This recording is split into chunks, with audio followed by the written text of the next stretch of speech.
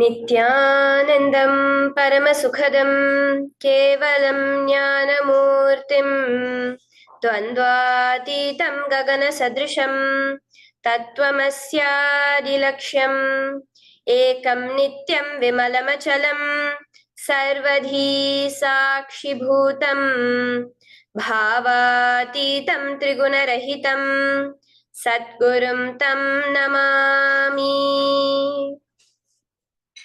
Welcome to Nithyananda Yoga, where we transcend the limits of conventional practice and dive deep into the source of our being, drawing from the original source of yoga itself. Today, we're embarking on a journey of a simple 308 asanas, the Dvitiya Vinyasa Krama. But it's not just about contorting the body or mastering complex postures. It is about connecting in oneness with the cosmos. Your body will be like wax, moldable and pliable. Today, as we embark on this journey, shed the notion of limitations. Forget the boundaries imposed by your bone and flesh. Instead, recognize yourself as the very source material of the cosmos, the consciousness from where we all come from. With each movement, you will not just be stretching muscles. You will be reaching into the depths of your consciousness. Visualize yourself as a sculptor, crafting your form with intention and precision. Want to grow 4 inches taller by the end of this session? Believe it, for your body is a wax waiting to be molded as per your intention. There is only one enemy towards this that we have built within each one of us. That is the parasites of negativity. Every muscle you have built in the moment of anger, of anxiety, of pain, of incompletion becomes the boundary of your consciousness. Today, we embark on a journey to detoxify ourselves, make us experience our original nature as divine. So as we go through these 12 components, which is so unique to Nithyananda Yoga, from the original source, the Vedas and Agamas, remember, you are not bound by limitations. You are the creator of your reality. Embrace your true nature. Let us sculpt our beings into an epitome of strength, flexibility, and bliss. Welcome to a transformative experience like no other, Nithyananda Yoga. There are 12 different components that consist Nithyananda Yoga. One is the asanas, which we traditionally know of. The various body postures revealed by Paramashiva to align the physical geometry of our body, the physical geography of our body, to the cosmic geometry, the cosmic geography. As Paramashiva says, sthiram sukham asanam, that body posture which is steady, comfortable, because it's in its original nature of Paramashivatva. The second are the pranayamas, the various systematic breathing techniques that Paramashiva has revealed for each one of us, that connect us to the higher dimensions of the cosmos and increase the life energy within us. The fourth are the bandhas, the different internal locks of the body. The third are the mudras, the various hand gestures and body movements to seal that life energy within ourselves. The very word mudra means seals. You will be able to seal the space of oneness within you with Paramashiva. The fourth are the bandhas, the various internal locks of the body to awaken the Kundalini Shakti, our latent potential energy, and make us conducive for the ultimate experience. The fifth are the karanas, the beautiful dance movements of the body, revealed by Paramashiva to put you in the space of ultimate bliss, and which engage all the different parts of your body. The next are the visualizations. As Swamiji says, the intention with which you move your body manifests as your reality. As you hold the visualization within you of the various gods and goddesses of KAILASA, of the various beings of this universe, you manifest the powers of those beings within you. The next are the japas, the various powerful energy vibrations of the cosmos that you will be subtly repeating in your throat center that will cause your very DNA to be bound to the cosmos, to your consciousness with the highest frequency possible. The next are the pramanas, the chanting of the sacred mantras, the original source scripture of Hinduism that reveal the science of Nithyananda Yoga, of yoga, because as Swamiji says, yoga has a source and it is Hinduism. These original verses will manifest the vision Paramashiva had when he created yoga in each and every one of us. There are weights, which is an optional component, helps us to enhance our experience of Nithyananda Yoga as revealed from the source scriptures of Hinduism. The next are the mandalas, the cosmic geometrical representation. The Shri Chakra, the Shri Yantra, which is the direct geometrical representation of the cosmos. When you keep that in front of you and gaze at it throughout your Nithyananda Yoga, your body will fluidly just align itself to the cosmos. We have the Abharana, the Rudraksha, which we keep on our body, which acts as an energy battery, sucking in, storing the energy that we produce during this Nithyananda Yoga and releasing it to us throughout the day to fuel our entire day with consciousness. The last but not the least are the Aushadas, the various sacred herbs that you can apply to, which can be infused with the thought current of Paramashvatva to manifest it within you. With this understanding, let us get right into the practice of Nithyananda Yoga, which starts with invoking the presence of Paramashiva himself, the very being of Paramashiva, to witness our Nithyananda Yoga today, with the chanting of the Shiva Mula Mantra.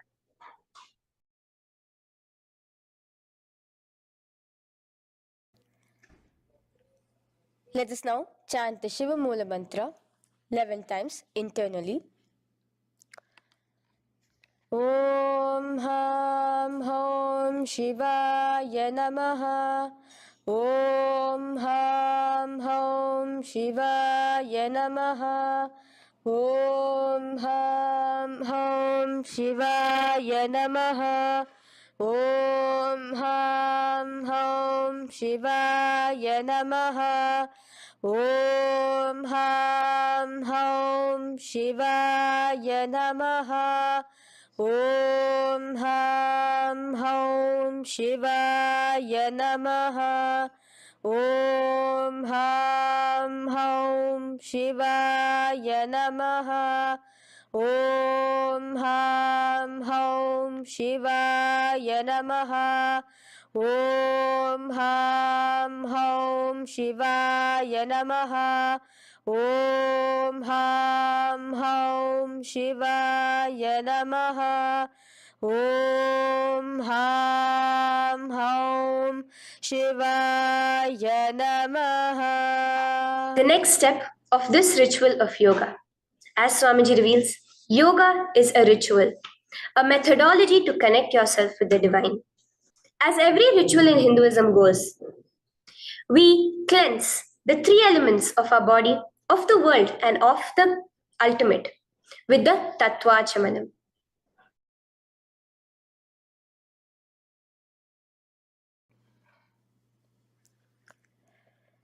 The next is the Tattvachamanam.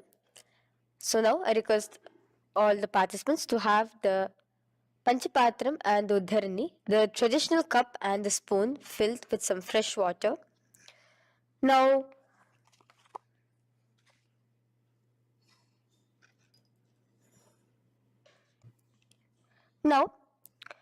keeping your right hand in the shape of a cow's ear, the Gokarna Mudra, pour an Uddharani of water from the Panchapatram and chanting each of the following mantras internally, drink the water that flows through the base of the palm.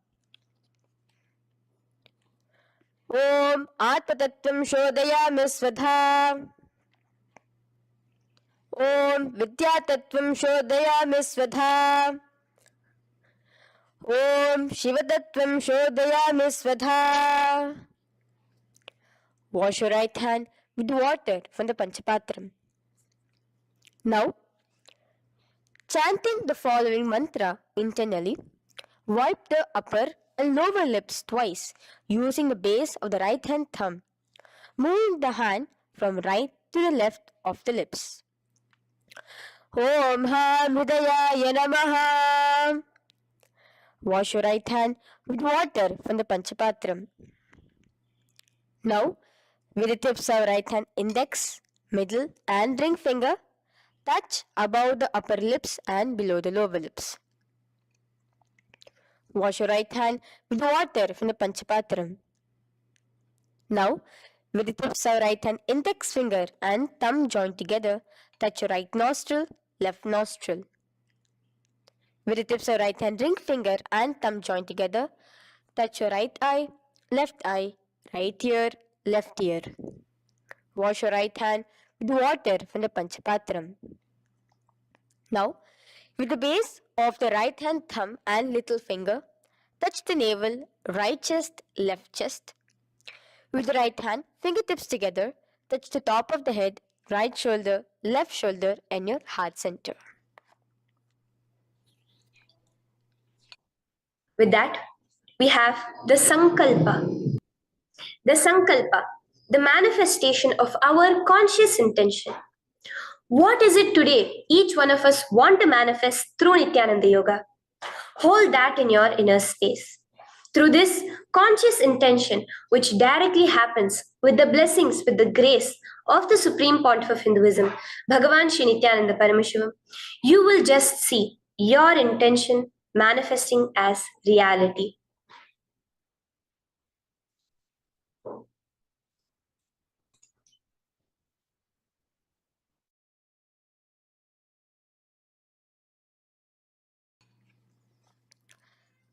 The next is the Sankalpa, the conscious resolution. So now I request all participants now to, with your right hand, cover your left palm, which is the Sankalpa Mudra, and keep both the hands on the right thigh. Continue to keep this mudra till the end of the Sankalpa. Om Mamopata Samasta Durita Kshayadvara Bhagavat Shri Nithyananda Paramashiva Prityartham Shri Nithyanandeshwari Paramashiva Shakti Sameta Shri Nithyanandeshwara Paramashiva Prityartham Cha Shubhe Shobhane Muhurte अद्य ब्रह्मणः द्वितीय परार्धे श्री श्वेतवराह कल्पे वैवस्वतमन्वन्तरे अष्टाविंशतितमे नित्ययुगे प्रथमे पादे जम्बूद्वीपे भारतवर्षे भरतखण्डे मेरोः दक्षिणे पार्श्वे शखाब्दे अस्मिन् वर्तमाने व्यवहारिके प्रभवादीनां षष्ट्याः संवत्सराणां मध्ये शुभनाम संवत्सरे शुभायने शुभऋतौ शुभमासे शुभपक्षे शुभतिथौ शुभवासरयुक्तायां शुभनक्षत्र शुभयोग शुभकरण एवं गुणविशेषण विशिष्टायाम् अस्यां शुभदितौ श्री कैलासोन्नत द्वादशान्त श्यामला पीठारूढ श्री मीनाक्षी सुंदरेश्वरा भिन्न स्वरूप परशिवपुत्र रत्नकुमार गुरुमन्यतुल्यावतार श्री पार्वती स्तन्यपान लब्ध दिव्य ज्ञान विश्रुत सकल निगमागम सारभूत द्राविड वेद प्रवक्त्रे श्रीमत् परम शिव करुणा समधिगत मुक्तामय चतुरश्रयान गीयमान छत्र चामर श्री चिन्ह काहलादि समस्त बिरदावल्यलंकृत ज्ञान विज्ञान चक्रवर्ती सर्वजन संग सद्यो निर्वाण दीक्षा व्याप वर्ग वर्ष विश्रान जीमूत परमत कलभ केसरी शैव सिद्धांत स्थापनाचार्य श्री राजाधिराज पांड्य महाराज गुरु क्षपन शाक्यादि महांधकार निवारण ज्ञान भानो वीक्षणा नरहार ध्वजोच्छेदन पूर्वक श्रीमद वृषभध्वज स्थापक शैव समय कर्त्रे सर्वज्ञ पीठारूढ़ श्री जगद्गुरु श्री ज्ञान संबंध देशिक स्वामी वागीश सुंदर माणिक्य वाचक स्वामिनां अवतार भूत श्री ज्ञान संबंध स्वामी पुनरुद्धृत श्यामला पीत सर्वज्ञ पीत त्रिनवद्युत्तर द्विशततम गुरु महासन्निधान अरुणगिरि योगीश्वर परंपरागत अरुणाचल सर्वज्ञ पीठ गुरु महासन्निधान कैलास परंपरागत कांची कैलास सर्वज्ञ पीठ त्रयस्त्रिंशदुत्तर द्विशततम गुरु महासन्निधान नित्योत्सव नित्य मंगल नित्य कल्याण नित्य रजित कैलास परंपरागत आदि कैलास नित्यानंद पीठ महासंस्थान महासिंहासन पीठ कर्त्रे साक्षात् श्री परम शिव समुद्भूत कैलास परंपरागत वैवस्वत मनि इक्ष्वाकु हरिश्चंद्र भगीरथ श्री रामचंद्र सूरसेन इत्यादि अनवच्छिन्न सार्वभौम चक्रवर्ती परंपरागत चतुष्षष्टि योगिनी मंडिता चतुष्षष्टि संप्रदाय प्रवर्तक मनुधर्म शासन सूर्यवंश प्राप्त सर्वज्ञ पीठ सुरांगी साम्राज्य मूढ़ाभिषिक्त चूड़ामणे साक्षात् श्री परम शिव समुद्भूत कपिल महागुरु पुनरुद्धृत महानिर्वाणि पीठ अष्टोत्तर सहस्र श्री महामंडलेश्वर साक्षात् श्री परम शिव समुद्भूत श्री महागणपति समारंभ अनवच्छिन्न पीताधीश्वर गुरु परंपरा प्राप्त अतल पीता अष्टोत्तर सहस्र श्री अतल पीताधीश्वर धर्म मुक्ति स्वर्गपुर स्वर्ण पीता त्रयोविंश गुरु महासन्निधान कैलास परंपरागत आदिपीठ सर्वज्ञ पीठ जगद्गुरु श्री कैलास पुनरुद्धारक श्री कैलास परमाचार्य श्रीमत् परमहंस परिव्राजकाचार्य वर्य सच्चिदानंद प्रणव स्वरूप श्रोत्रिय ब्रह्मनिष्ठ श्रीमद् जगद्गुरु श्री भगवत श्री नित्यानंद परम शिव श्री ज्ञान संबंध देशिक परमाचार्य स्वामिनां प्रीत्यर्थम तेषां पादारविन्दयोः भक्ति सिद्ध्यर्थम गुरु कृपा कटाक्ष सिद्ध्यर्थम क्षेम स्थैर्य वीर विजय आयुरारोग्य ऐश्वर्यानां अभिवृद्ध्यर्थम धर्मार्थ काम मोक्ष चतुर्विध फल पुरुषार्थ सिद्ध्यर्थम समस्त दुरितोपशांत्यर्थम समस्त मंगलावाप्यर्थम भगवत श्री नित्यानंद परम शिव प्रसादेन सकुटुंबस्य ज्ञान वैराग्य जीवन मुक्ति प्राप्त्यर्थम भगवत श्री नित्यानंद परम शिव कृपा कटाक्षेण पूर्ण आरोग्य युक्त दृढ़गात्र यौगिक शरीर सिद्ध्यर्थम परम शिव शक्ति आविष्करणार्थम नित्यानंद योगाभ्यासं करिष्ये. Now wash your right hand with water from the Panchapatram.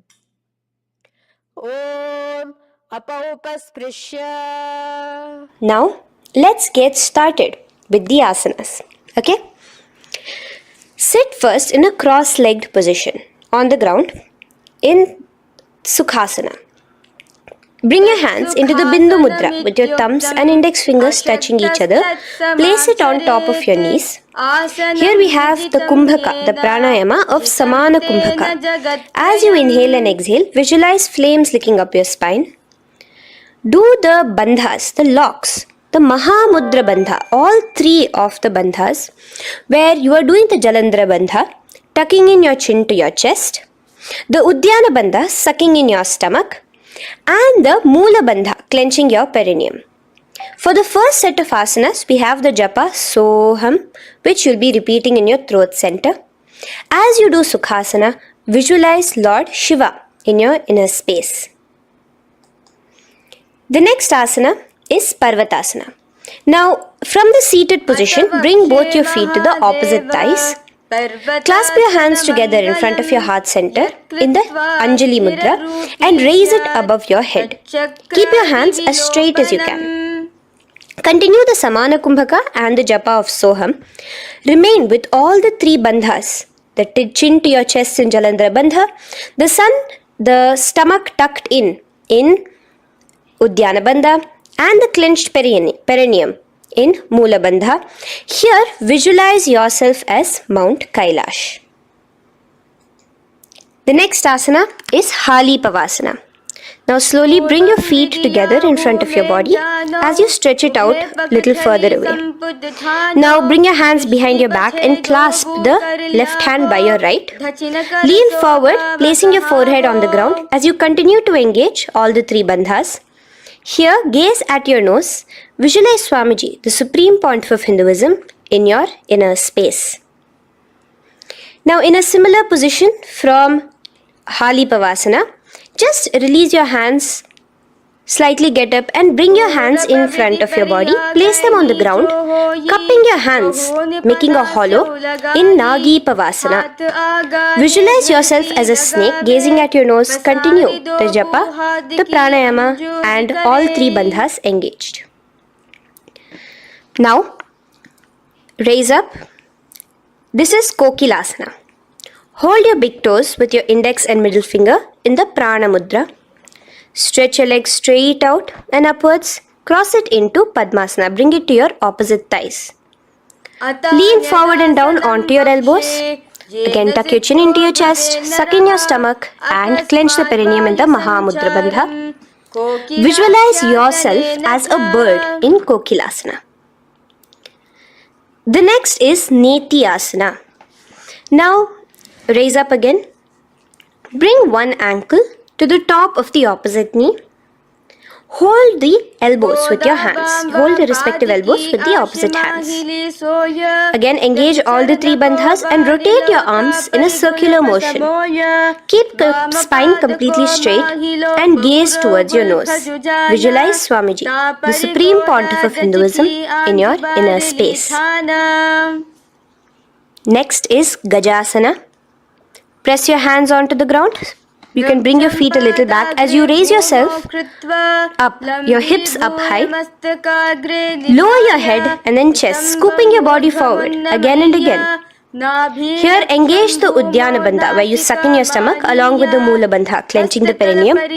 Visualize yourself as an elephant. Gajasana.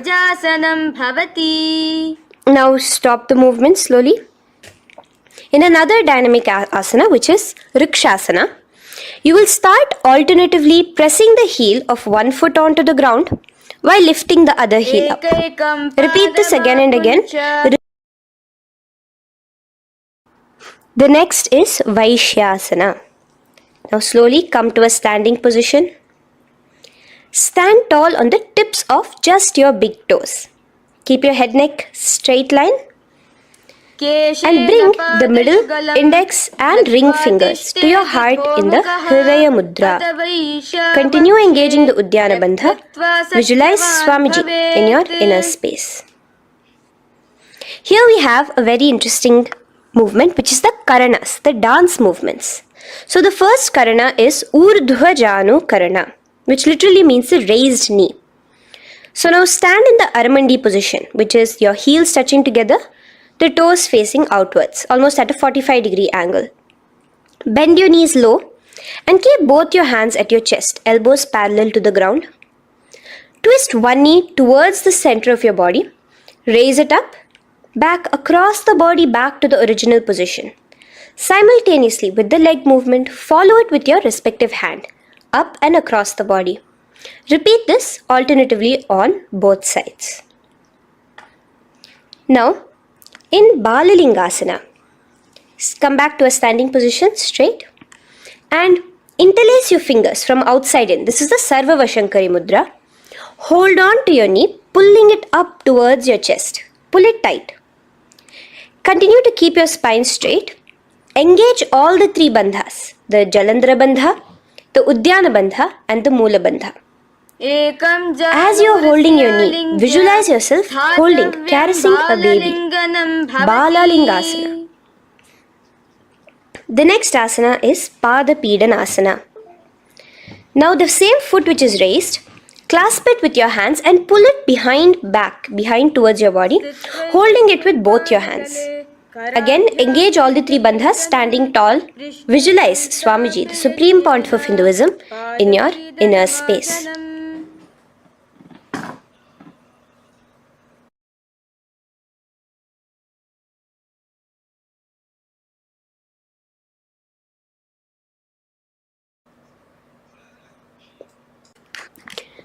From here, let's enter into Natarajasana. Now, the same foot you're already holding behind your back, twist the same hand of that leg inwards and pull the leg back. Extend the opposite hand forward with the index and thumbs together, again in the Bindu Mudra. Now, pull the foot back and up while leaning forward in Natarajasana. Hold your balance here. Here you will be engaging only the Moola Bandha, visualizing yourself as Lord Nataraja, the Lord of Dance.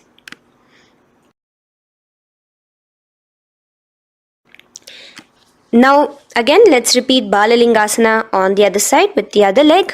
Pull it up towards your chest with the hands in the Sarva Vashankari Mudra. Engage all the three bandhas as you visualize yourself holding and caressing a baby. Now pull your foot back into Pada Pidanasana on the other side. Remain with all the three bandhas engaged. Visualize Swamiji in your inner space.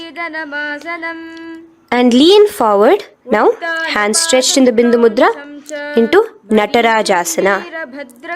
Balance there as you visualize yourself as Lord Nataraja. Now, come back to a standing position. Release your leg. Gain your balance. As we enter into the Ardharechita Karana. Now again bring yourself to the Aramandi position, heels together, toes pointed outwards and knees bent. Now from this position, bring your right foot onto the tips of the toes behind the left heel. The heel should be up. Bring your left hand towards your chest, parallel to the ground again, and extend the right arm out and wide like a pendulum. Bring it back towards your chest. Now while your arm is swinging, remember to move your fingers one by one inwards towards the palm and then outwards. Now place the right hand over the nose. Uncross your ankles. Let's do this on the other side also. Cross the left ankle behind and stretch the left hand out like a pendulum.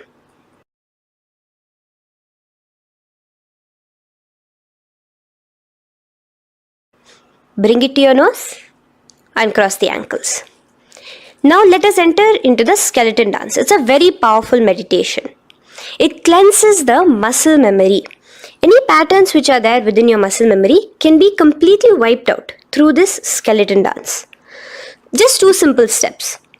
Now stand straight, visualize yourself as a skeleton. You can close your eyes. Just visualize yourself as pure bones. There are no muscles, no veins, no nerves, tissues, organs, nothing. Just bones, a skeleton form. And shake your body intensely. As a skeleton, you are moving yourself wildly, intensely. Just shake it all out. Move your hands, move your legs, your head. Let there be no bone in your body untouched. Just move it. Move wildly. Shake, shake. Literally feel yourself throwing all the patterns out of your system with the intensity of your shaking.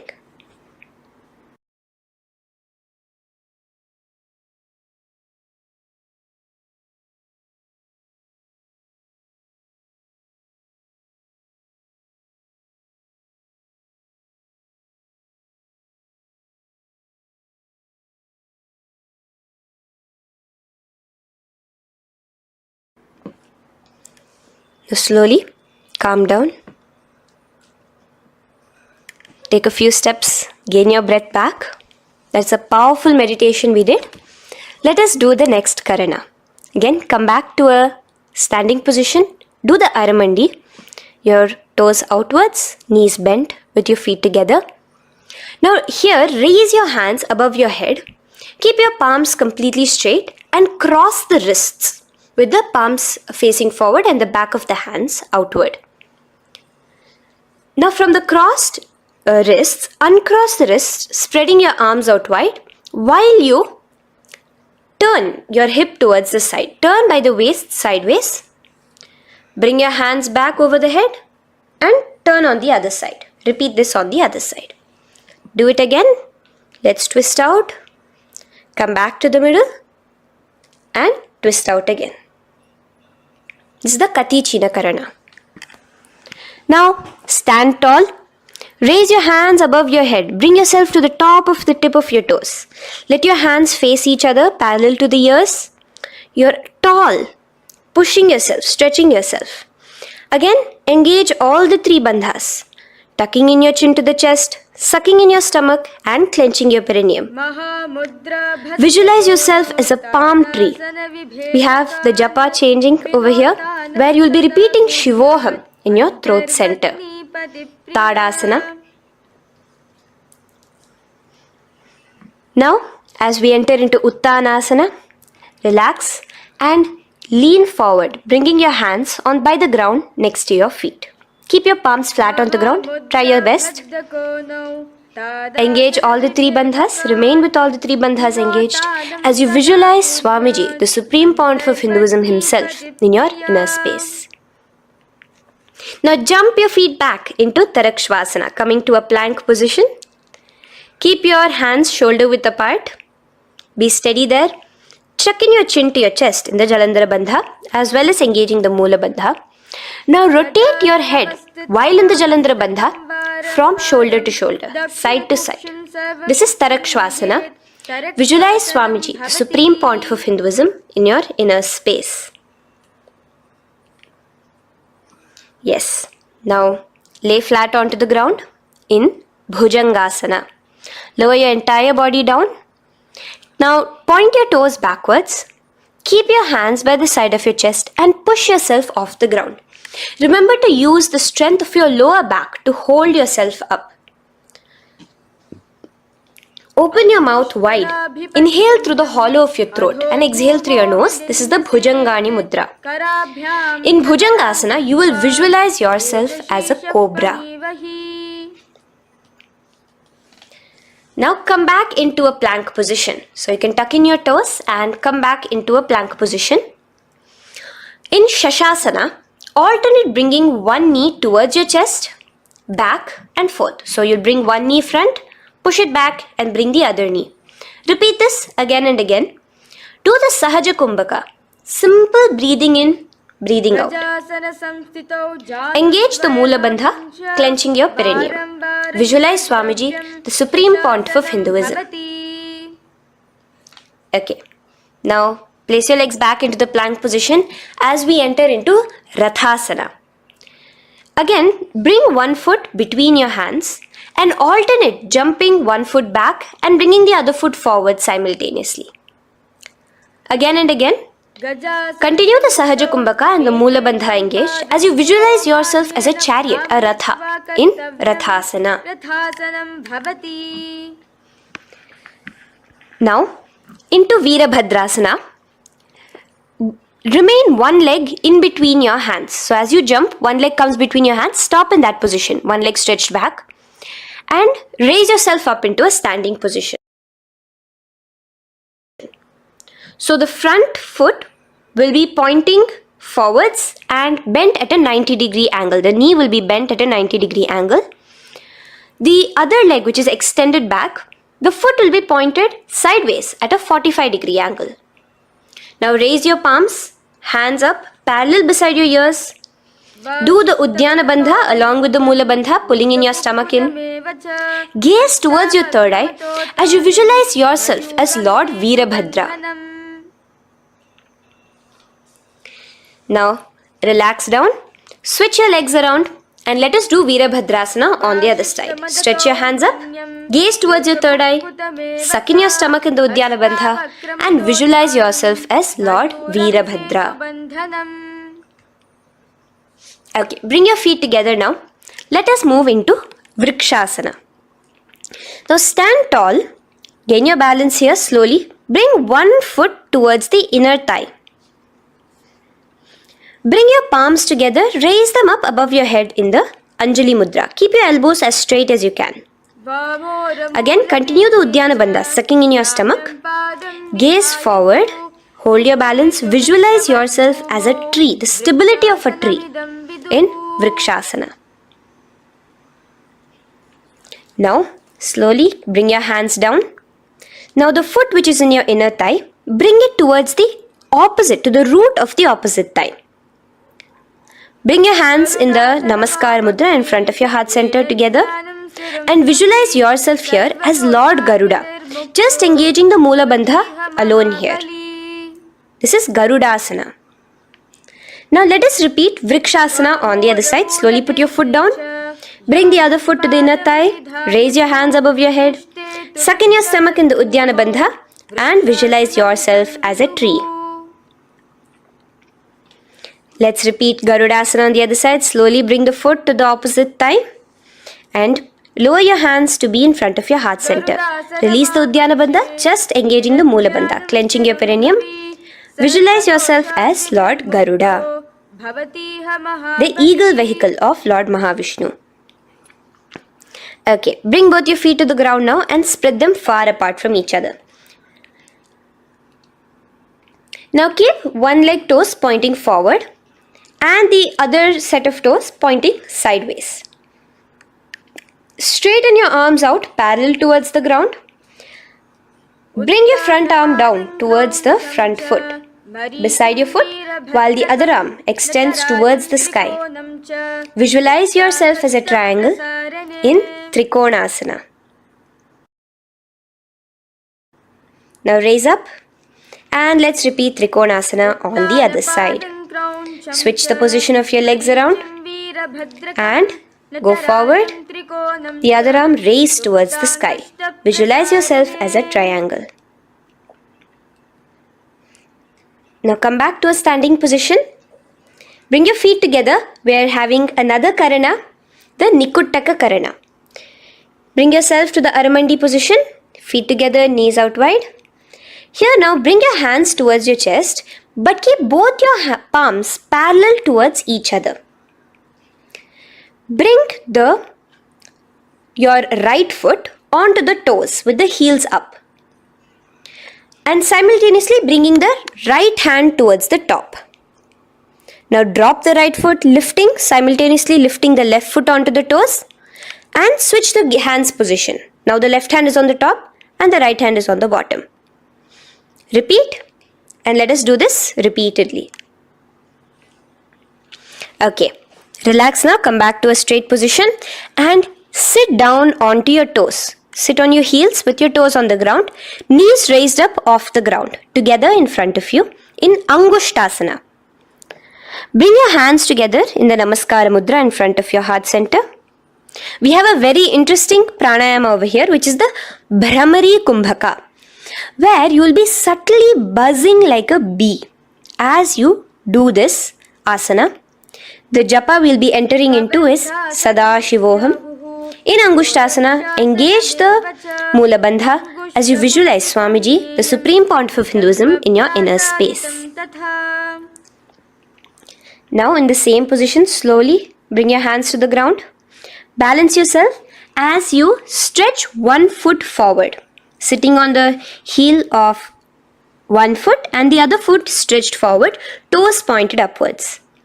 Bring your hands to the Vara Mudra, just the tips of the finger on the ground while the palm faces forward, both your hands. Continue to engage the Mula Bandha, clenching the perineum as you visualize Swamiji, the Supreme Pontiff of Hinduism, in your inner space. Now, stretch, the leg is stretched forward, right? Stretch the same hand, the respective hand forward and clasp onto the big toe of that foot in the Prana Mudra with your index and middle fingers. The other hand, bring it to the back of the respective heel in Vidhunanasana as you visualize Swamiji in your inner space. Okay, bring your 2 feet back together as we repeat Saurasana on the other side. Stretch your left leg forward now. Palms in the Vara Mudra on the ground. Visualize Swamiji in your inner space. And lean forward into Vidhunanasana on the other leg. Clasp your toes. Bring the other hand to the back heel. Continue to visualize Swamiji. Now bring your 2 feet back together as you continue to sit on the heels, getting a nice toe workout here. Balance on your toes, bring your knees together in front of you. Now place your palms on top of the respective knees with the hands facing upwards, the palms facing upwards. Leave a slight gap between your palms and knees. As you gaze forward, engage the Jalandhara Bandha, tucking in your chin to your chest, and look between the gap between your hands. Brahma Jurankushasana. The next is Kapilasana. Now spread your knees wide and place them onto the ground. Keep your hands on the respective knees. Pull your stomach in and up in the Uddiyana Bandha. Gaze towards your nose as you visualize yourself as Maha Kapila Muni, the first man that ever started thinking. In the same position, just release that Uddiyana Bandha. Release the lock of the stomach, but continue to clench your perineum in Mula Bandha. As you switch your gaze to your third eye. So from your nose, switch your gaze to the third eye. Visualize Swamiji, the Supreme Pontiff of Hinduism, in your inner space. Bhadra Gorakshasana. Next is Suryasana. Now, your toes are tucked. Just lift your knees off the ground, wide apart. Bring your hands together in the Padma Mudra with the little fingers and thumbs joined together. Engage the Uddiyana Bandha, suck in your stomach and raise your hands up tall above your head. Slightly lean back as you look towards the gap between your hands. Visualize Lord Surya in your inner space. Now relax, slowly bring your hands to the ground. Sit on top of your heels, the toes flat. Here, keep your hands on top of your knees and lift your tongue up against the roof of your mouth in the Manduki Mudra. Do the Sahaja Kumbhaka, simple breathing in and out. Engage the Mula Bandha, clenching your perineum. With the Japa Sadashivoham, repeating in your inner space, here you will visualize yourself as a frog in Mandukasana. Your tongue pressed against the upper palate. Is your frog-like tongue catching the nectar of immortality dripping from your Sahasrara Chakra? Gaze towards your third eye in Mandukasana. Now from here itself, moving into Uttana Mandukasana. Just bring your hands to the opposite shoulders, remaining in the same seated position. Continue with the Uddiyana Bandha engaged, gazing at your third eye. The Manduki Mudra, tongue pressed against the top of your palate, visualizing yourself as a frog in Uttana Mandukasana. Slowly bring your hands out from behind your back. Now slightly raise up and cross your ankles behind you. Sit on top of your crossed ankles. Keep your knees wide and your fingers spread on the top of your knees, both your hands. Open your mouth wide and stick out your tongue, exhaling forcefully. Gaze at the tip of your nose. Repeat this several times because you're visualizing yourself as a lion in Simhasana. The next asana is Bhadrasana. Now you can release yourself and uncross your ankles. Just keep your toes crossed behind you. Again, sit on top of your heels, keeping your knees wide apart. Cross your hands behind your back, hold on to the big toes in the Prana Mudra with your index and middle fingers. Apply the Jalandhara Bandha, tuck in your chin to your chest along with the Mula Bandha, sucking in your perineum. As you gaze towards your nose, here, resume the Brahmari Kumbhaka, buzzing like a bee subtly in your inner space as you visualize Swamiji, the supreme pontiff of Hinduism, in your inner space.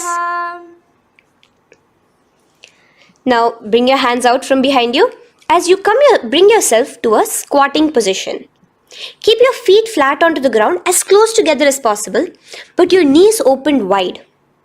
Bring your body in between your knees, your torso in between your knees, and take your arms in and around your knees towards the back, clasping your fingers, interlacing your fingers behind you in the Parashu Mudra. Gaze towards your nose. Visualize yourself as a crow in Kakabhusandhi Asana. The next asana is Kani Pavasana. Unclasp your hands and place them flat onto the floor. Keep them shoulder width apart for good balance. Now, slowly bring your knees to the back of your arms, above the elbows. Lean your chin forward and down. Keep your gaze steady as you lift your feet off the ground. In Kani Pavasana, visualize Swamiji, the supreme pontiff of Hinduism, in your inner space. Now in the same position, slowly lower your head to the ground and stretch your legs up high, forming a tripod between your two hands and your head in Kapali Asana. Gaze at your nose, continue the Brahmari Kumbhaka, continue engaging the Mula Bandha and the Japa of Sadashivoham. Visualize Swamiji in your inner space.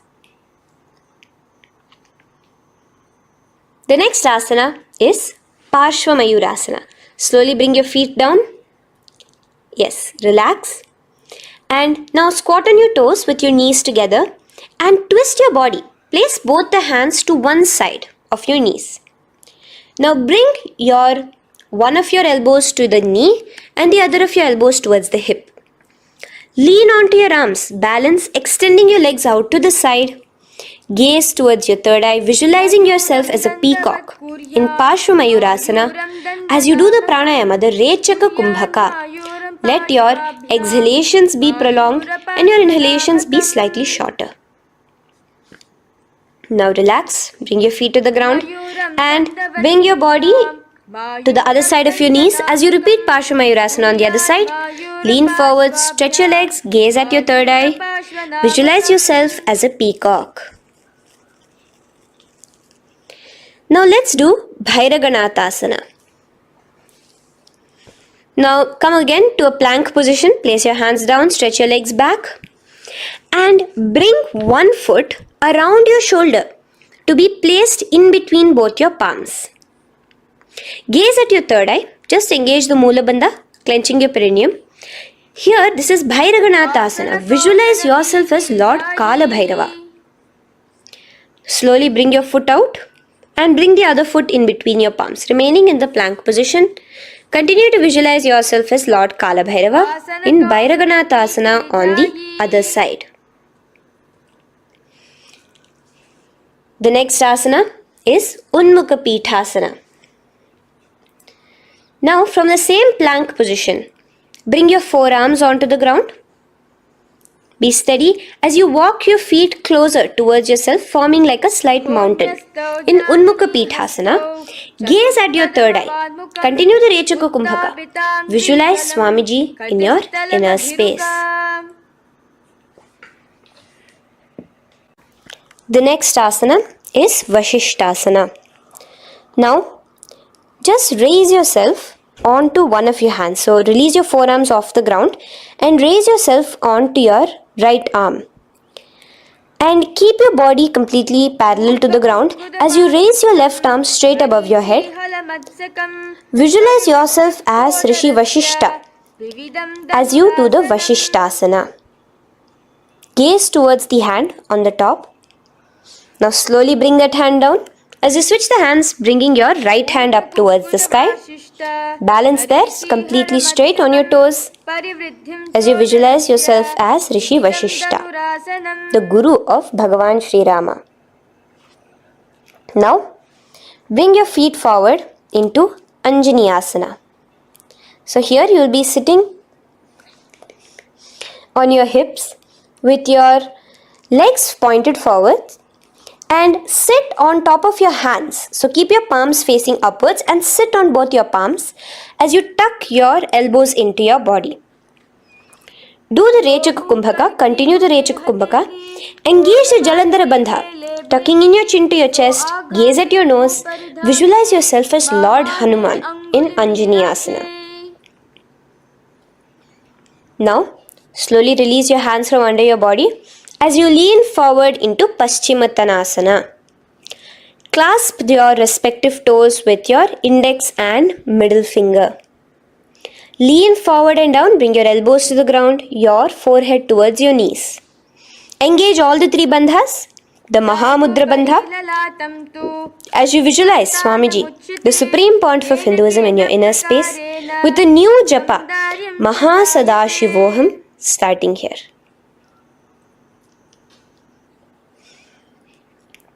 The next is Ugrasana. Now, you can raise up and clasp your hands behind your neck in the Parashamudra. Interlace both your fingers. Lean forward and down, bringing your forehead to your knees and your elbows onto the ground. Again, engage all the three bandhas in the Mahamudra Bandha as you visualize Devi Kali in your inner space in Ugrasana. The next is Marichi Asana. So raise up and keep one leg pointed forward while you bring the other leg towards the groin, the knee pointed upwards. Place the foot flat on the ground. Now lean forward, bring both your hands, wrap your arms around the raised knee, clasping your hands behind the back together. Bring your chest to the thigh with your head towards the knee.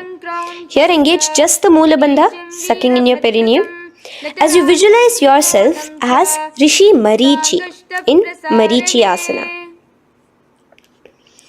The next asana is Mahamudrasana. Now slowly raise up and the raised knee, let it rest by your side with your leg towards the inner thigh of the opposite leg. Now again reach down, hold your foot, bring your elbows to the ground, your forehead to your knees. Engage all the three bandhas in the Mahamudra Bandha. Gaze at your nose, visualize Swamiji himself in your inner space. Raise up. Let's repeat Marichi Asana on the other side. Bring the other foot straight while the other foot comes into the groin. Knee up. Lean forward, clasping your hands behind your back. Visualize yourself as Sage Marichi. Now from here, raise up, engage all the three bandhas as you let your knee fall to the side. Lean forward, clasping the foot. Gaze at your nose. Visualize Swamiji in your inner space in Mahamudrasana on the other side. Now, bring yourself to a seated position. Sit and bring the soles of your feet together. Bend your knees and keep your heels as close towards you as possible. While the knee, try to touch your knees to the ground. Clasp your feet together with both your hands. Maintain a straight spine. Gaze towards your nose in Bhadrasana 2. Visualize Swamiji, the supreme point of Hinduism, in your inner space. The next asana is Gwali Pavasana. Now, keeping your feet together, just bring your hands towards the respective knees. Just lightly place them there. Tuck your chin to your chest in the Jalandhara Bandha, continuing to engage the Mula Bandha, clenching your perineum. As you gaze at your nose, visualize Swamiji, the supreme point of Hinduism, in your inner space. Now, push your soles slightly further away from you. The joined feet, push it further away from your body. And lean forward, keeping both your hands, the fingers inside of the feet. Hold the soles of your feet. Lean forward and down. Bring your forehead to the ground. Gaze at your nose. Visualize the Yoni Mandala in your inner space. In Joni Asana. The next is Midiki Pavasana. Raise up. Stretch your arms out wide beside your body as you lean forward, your arms going over your knees. Bring your forehead to your feet. Continue to gaze at your nose. Visualize Swamiji, the supreme point of Hinduism, in your inner space. Now, in Siddha Samadhi Asana, raise yourself up. Now, put your hands, your forearms, underneath the calves of the respective legs. Let your palms face up towards the sky as you bring your head down to your feet. Gaze at your nose as you visualize Lord Surya in your inner space in Siddha Samadhi Asana.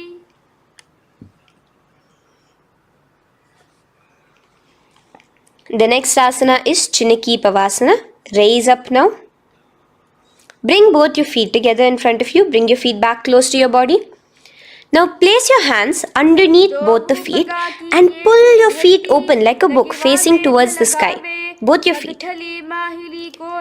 Press your elbows onto your thighs near the knees and gaze towards your nose, visualizing Swamiji in your inner space in Chiniki Pavasana. Giving yourself a nice stretch. Now release your feet and bring your hands to the respective knees. Gently push down on your knees, pushing it towards the ground. Suck in your stomach in the Uddiyana Bandha. Gaze at your third eye, visualizing Swamiji in your inner space. This is Charapata Chokasana. The next asana is Bhairavasana. Now continuing to remain with your feet together, you can use the help of your hands to bring your toes onto the ground with your heels pointed upwards. Just push yourself and try to do it. Continue to remain with the Uddiyana Bandha engaged, your stomach sucked in. Bring your hands to the Bindu Mudra with the index and thumbs together on top of the knees. Gaze at your third eye. Visualize yourself as Lord Kala Bhairava in Bhairavasana. The next asana is Samanasana. So slowly you can bring your feet out from underneath. Take now one foot towards your chest, holding with both your hands as the other foot rests by the perineum. Pull the sole onto your chest. Gaze at your third eye. Visualize yourself holding the breath in the Mooladhara Chakra, the Chaturdala, the 4-petal lotus of your body. Gaze at your third eye. Visualize Swamiji, the supreme point of Hinduism, in your inner space in Samanasana. From here, let's move into Apanasana. Now, the foot that you have towards your chest, just bring it over your shoulder and place both your palms onto the ground beside you. As you lift the leg by your perineum, stretch it out and lift it up high into the sky in Apanasana. Gaze at your third eye, visualizing Swamiji in your inner space. Let's repeat Samanasana on the other side. Bring your foot down. Clasp the other foot towards your chest.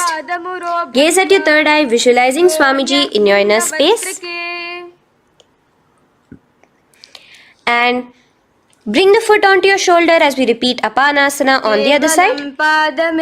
Stretch your leg out straight in front of you, up high towards the sky, gazing at the third eye, visualizing Swamiji in your inner space. Okay, relax slowly. Let's move into Gomukhasana. Now, sitting in a seated position, cross one leg over the other, like over, and align the knees together at the center of your body and the feet by the opposite hips. Place both your hands on top of the stacked knees. Gaze at your nose. Here we have a beautiful pranayama, very cooling pranayama, which is the Sheetkari pranayama, where you will be inhaling through your clenched teeth with your tongue pressed behind your teeth and exhaling through your nose, creating a hissing sound. The japa will be for the next sequence of asanas. Om Nithyanandoham. Visualize the face of a cow in Gomukhasana. Now keep your knees crossed. From the knees, bring your hands towards the respective toes on the side of the body. Clasp the big toe in Pranamudra. Suck in your stomach in the Udyana Bandha. Visualize yourself as Rishika Anasuya in Anasuyasana. Now in Anusuyasana 2, just bring your hands behind your back, clasped together, interlaced fingers in the Parashamudra. Lean forward and down. Try to bring your nose to touch the ground in front of you. Just visualize yourself as Rishika Anasuya and gaze at your nose. Anusuyasana 2. Raise yourself up now. Now bring one foot towards the perineum, knee resting on the ground. Raise your other foot with the foot in front of the lying down foot, knees pointed upwards towards your chest. Place your hands on the respective knees. Keep your spine tall, chest out. Gaze at your nose. Visualize yourself as Lord Garuda, the eagle vehicle of Bhagavan Mahavishnu. Garudasana 2. From here, moving into Naradasana. Now, keep both your hands, bring both your hands behind your neck and clasp them in the Parashamudra. Interlace your fingers behind your neck. Twist outward of the raised knee. Just keep your whole body outside of the raised knee. Gaze towards your third eye, visualizing yourself as Devarishi Narada in your inner space. From Naradasana, let's enter into Matsya Pithakasana. Place one foot on the top of the opposite thigh. Wrap your respective arm across the knee, holding on to the opposite shin. Extend the opposite hand straight. Hold on to the respective toe with the index and middle fingers in Prana Mudra. Gaze towards your nose. Visualize Matsyavatara, the fish form of Bhagavan Mahavishnu in your inner space in Matsya Pithakasana.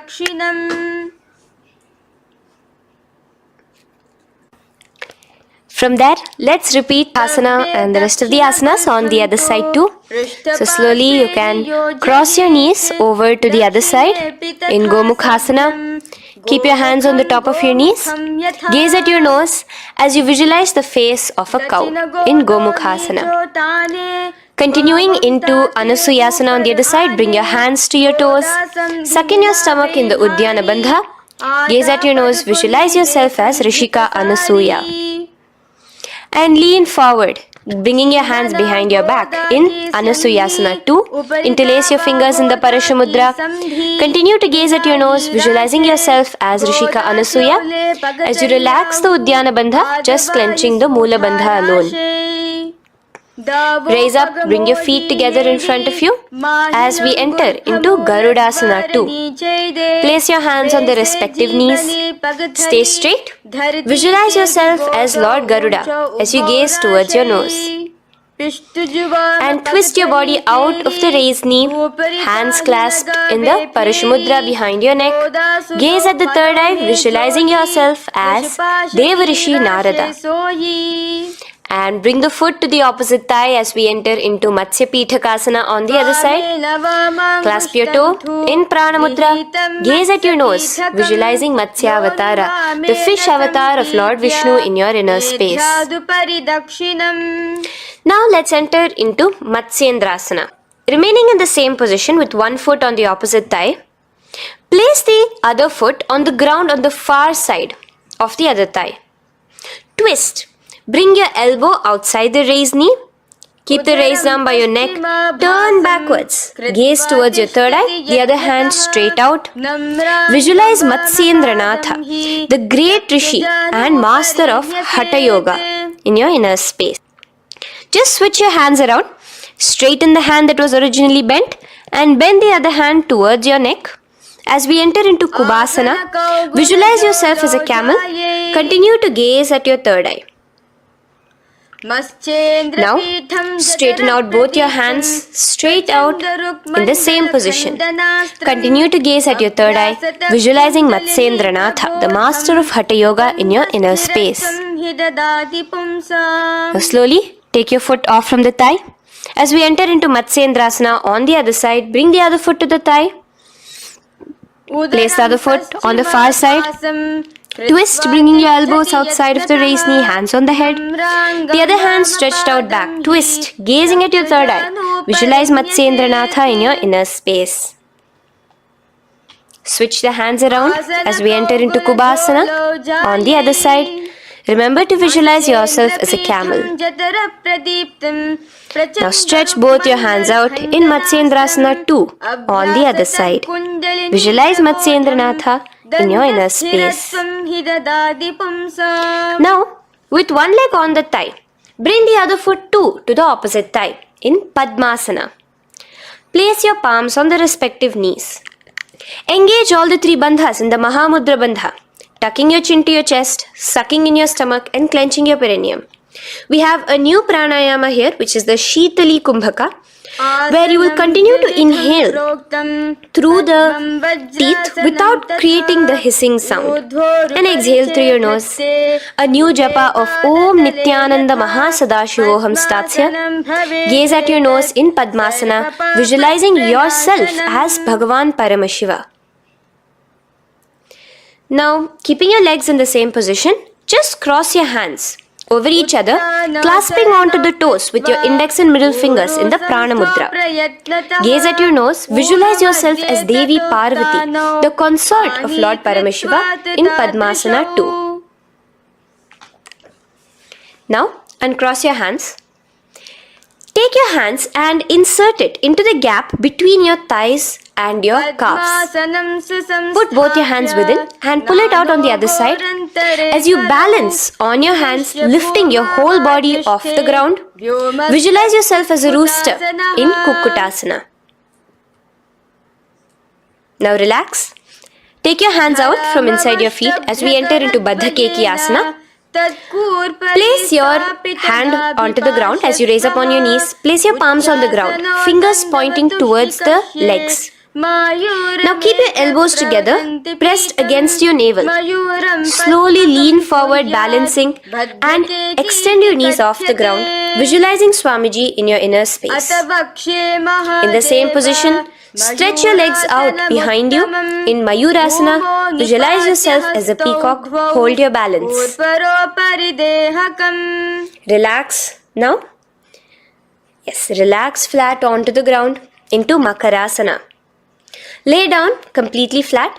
Keep your feet pointing outwards, far away from each other. Place your forehead on the mat.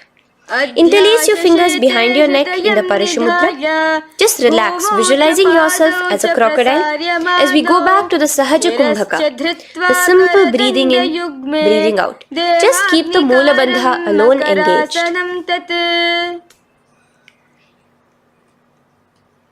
The next asana is Shalabhasana.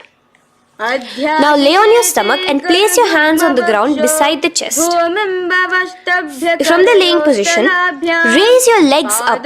Use your core strength to bring your thighs off the ground. Visualizing yourself as a locust in Shalabhasana.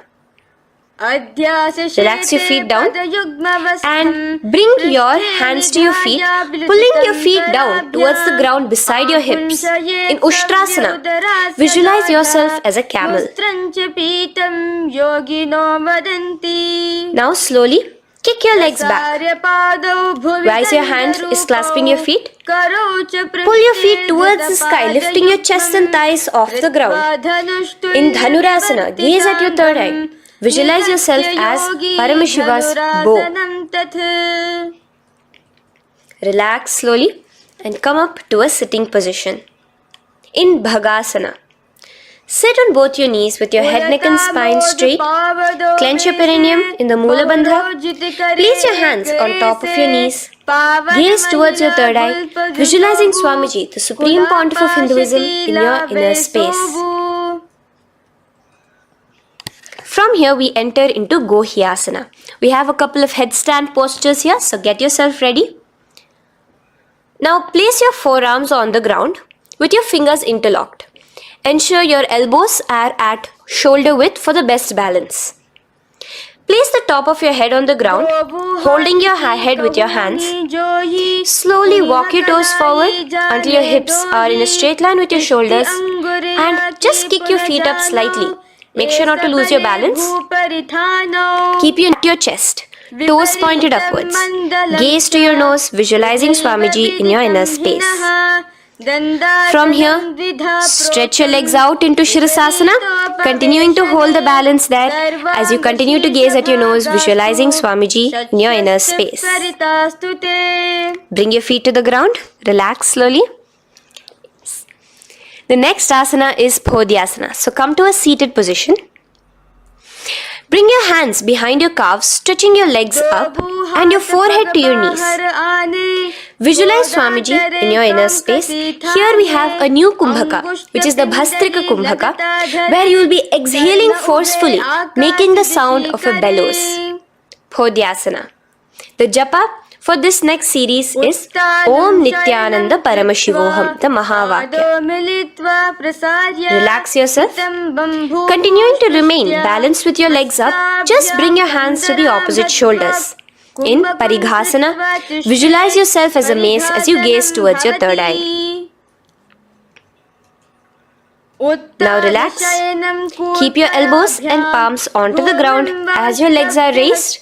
Visualize yourself as a boat in Naukasana. Continuing to gaze towards your third eye, remember to continue the Bhastrika Kumbhaka.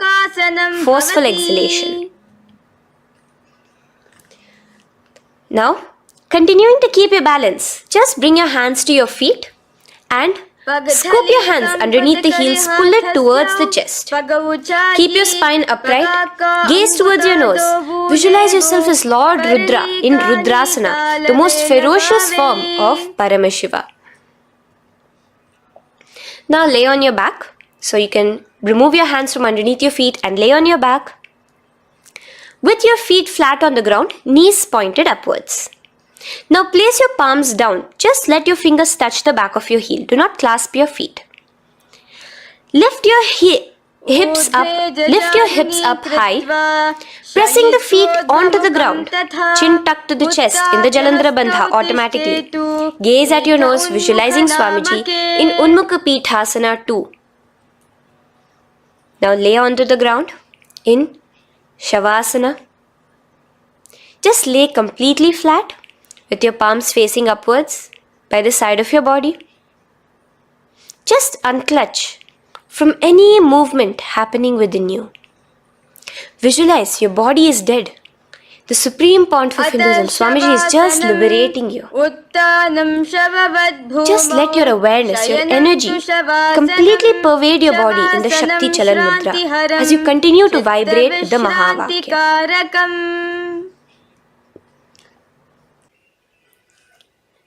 Roll over to one side and come to a seated position.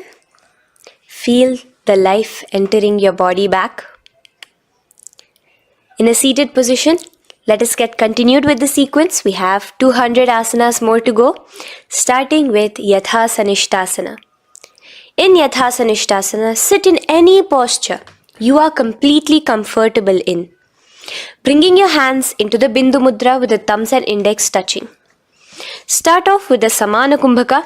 As you're inhaling and exhaling, feel flames licking up your spine. Clench your perineum in the Moola Bandha with the japa Om Nithyananda Paramashivoham for the remaining of the sequence. Visualize Swamiji in your inner space.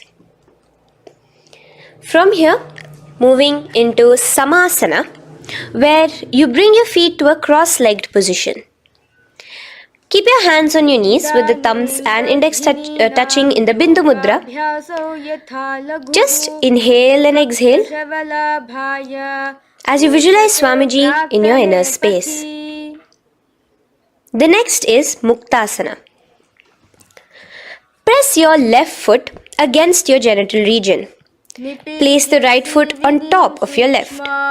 Keep your hands facing downwards on top of your knees. Sit straight, gazing towards your nose. Visualize yourself as a sage liberated by Swamiji himself. Now, continue to remain in the same position as we go into Siddhasana, where your gaze will be switching from the nose to your third eye. Continuing to visualize Swamiji in your inner space, ensure the Moola Bandha, the perineum, is locked. In Siddhyasana now, Continuing the same position. Engage all the three bandhas. Sucking in your stomach, bringing your chin to your chest in the Mahamudra Bandha. Switch the gaze to the ground in front of you from your third eye. Visualize Swamiji in your inner space. Now, relax the Udyana Bandha and Jalandhara Bandha. Just keep the Moola Bandha, the perineum alone clenched, as we enter Rudrasana 2, where your legs will remain in the same position, just your hands alone, from resting on your knees, will turn around to the Bindu Mudra, the thumbs and index touching. Gaze towards the third eye, visualize yourself as Lord Rudra, the fierce dimension of Paramashiva. The next is Santadhunasana. Keep your hands in the Bindu Mudra, your legs crossed in the same position. As you switch your gaze from your third eye to your nose, visualizing Swamiji, his tranquility, unshakable nature. Now, relax the Bindu Mudra, keep your legs in the same position, and bring your hands to your navel, cupping one palm over the other in the Samputa Mudra. It looks sort of like a lotus bud. Continue to visualize Swamiji in your inner space in Siddhasana 2. The next asana is Bandha Yoni Asana. Maintaining one heel over the other in the same position of the legs, bring your hands to your face in the Shanmukhi Mudra. So just listen carefully now. Bring your little fingers beneath the bottom lip of both hands. Your ring fingers above your upper lip. Your middle fingers closing your nose, your nostrils. Your index finger covering your eyes. And your thumbs pressed into your ears. This is Bandha Yoni Asana, visualizing Swamiji in your inner space.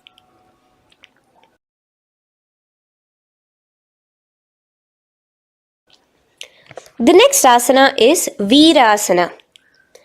Now, you can remove your hands from your face and bring one foot onto the opposite thigh, and the other foot underneath the thigh. Keep your hands in the Bindu Mudra, thumb and index fingers together on the top of your knees as you embody the space and state of bravery, Veera, in Virasana. Now, changing the leg position again as we enter into Valmikasana.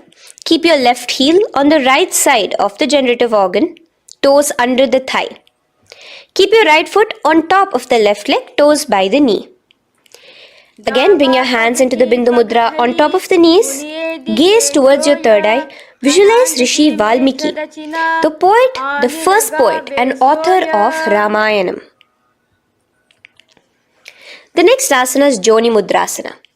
So you're going to remain here as you switch your gaze to your nose, visualizing the Yoni Mandala, a beautiful formation, divine cosmic geometry, representing Devi, Shakti, a symbol of the creative energy of the universe in Joni Mudrasana. In the same position, switch your gaze to your third eye, continuing to visualize the Yoni Mandala in your inner space. Now, let's move into Bhadrasana 3. So bring your feet, the soles of your feet together, uncross them and bring them together in front of your body. Hold it with both your hands, pulling it against you. Push your knees down towards the ground. As you gaze at your nose, suck your stomach in the Udyana Bandha. Visualize Lord Veerabhadra in your inner space. Bhadrasana 3. In the same position, we are entering into Aghorasana, where your left hand will rest on top of the left knee, while your right hand comes towards your face. Now, do the Khechari Mudra, where you are bringing your tongue towards the upper palate, gazing towards your third eye. Now, with your right hand, cover your mouth, close the left nostril with your index finger, inhale through the right nostril. Close both the nostrils, hold your breath and exhale through the left nostril in the Abhyantara Kumbhaka. Repeat this on the other side. Visualize yourself as an Aghori, completely dedicated to Paramashiva in Aghorasana. The next asana is Kaneri Pavasana. So you can distance your feet a little away from your body As you lean forward, place your elbows onto the soles of your feet and rest your chin on your palms. Gaze at your nose, suck your stomach in Uddiyana Bandha. Here, continuing with the Rechaka Kumbhaka, where your exhalations are prolonged than your inhalations, visualizing yourself as a female elephant drinking water in Kaneri Pavasana. The next asana is Parasana. So now, come to a seated position, raise yourself up and keep your knees raised. Bring your hands underneath your knees, between your calves and thighs, and clasp them together. Interlace your fingers in the Parashamudra in front of your navel. Lift your feet off the mat. Visualize Swamiji, the supreme point of Hinduism, in your inner space as you gaze at your nose in Parasana. The next asana we'll be moving into is Gopi Chandasana. Now take your hands out from in between the feet as you let your feet rest on the ground. Take your hands out from underneath your calves. Interlace your fingers around the feet with the soles of the feet together and raise it up towards your chest. Rest your knee on top of your feet. Gaze at your nose. Embody the state and space of a king in Gopi Chandasana. The next asana is Udarasana. So now just quickly release your legs, bring your hands underneath your calves and hold on to your feet again from inside out. Both your feet together. Bring your feet up to your chin, resting your chin on top of the interlaced fingers.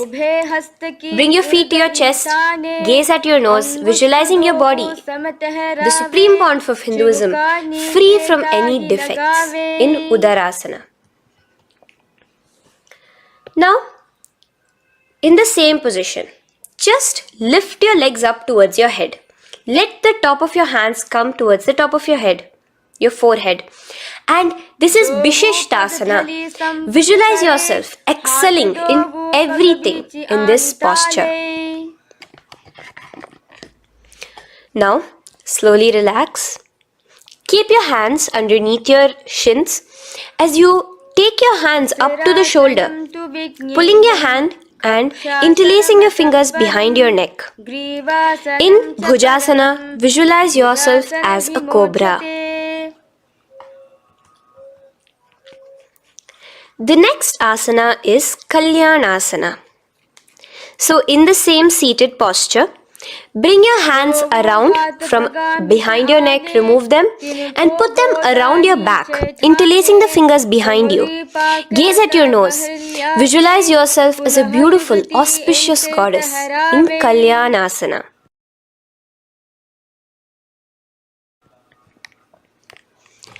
The next posture is Sankatasana. So now, uncross your hands from behind you. Release yourself completely onto the ground. Place your left knee on the mat and the left foot flat. Sit on top of your left foot, knee pointed forward. Raise your right leg on top of the left, bringing the right heel to the left hip. Place your hands on the opposite knees. Here, do the Ujjayi Pranayama. As you inhale and exhale, make the sound of an ocean. Visualize yourself as a swan, a beautiful swan in Sankatasana. The next is Dhenukasana. Just in the same position, slide your left heel to the left hip. Keep your right knee on top of the left. Place both your hands on your right thigh. Visualize a cow in your inner space as you suck your stomach in the Uddiyana Bandha, Dhenukasana. Now slowly uncross your legs as we move into Matsyendrasana. Place the right foot on the left thigh, the left foot on the right knee. Bring your left hand behind your back, hold the right thigh. Twist a little bit. Place your right hand on your left thigh. Twist your body, gaze towards your third eye, visualizing Swamiji in your inner space. The next asana, Matsyendrasana 2, just untwist your body As you clasp the respective toes of both your feet with your hands, lean forward and down, bringing your forehead to the ground in front of your feet. Visualize Swamiji, the Supreme Pontiff of Hinduism, in your inner space. Raise up now. Keep your legs in the same position. We have the Guru Asana. Interlace your fingers together and place it over the topmost knee. Suck in your stomach in the Uddiyana Bandha, clench your perineum in the Moola Bandha, tuck your chin to your chest in the Jalandhara Bandha. As you engage all three bandhas, visualize Swamiji in your inner space. Let us now repeat Sankatasana on the other side. So, you can release your hands, your legs as you cross the other leg over. Visualizing yourself as a swan, remember to put your hands on the opposite knees. The next asana, Dhenukasana, repeating it on the other side. Slide your leg out, bring both your hands to the topmost knee. Suck your stomach in the Uddiyana Bandha. Visualize a cow in your inner space. Matsyendrasana again, repeating it on the other side. Bring your legs to the cross-leg position. Twist your body around as you gaze at your third eye, visualizing Swamiji in your inner space. Untwist as we enter into Matsyendrasana 2 on the other side. Hold on to your feet, bring your forehead to the ground, continuing to visualize Swamiji in your inner space. Slowly raise up and let us do Guru Asana on the other side. Engage all the three bandhas in the Mahamudra Bandha. Interlace your fingers, place it on top of your knee. Continue to visualize Swamiji, the Supreme Pontiff of Hinduism, as we do Guru Asana. Now, slowly uncross your feet and place them flat on the ground, knees towards the chest in Pashasana. Keep your hands holding the opposite knees, thighs together, and keep your spine completely erect. Continue the Khechari Mudra, where your tongue is pressed against the roof of your mouth. As you gaze at your third eye, visualize Swamiji in your inner space. Continue the Ujjayi Kumbhaka. As you breathe in and out, make the sound like an ocean. Now in the same position, just bring your chin towards your knees in Bodha Shokasana. Lean forward, gazing at your nose, and visualize Swamiji, the abode of bliss in your inner space. Now raise up and bring your hands, uncross your hands, bring your hands underneath your knees, clasping the opposite elbows in Kurakatasana. Gaze at your nose, visualizing Swamiji in your inner space. Now, in the same position as Kurakatasana, just cross your ankles into Sumati Asana. Toes pointed upwards. Gaze at the nose.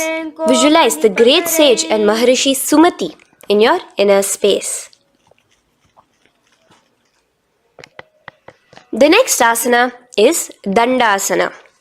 Extend your feet out straight in front of you. Keep your arms straight above your head. Interlace the fingers from inside out. Let your wrists point outwards. Engage the Mahamudra Bandha, all the three bandhas. As you gaze at your nose in Dandasana, visualize Swamiji in your inner space. The next is Arambhasana. Now keeping your legs straight, release the Jalandhara Bandha and the Uddiyana Bandha, keeping your perineum clenched in Moola Bandha. Lean forward and down.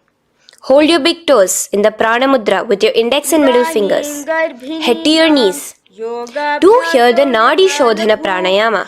Inhale through the left nostril, hold and exhale through the right. Visualize Swamiji in your inner space. The next is Bhidokasana. So, slightly raise your body up and bring your hands underneath your knees, extending your knees slightly up. Keep your heels a bit apart from each other and clasp your feet. Bring your shoulders down, wrapping your hands around your legs. Gaze towards your third eye, visualizing Swamiji in your inner space. So from here, let's enter into Jalandhari Pavasana. So you can actually remain in the same position with your hands underneath your calves and just bring the soles of your feet together. You might want to bring your body closer. Place your head on top of your feet with the palms facing upwards on the ground. Gaze at your nose. Visualize Swamiji in your inner space. Now slowly bring your hands out from underneath and come to a seated position. Stretch your legs out as we enter into Urdhva Paschimottanasana. Here we have a new Kumbhaka, the Pratyahara Kumbhaka, where you will feel your breath coming from your Mooladhara Chakra up to the Brahmarandra above the Sahasrara. This is the Pratyahara Kumbhaka. In Urdhva Paschimottanasana, extend your legs out, lift one foot behind your neck and lean forward and down towards your foot, visualizing Swamiji in your inner space. Now, slowly, keeping your leg behind your neck, lay onto your back as we enter into Anantasana. Hold the foot from the top of the opposite hand. Visualize yourself as infinite, endless, eternal. Gaze at your nose in Anantasana. Just now, in the same position, roll onto your elbow of the hand holding the foot. Gaze at your nose, feeling in complete control like Swamiji in Ankushasana. Slowly remove the leg from behind your neck. Take a moment to stretch, relax. Lay on your back. Bring your knees towards your chest. Bring your hands around, encircling the thighs and the calves with your arms. Roll to the left and right in Drishasana, visualizing Swamiji in your inner space. Then is Urdhva Paschimottanasana. On the other side, let us repeat it. Raise up to a sitting position and bring the other foot behind your neck. Lean forward and down, clasping your foot. Repeating Anantasana on the other side, lay on your back, bring the opposite hand to the foot, gaze at your nose, and continuing to gaze at your nose, roll onto the elbow as we repeat Ankushasana on the other side. Now, you can release your foot and try to remain in the same position without removing the leg from behind your neck as you bring the other leg too to cross behind your neck with both your legs behind your head. Laying on your back, bring both your hands to clasp behind your back. Gaze to your nose, visualizing Swamiji in your inner space in Yoga Nidrasana. As we enter into Atmaramasana, in the same position you can uncross your hands from behind your back. Bring it up, continuing to keep it underneath the legs. Just clasp it behind your neck. So you can bring your legs out from behind your neck. Just let your hands interlace behind your neck, gazing to your nose, visualizing the Atma Rama, Bhagavan Mahavishnu within you as your soul blessing you, as you gaze at your nose in Atma Ramasana. Now, you can release your hands and legs. Continue to lay on your back as we enter into Kochikasana. Bring your knees to your chest with the soles facing upwards. Extend your arms sideways as you gaze towards your third eye, visualizing Swamiji in your inner space. Now, from Kochikasana, keep your arms reached out to the sides at shoulder level. As we enter into Jatara Parivriti 1, keep one knee bent, twist it and bring it to the ground on the opposite side with the other leg extended straight. In Jatara Parivriti 2, keep both the knees bent to one side. And in Jatara Parivriti 3, keep both the legs straight to one side. Throughout this, keep your head looking in the opposite direction. And let us repeat this on the other side. You can bring your knees back to your chest. Let your legs out, go to the other side and do Jatara Parivriti 1, 2 and 3. The next asana is Dvipada Pitham. So now from Jatara Parivriti you can bring your feet down, lay on your back with your knees pointed upwards, feet flat on the ground. Extend your hands holding your ankles. And lift your hips up. Engage the Jalandhara Bandha automatically as you raise your hips up, gaze at your nose, visualizing yourself as a bridge in Dvipadapitham. Now in Paryankasana, so you can lay back onto the ground and place your feet flat. Bring your arms over your head, placing the hands flat near your shoulders with the fingers pointing towards the feet. Lift your entire body up and off the ground in Paryankasana as you visualize yourself as sturdy as stone furniture. Lay back down slowly as you bring your hands out. Keep your knees to your chest here and your hands on the shoulders as we enter into Svottanasana. Visualize you're laying on your back as a playful dog. Move your hips in the circular motion. Do the Sahaja Kumbhaka. Now let us enter into Viparita Karani. First, bringing your arms out from behind your shoulders. Let your arms be extended by the side of your body. Use the strength of your arms, palms flat on the ground, to push your body, your upper body, your lower body off the mat. And keep your legs straight above you, extended. Move your legs around and around in Viparita Karani. Automatically the Jalandhara Bandha is engaged. Breathing during the Jalandhara Bandha is the Murcha Kumbhaka. Visualize Swamiji in your inner space. The next is Viparita Karani 2. In the same position, just stop the rotational movement of your legs. Visualize Swamiji in your inner space. Now, as we enter into Langalasana, just let your feet from the top rest onto the ground above your head. Interlace your fingers in the Parashu Mudra behind your body. Visualize yourself as a plow in Langalasana, continuing to engage the Jalandhara Bandha. भूमिं कर्षयेत् लङ्घलासनं भवति. Now, in Shaita Paschimottanasana, bring your hands out from behind your body and hold on to the toes above your head. Keep your legs and hands completely straight. Visualize Paramashiva as Shaita Paschimottanasana is one of the 84 different asanas directly revealed by Paramashiva himself. Continue to do the Murcha Kumbhaka, inhaling and exhaling with the Jalandhara Bandha. Clasping your toes now, spread your feet wide apart from each other in Supta Konasana. Visualize Swamiji in your inner space. Bring your feet back together as we enter into Chakrasana. Clasp your ankles, keeping your legs and hands completely straight above your head. Visualize yourself as a chakra, a wheel in Chakorasana. Now slowly rest your back onto the ground. Keep your legs raised up in Supta Prasarita Padangushtasana. Clasp the respective toes in the Prana Mudra with your index and middle fingers and spread your legs out wide apart from each other. Visualizing Swamiji in your inner space, restart to Ujjayi Kumbhaka where you're inhaling and exhaling, making the sound of an ocean. Bring your feet together in Supta Padangushtasana in the same position, continuing to visualize Swamiji in your inner space.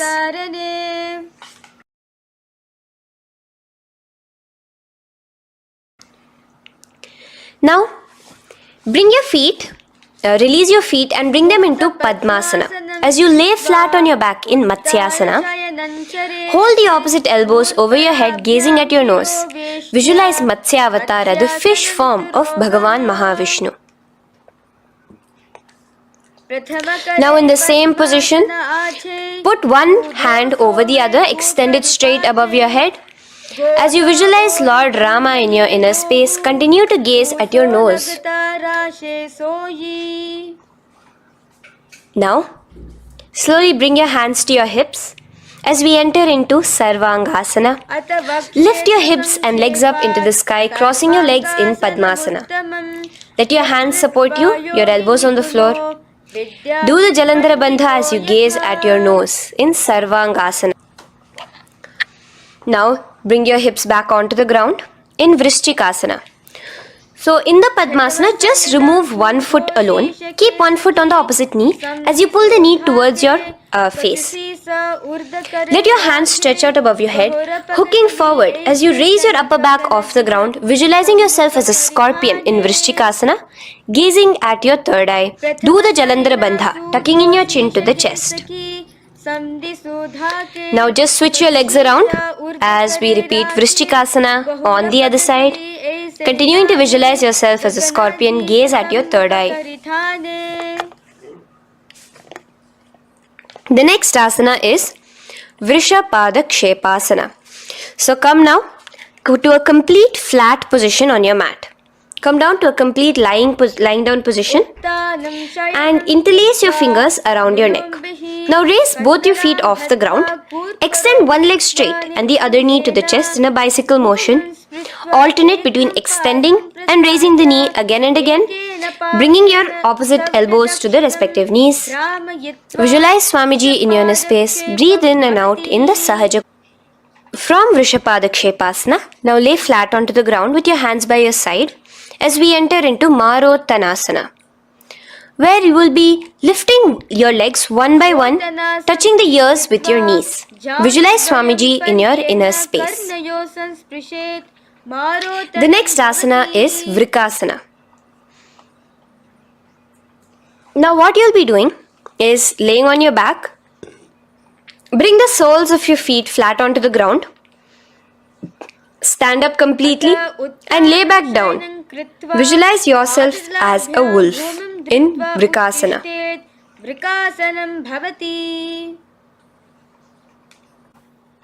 Now come back to a seated position as we enter into Luthasana, where you are going to be quickly throwing your legs above your head as you roll over completely, finishing in a prone position. Do this a couple of times. Come forward, roll over. Come forward and roll over again. Visualize Swamiji, the supreme point of Hinduism, in your inner space. Now take a moment to relax. Lay on your belly with your toes extended in Sarathasana. Keep your hands onto the ground by your shoulders. Now here, contract your lips and make a sound like a flute, whistling while inhaling. Visualize yourself as a ratha, as a chariot carrying warriors into battle for dharma on your back. Now from Sarathasana, let us enter into Dehalyullanghanasana. So place your palms on the ground and bring yourself to a plank position.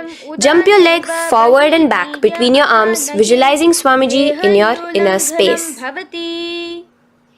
Jump forward now. When your legs are between your hands, stand tall. Holding your toes with your hands, walk back and forth. Visualize yourself as a wise 60-year-old elephant in Jatyasana. Now come to a standing position. The next is a beautiful karana, the Lolitika karana. So keep your knees bent, feet pointing outwards again in the Aramandi position. Bend your elbows, keeping your hands at the chest level. Now swiftly move your arms across the body, bringing it back to the center and tilt your head back. Opening your chest up towards the sky, move your head in all the directions. Now stand back straight as we enter into Sarpasana. So stand erect like a rod with your arms by your side, hands touching the thighs. Visualize Devi, Kundalini, raising up and curling upwards around your body in Sarpasana. The next asana is Ushtrasadanasana. Lean forward and down, standing on top of your palms. Begin to move and walk like a camel, visualizing yourself as a camel. In the same position, continuing to walk around, switch your visualization to visualizing yourself as a horse as you start to walk around like a horse in Ashvasana. Now raise up tall as we enter into Kapota Nitakasana. Interlace your fingers behind the back. pulling them down towards your calves, open up your chest. Keep your hands in the Parashamudra. Visualize yourself as a soaring bird diving down in Kapota Nitakasana.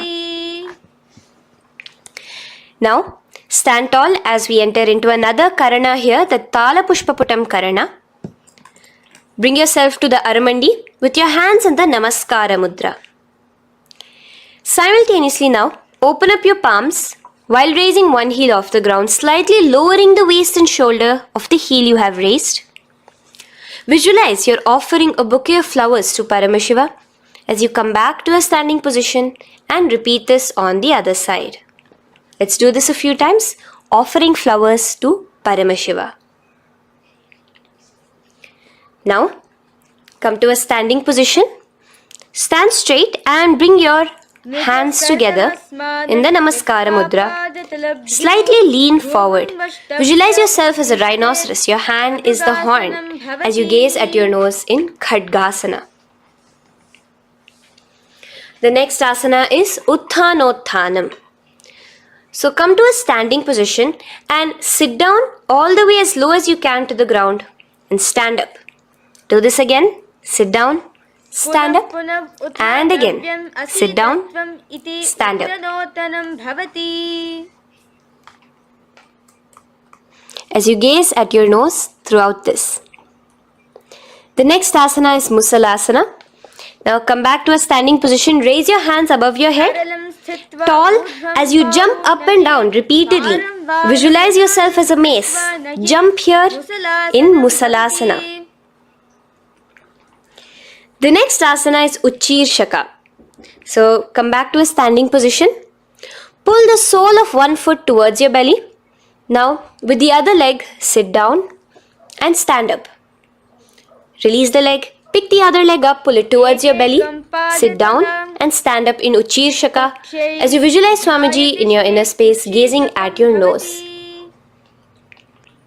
The next is a Karana, which we will be entering into. The Parshvajanu Karana. So again, bringing yourself to the Aramandi position. Bend and lift one knee towards your chest, pointing the toes downwards. Keep your arm around the knee, holding it with the hand in a fist. Let the other hand hang down on the thigh, wrist twisted, fingers pointing inwards. This is the Parshvajanu Karana. Now slowly release. As we enter into Tandavasana, stretch one leg out straight in front of you as you alternate between sitting and standing. Visualize yourself fiercely dancing as Paramashiva. Raise the foot to the inner thigh of the opposite side.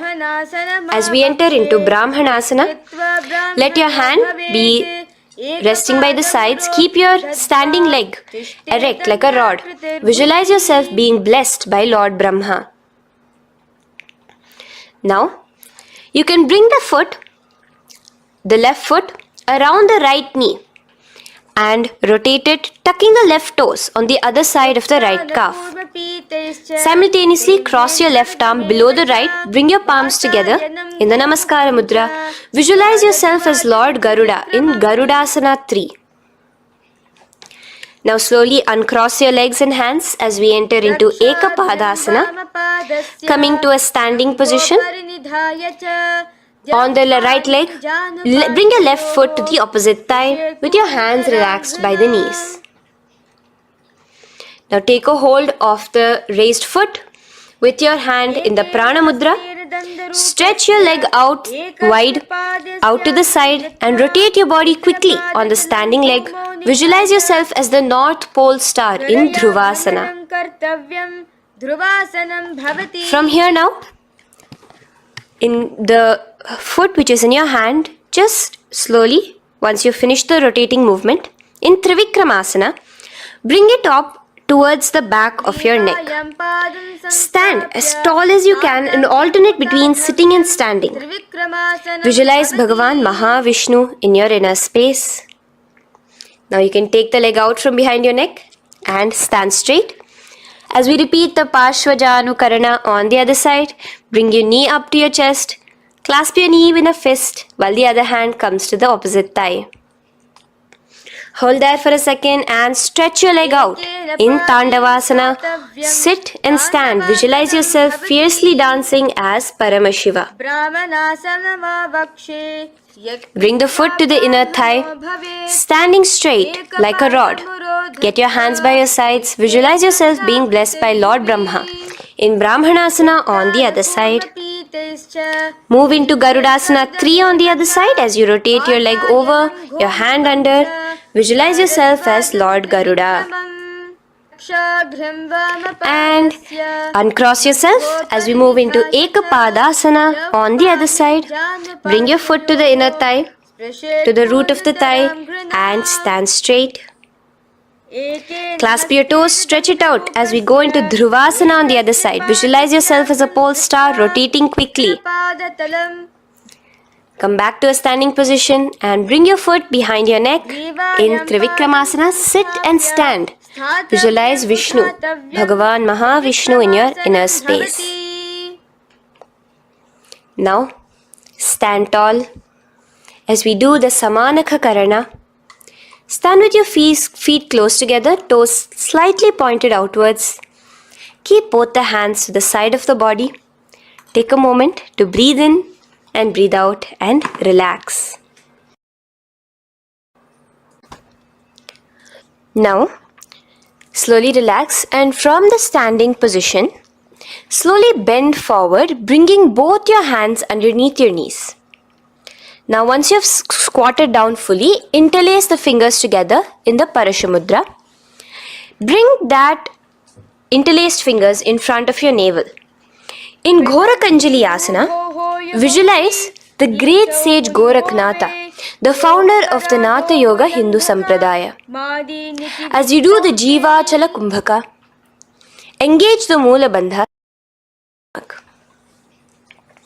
The next asana is Kanchyasana. So now just slowly unwind your hands from each other, from your navel, and now bring your hands from the opposite side inwards underneath your calves and wrap your hands around your back. Hold them together in the Parashamudra. Keep your body, your upper body upright, visualizing the supreme point of Hinduism in your inner space. The next is Bhairu Asana. So slowly unclench your hands and bring them out from underneath your legs.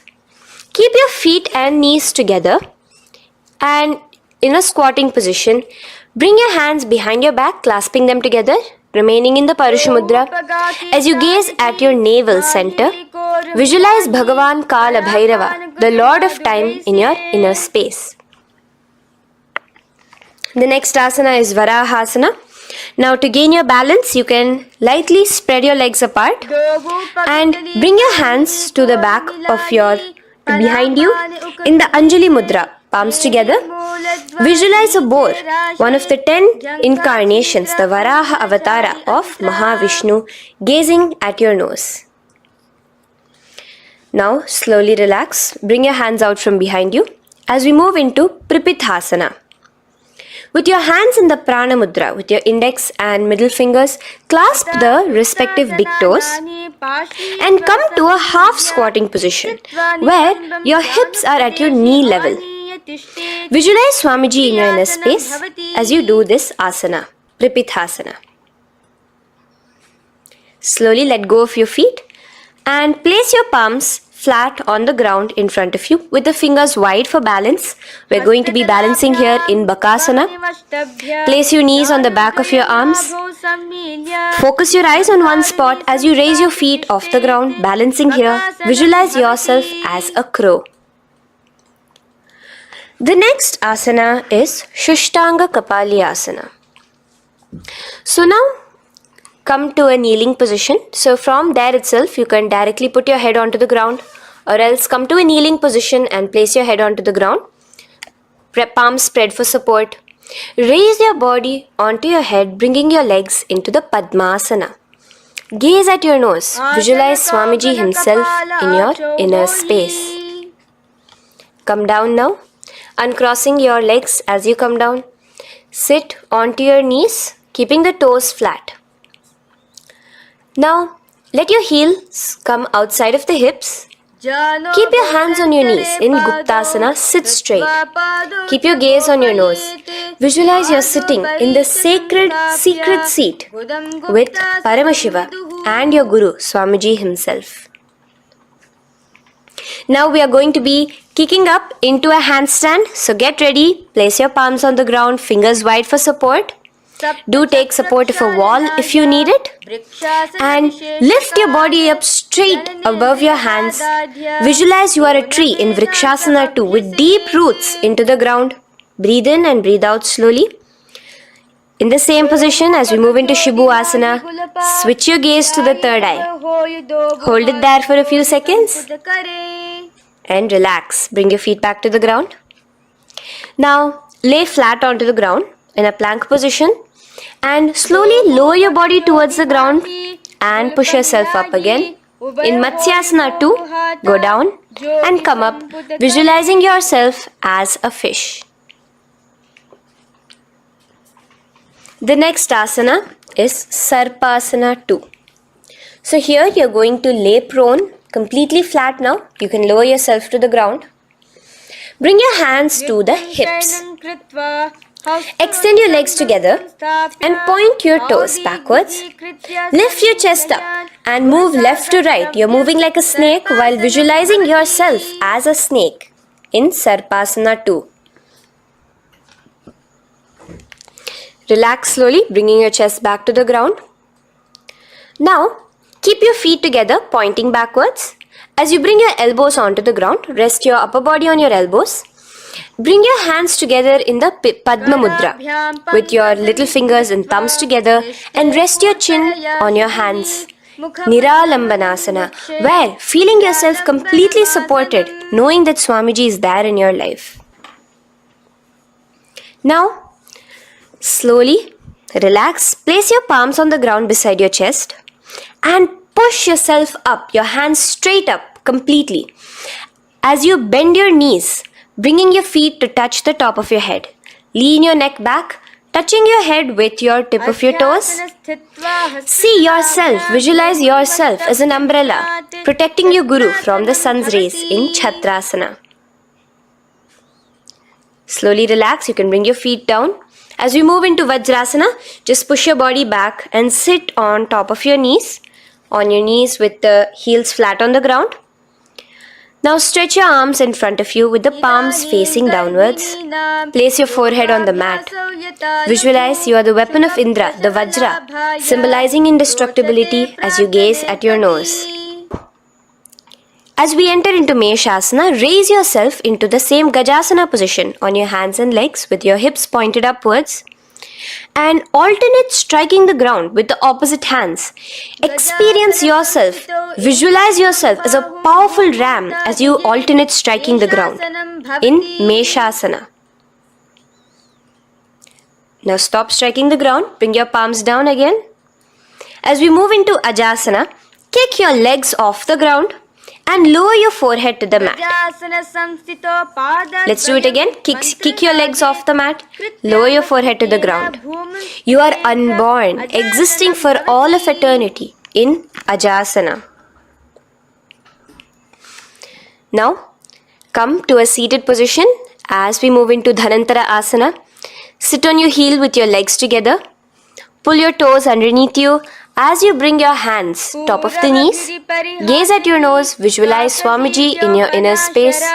Here, do the Ujjayi Pranayama, inhaling and exhaling like an ocean, Dhanantara Asana. From Dhanantara Asana, now interlace your fingers in front of you and then behind you. Stretch your arms towards all the sides, backwards, forwards. Giving a massage to the various different joints and muscles in your body. Lean forward, get up again. Continuing to visualize Swamiji in your inner space. Relax your hands and now take your respective heels and point them outwards, outside the side of your hips. Keep your hands on your knees with your thighs and knees resting on the ground, spine straight. Visualize yourself as Lord Garuda in Garudasana 4, you have Mahavishnu and Mahalakshmi on your back as you are flying. The next asana is Ananda Mandirasana. Now you can continue to remain in the same position. You can bring your feet pointing inwards. Use your hands to clasp underneath your ankle. Make sure your knees are spread out wide. Gaze at the third eye. Visualize residing in the blissful space of a temple. You are in a temple in Ananda Mandirasana. Now, as we move into Mandukasana, keep your knees wide and sit on top of your ankles. Your hands underneath your knees. Gaze to your nose. Visualize yourself as a frog. Suck in your stomach in the Udyana Bandha and remember to do the Manduki Mudra, your tongue, your frog-like tongue, catching the nectar dripping from the Sahasrara Chakra in Mandukasana 2. Now, as we move into Narasimhasana, tuck your toes in and sit on top of the heels. Place your palms on the ground, spread your fingers wide and spread your knees apart onto the ground too. Gaze towards your nose, stick out your tongue and exhale forcefully, visualizing the Narasimha Avatara, the form of Mahavishnu as a half lion and half man. Now just raise up, bring your hands off the ground. Here we'll be doing a new pranayama, which is the Bhishraka pranayama, as we enter into Bhishrakasana. So continue to keep your knees and feet on the floor. As you bring your hand up to your face, make a hollow of your palms and place it over the mouth. Keep your thumbs under your teeth and close your lips. Gaze to your nose. Inhale through your left nostril, exhaling through the mouth. Gaze at your nose again. Visualize yourself as Devi, presiding over any and all minuscule fears you may have within you. Now moving back into the Ujjayi Pranayama, let us do Makadasana. So you can take your hands off your face and slowly remaining in the same position, bring it to your armpits. Bring your fingers to your armpits. Imitate as if a monkey is scratching. As you gaze to your third eye, visualize yourself as a playful monkey in Makadasana. From Makadasana, let's move into Vajra Sangharasana. So you can slowly lift your knees off the ground, just balancing on your toes, sitting on the heels. Bring your hands behind your back and clasp the opposite elbows. Gaze to your nose, embody a diamond. Visualize yourself as a diamond-like strength for yourself and your Sangha. The next asana is Khanjanasana. So now you can uncross your hands, rest on top of the heels with your knees on the ground. Keep the toes down, ankles crossed behind. Place your palms on the mat to your side. Suck your stomach in the Udyana Bandha as you gaze at your nose in Khanjanasana. Now, you can uncross your ankles and just sit with your toes flat. Keep your knees wide on the floor. Rest your hands on the knees. Just relax the Udyana Bandha, just sucking in your perineum in the Mula Bandha. Gaze at your nose, visualize yourself as a turtle with a stable body and mind to live for hundreds of years. And without changing anything in your physical posture, just visualize yourself uniting with Swamiji himself in Yogasana. Now, raise up onto your knees, cross your ankles behind your back until the feet are coming towards the opposite knees. Now, bring your hands behind you and hold on to the calves with the fingers inside, the thumbs outside. Gaze at the third eye as you visualize yourself in a space of oneness with Paramashiva himself as Swamiji. Now you can uncross your ankles, come back to standing on your knees as we enter into Ushtrasana 2. So now, in a kneeling position, bend backward, hold your ankles with your hands. Keep your arms straight. As you push your hips forward and tilt your head backwards, visualize yourself as a camel in Ushtrasana 2. Slowly, in the same position, lower yourself onto your back. in Jatyasana 2.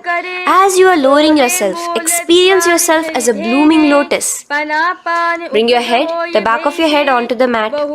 Gaze to your nose. Now, let's move into Viratasana.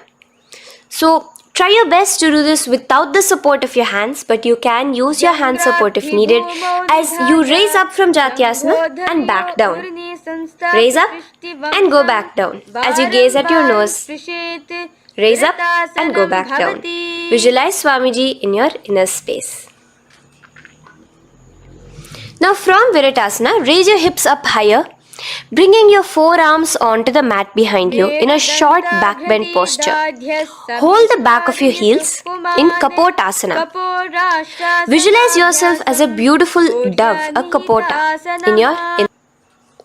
As we move on from Kapotasana into Varasana. So stand upright on your knees with the toes tucked. Hold your arms with the opposite hands. Gaze at your nose. This is the boon fulfilling posture. Visualize your boon becoming a reality directly from Paramashiva himself in Varasana. Now, keeping your knees together, toes tucked, just lean forward, bringing your head onto the mat, holding your head with your hands. Visualize yourself as a boar, as the Varaha avatar of Bhagavan Mahavishnu in Varaha Asana 2. Now, just kick your legs off the ground as we enter into Mundasana. Raise yourself up into a headstand posture, visualizing yourself as a lopped tree. Gaze at your nose. Breathe in and out in the Sahaja Kumbhaka. Slowly come down now. Relax. Come to a kneeling posture. Sit on your heels. Bring your head down beside your knees, your elbows adjacent to the knees, your hands holding your head. Exhale through your mouth as you gaze at your nose, visualizing Swamiji in your inner space in Andhasana. Now from here, push yourself off the mat as you come lying prone on your belly. Let your arms be extended straight out and together lift your thighs, arms and chest off the ground, stretching your body, balancing there. Visualize yourself as a locust in Viparita Shalabhasana. The next asana is Kapalasana. So slowly lower yourself back to the ground. Now laying on your belly, bring your arms to your side, palms downwards. Keep your forehead on the ground and your chest on the mat. Only lift your legs up into the air. Only your legs are lifting up. Visualize yourself as a skull. You are a mind with purified thoughts, a strong will to attain enlightenment in Kapalasana. The next asana is Akasha Kapotasana. So now, in the same position as you are, let your arms be straight out behind you. As you kick your legs up and over your head, bring your feet slowly to the mat in front of you. Push yourself, balance there. Visualize yourself as a free and open flying dove in Akasha Kapotasana. Bring your legs back out as you lay flat on the mat. Now push yourself onto your knees. Place your forearms on the ground and your chest down such that your navel is touching your knees. Be sturdy, visualizing yourself as a sparrow in Chatakasana. The next asana is Vrishchikasana 2. So your forearms are on the ground. Now slowly raise to your toes and kick your legs off the mat. Slowly lowering your legs to your head. Visualize yourself as a scorpion as you balance in Vrishchikasana 2. Slowly release yourself, coming back to the ground as we enter into Vrishasana. Sit down on top of your right heel and let your left foot remain outside of the hip, the ankle to the side. Place your hands on the mat, visualizing yourself as a bull in Vrishasana. Now, bring both your knees underneath you, sit on both your heels, cross your left leg over top of the right lightly and in Lolasana, push yourself off the ground. Your knees are off the ground, you're just balancing on your hand above the mat. Visualize Swamiji in your inner space. Lower down now, Bring the left foot now outside. Bring the right foot out and sit on your left heel now. As we do Vrishasana on the other side, visualize yourself as a bull. From here, let us get into a very powerful asana, Balagunasana. So, place your left toes on the ground, sit on the heel of your left foot. Place the right foot flat with the knees raised towards your chest. Maintain your palms on the respective knees. Be upright. Visualize Balagunahai, one of the 84 siddhas in your inner space in Balagunasana. Now come to a squatting position. Let your feet be flat as you bring your elbows under your thighs and calves, wrapping it around your shins. Hold on to your ankles from the outside in Grahasana, visualizing yourself as an entire planet. Now, you can unwrap yourself as you sit on top of the opposite heel in Balagunasana on the other side. Maintain your palms on the respective knees. Visualize Balagunahai, one of the 84 siddhas in your inner space. Now, sit upon both the toes with the heels up and knees off the mat, knees pointing forward. Now, keep your hands downwards on the respective knees. Keep your spine upright as you visualize Swamiji in your inner space in Utkatasana. The next asana is Vajra Sangharasana. Just spread your knees out wide in Utkatasana. Spread your knees out wide. Clasp the elbows behind your back. Visualize Swamiji in your inner space in Vajra Sangharasana too. The next asana is Anilasana. Now, sit with your feet hip width apart. Bring your hands under the soles of your feet from inside. Your palms facing downwards. Step onto your hands. Keep your arms straight, elbows together at the navel. Gaze to your nose. Visualize yourself able to consume and live off of air alone in Anilasana. The next is Padukasana. So from Anilasana, you can release your hands. Place the back of your hands on the mat with your fingers facing upwards. With your fingers facing towards your body, palms upwards. Step your feet on top of your hands and wrap your hands around your feet like a shoe. Walk around. Visualize you're wearing padukas, walking across the length and breadth of the world in Padukasana. Now bring your palms onto the ground. Stop moving around as we move into Kukutodana. Kick your feet up into the air and let them fall back down. Let's go up again and come down. Kick up and go down. Visualize yourself as a rooster in Kukutodana. The next is Viparita Nrityasana. So as you're kicking yourself up, you can go up into a complete handstand posture, which is Viparita Nrityasana. Do take support if needed. And move around on your two hands as if you are dancing in Viparita Nrityasana. Slowly come back down to a standing position. Lean forward and let your feet be slightly apart from each other. Bring one palm down on the mat with the arms straight. Bring the opposite hand to your head and be stable in Kunjarasana. Now just put that hand down as you bring the other hand to your head, repeating Kunjarasana on the other side. Be stable here. Now you can squat back down onto the ground. Keep your feet flat. Hold your respective ankles and lift your feet off the ground in Kadamba Asana.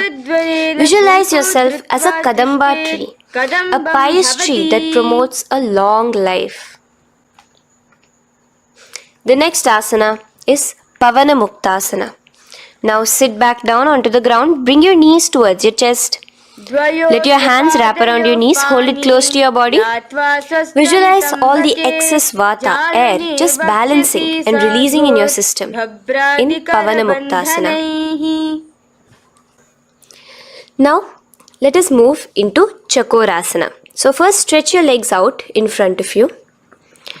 Bring one leg behind your head. Now place both hands on the ground and lift your body off the ground while lifting the other leg too, up straight. Visualize yourself as a powerful source of energy. Gaze at your third eye in Chakorasana. Slowly relax back down. Now hold your left toes with the left hand, index and middle fingers. Pull the foot to the left ear. We are entering into Dhanurasana 2. Extend your right leg out, keeping straight. Hold the big toe with your right hand. Visualize yourself as a bow in Dhanurasana 2. The next is Ashtavakrasana. So lift your left leg over top of the left shoulder. After releasing your hands, bring the right foot across and hook it on top of the left foot. Lean forward and down, keep your palms onto the ground. Extend your legs out to the left, lift your head up and chest. You're completely balancing only on your hands as you visualize yourself as a flying crane in Ashtavakrasana. Now slowly relax down. From here, bring your right foot to the left thigh and your left foot flat onto the ground. Knees raised up.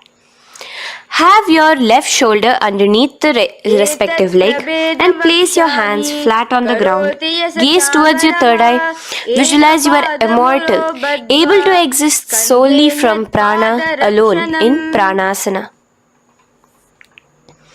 From here, moving into Parshva Matsyendrasana. Place your right foot at the root of the left thigh. Then the left leg by the side of the right knee. Hold the left leg by the right hand. Twist your body out. Remain steady here, gazing at the third eye. Visualize Matsyendranatha, the great Rishi, Yogi, master of Hatha Yoga, in your inner space. Now slowly unwind yourselves. As we repeat Chakorasana on the other side, lift the other leg behind your head. Place both your hands on the ground and keep your entire body off the ground straight up. Gaze at your third eye, visualizing yourself as a powerful source of energy. Now relax back onto the ground. Let's repeat Dhanurasana 2 on the other side.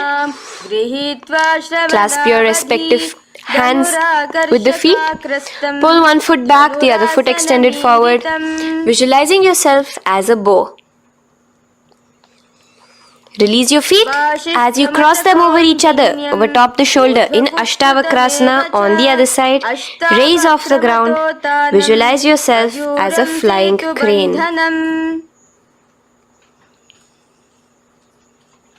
The next asana, we'll be repeating Pranasana on the other side. Bring the right foot to the left thigh. Bring your hands onto the ground with the knee raised. Gaze at your third eye, visualizing yourself able to live off just prana, just air alone. And relax as we do Parshva Matsyendrasana on the other side. Twist yourself, visualizing Matsyendranatha, gaze towards your third eye. And from there, let us enter into Ardha Paschimottanasana. Keep one leg straight and press your perineum with the other heel. Bring your chest forward and down. Hold your toes and feet and bring your head towards your knees. Here in Ardha Paschimottanasana, visualize Swamiji in your inner space. Now raise up and the foot which was at the inner thigh, now rotate it outside of the hip. Now hold the sole of your other foot and lift your leg up towards your forehead. Try to bring your knee to your forehead as you keep your knee straight. Gaze to the nose in Kraunchasana. Visualize yourself as a crane. Now slowly relax down your leg. Now the leg which is now straight, you can bring it to the inner thigh as you straighten out the other leg. As we repeat, Ardha Paschimottanasana on the other side. Lean forward and down, clasping your foot. Bring your forehead to your knee. Visualize Swamiji in your inner space. Slowly raise up. Place your right ankle outside of the hip now. Hold the sole of the left foot, lifting the leg up towards your forehead. Stretch yourself there. Gaze at the tip of your nose. Visualize yourself as a crane in Kraunchasana on the other side. Now, from here, bring the soles between the thighs and calves. So once you have relaxed yourself, bring your soles between the thighs and calves. Keep your spine straight, palms resting on your knees. Visualize a swastika, embodying peace, well-being, good fortune and prosperity as you gaze at your nose in swastikasana. Now without changing anything about your position, just take your hands alone. Cover the respective heels with your hands in Gorakshasana as you tuck your chin to your chest in Jalandhara Bandha. Gaze at your nose. Visualize the great Rishi Gorakhnatha, the founder of the Natha Yoga Hindu order. Now release the Jalandhara Bandha. Continue to keep the Mula Bandha engaged throughout the whole sequence. As you raise one foot to the opposite thigh, bring your hands to your face in the Shanmukhi Mudra, closing your eyes with your index finger, nose with the middle finger, ears with the thumbs. Gaze at your third eye as you meditate on Swamiji himself, the Supreme Pontiff of Hinduism. Now release the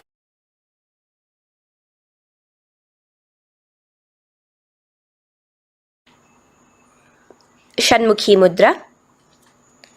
And in Yogasana 2, bring your legs into the Padmasana position over the opposite thighs.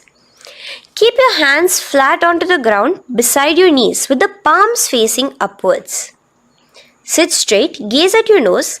Here we'll be starting the Kaka Chanchu Kumbhaka, where your inhalation will be through your tongue wrapped like a pipe, and your exhalation will be through your nose.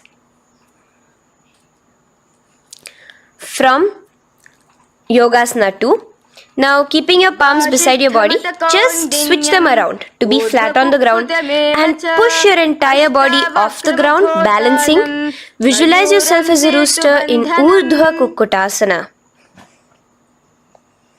Now relax down, come back to a seated position on the floor, keeping your legs in Padmasana. Insert your hands through your knees and place them on the mat. Remember, do not lift your body up, just stay seated down there. In Siddha Harituliyasana, gaze to your nose, visualize Swamiji himself in your inner space. From there, let's enter into Hamsasana, where you will actually be pushing yourself off the ground. Lift your thighs up high above your shoulder, above your elbows as much as possible. Gaze to your nose, visualizing yourself as an elegant swan in Hamsasana. Now release yourself. Now, do not take your hands out from between your thighs and calves. Just go onto your knees and reach your hands behind your body with your fingers interlaced in the Parashu Mudra. Bring your forehead to the floor as you gaze at your nose. Visualize yourself as Lord Paramashiva's bow in Karmukasana. Now, slowly come back to the seated position as we move into Kurmasana 2. Keeping your hands in between your thighs and calves, bend your elbows and hold your respective shoulders with your hands. Visualize yourself as a turtle, a stable body and mind to live for hundreds of years. Now in the same position, just engage the Jalandhara Bandha, tucking your chin to your chest as we move into Granthi Bhedasana, gazing at your nose. Rejoice, knowing you are in Paramashiva's secret knot posture. And from there, release the Jalandhara Bandha as you roll onto your back. Keep your hands on the shoulders, laying flat on your back. As you visualize yourself as a turtle on its back, playful, gaze at your nose in Uttana Kurmasana. Now rock yourself back to a seated position as we do Pangu Kukkutasana. Now it's the same as your hands between your thighs and the calves, except you will be placing one hand flat on the mat. Hold the wrist with the other hand. Lift your body up and holding only on one hand. Visualize yourself as a rooster in Pangu Kukkutasana. Now release back to the ground. Hold. Let's do Pangu Kukkutasana on the other side. Place the other palm flat and bring the other hand holding the wrist. Push yourself off the ground. Visualize yourself as a rooster. Continue the Kakachanchu Kumbhaka, sucking in your breath through your curled tongue and exhaling through your nose.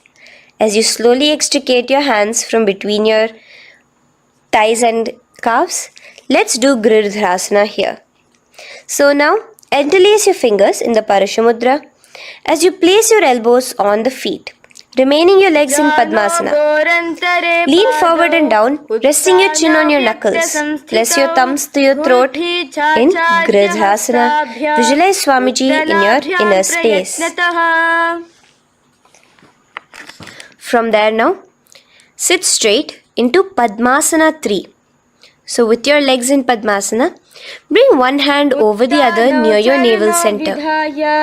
Engage all the three bandhas, suck in your stomach, clench your perineum, tuck your chin to your chest and gaze at your nose in Padmasana 3.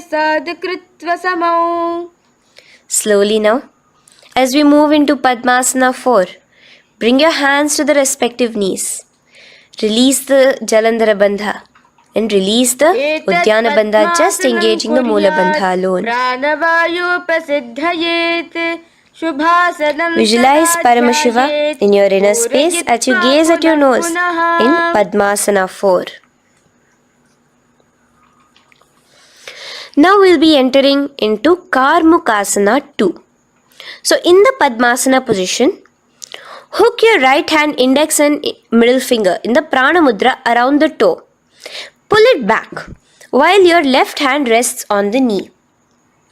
Now, as you visualize yourself as Paramashiva's bow, just release your right foot, bring your left hand to the left toe, right toe, and let your right hand be on the right knee. Now from here, let's do Karmukasana 3. So you can release your toes, cross your hands behind your back. Continue to keep your legs in Padmasana and with your respective hands, cross behind your back. Hold on to the toes in the Prana Mudra.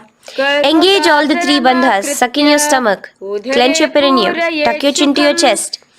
Visualize yourself as Paramashiva's bow in Karmukasana 3. Slowly relax the bandhas, just keeping the Moola Bandha. Continue to hold on to your toes. Release the Uddiyana Bandha and the Jalandhara Bandha. Switch your gaze to the third eye. Visualize you are Paramashiva's third eye itself. Anything you come across, you just rejuvenate it, destroy it in Dridhasana.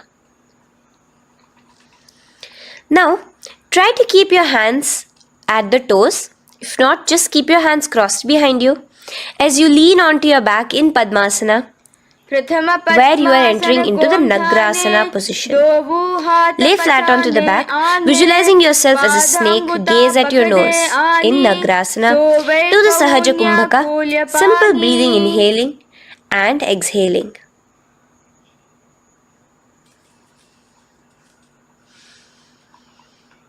Now bring your knees to your chest. Let your hands wrap around your knees. Slowly uncross your Padmasana and bring your knees to your chest. Bring your hands to the Parashamudra, the fingers interlocked on top of your knees. As you pull your chin up to your knees, visualize yourself as a ball in Kandukasana.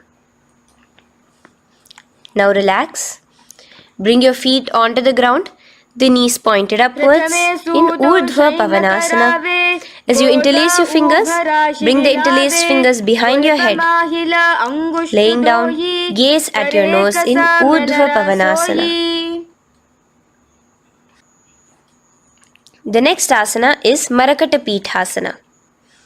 Now, from behind your head, take your hands out and clasp onto your feet. Just step lightly onto your palms. As you push your hips up into the sky, automatically engaging the Jalandhara Bandha. Visualize yourself as a powerful alpha ape in Marakata Pithasana. In the same position now, bring your hands to your hips as we enter into Uttanashiki Pitakasana. Let your weight rest on your elbows as you stretch your legs out straight. Gaze at the nose. Visualize Swamiji in your inner space. From there, continuing to rest on your elbows, kick your feet up high into the sky in Narakasana. Stretch your palms out behind you, flat on the ground. Balance there.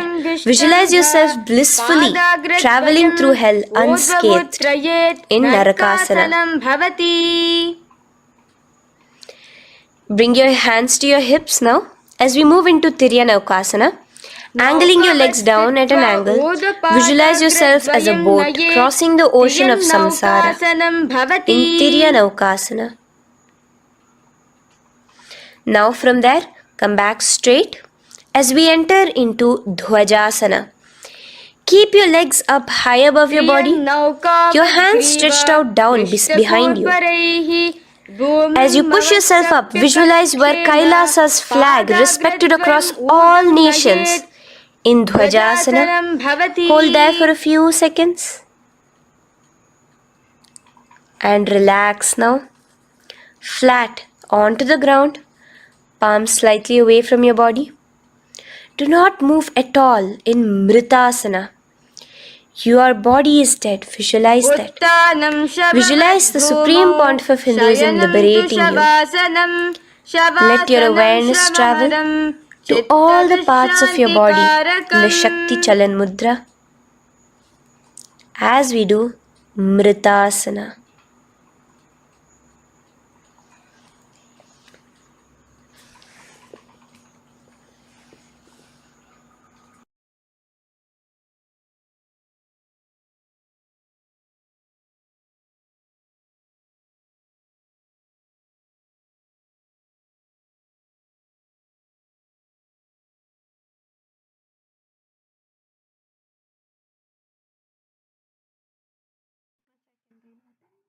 Om Purnamadah Purnamidam Purnat Purnamudachyate Purnasya Purnamadaya Purnamevavashishyate Om Shanti Shanti Shantihi Harihi Om Tat Sat Sarvam Bhagavat Shri Nithyananda Paramashiva Padukarpanamastu Om Nithyanandam.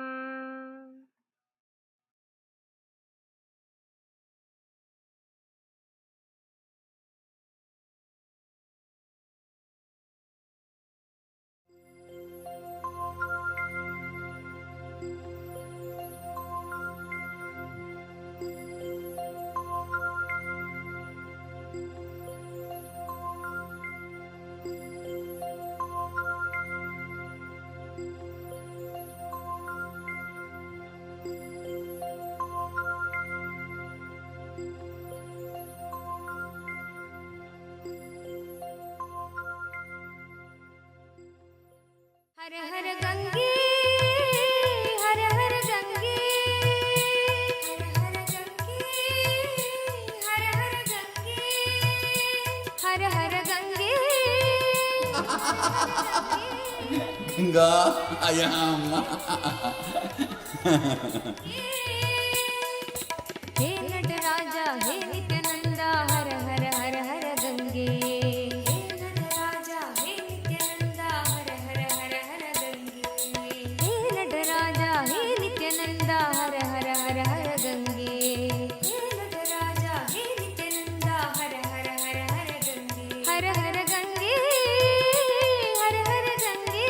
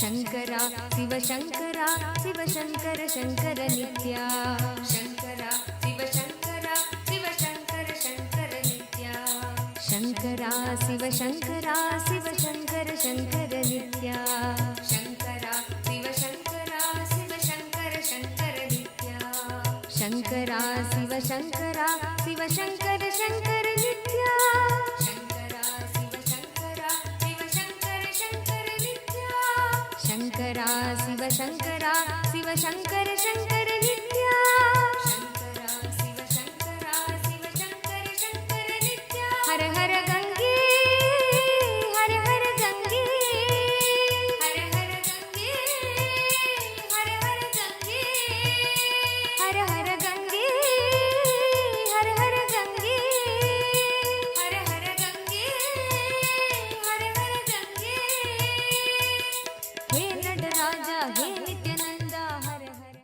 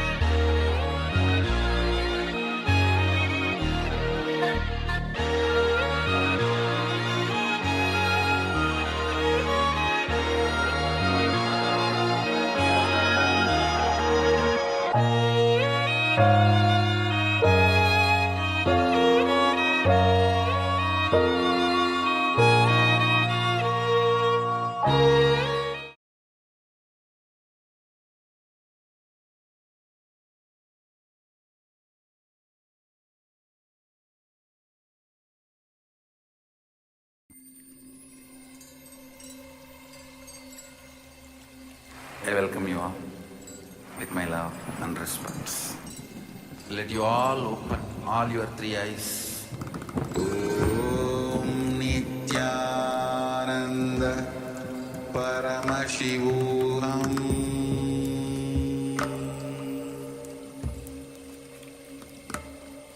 Om Nithyananda Paramashivoham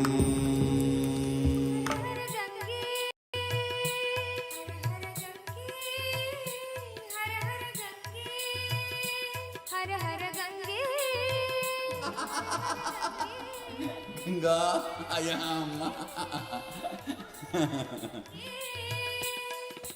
हे नटराजा हे नित्यानंदा हर हर हर हर गंगे हे नटराजा हे नित्यानंदा हर हर हर हर गंगे हे नटराजा हे नित्यानंदा हर हर हर हर गंगे हे नटराजा हे नित्यानंदा हर हर हर हर गंगे हर हर गंगे हर हर गंगे हर हर गंगे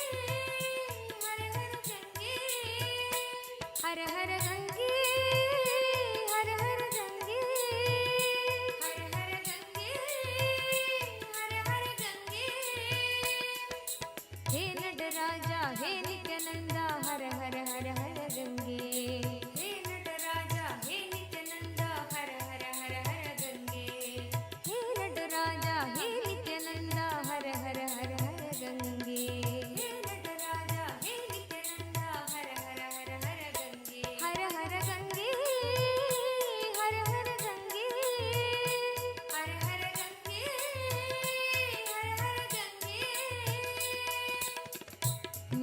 नित्यपुरीश्वरा जय गंगाधरा नित्यपुरीश्वरा जय गंगाधरा नित्यपुरीश्वरा जय गंगाधरा नित्यपुरीश्वरा जय गंगाधरा हर हर हर हर गंगे हर हर हर हर गंगे हर हर हर हर गंगे हर हर हर हर गंगे शंकरा शिव शंकरा शिव शंकर शंकर नित्या शंकरा शिव शंकरा शिव शंकर शंकर नित्या शंकरा शिव शंकरा शिव शंकर शंकर नित्या शंकरा शिव शंकरा शिव शंकर शंकर नित्या Shankara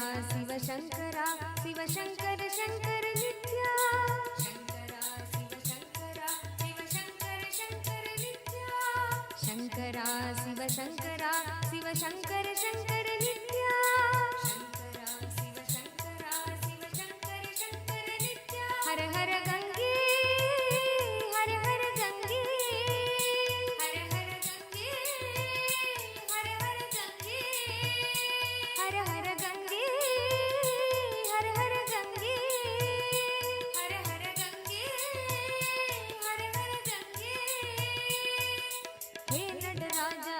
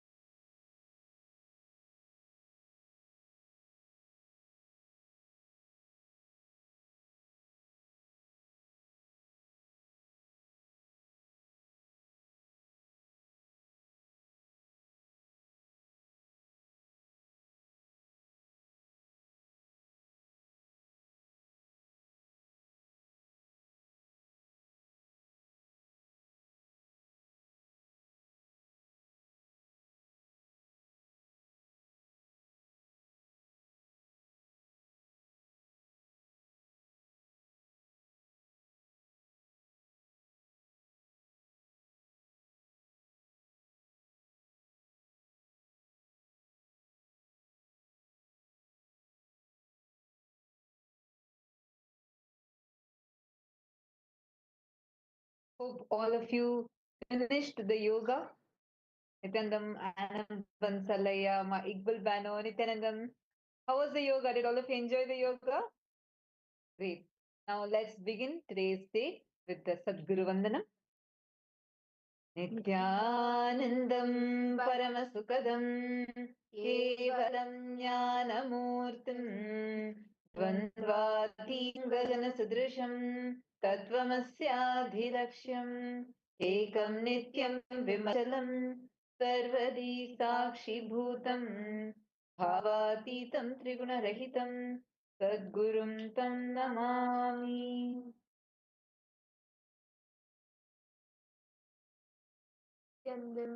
Welcome to today's day. Today, all of us are going to be experiencing the power of feeling connection.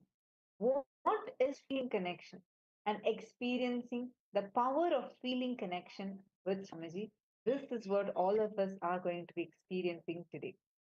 Nithyanam Chandrasekharaya, Nithyanam Anupandma Iqbal Bano. So yes, now after that powerful yoga that all of us just did, we did the Prathama Vinyasa Krama and the Dvitiya Vinyasa Krama. Now we will be entering into the power manifestation. Understand the yoga, what we do during the yoga prepares our body to hold these deep truths that Swamiji is teaching us. See, and actually, yoga means experiencing cosmic union with the cosmos. That is the real meaning of yoga.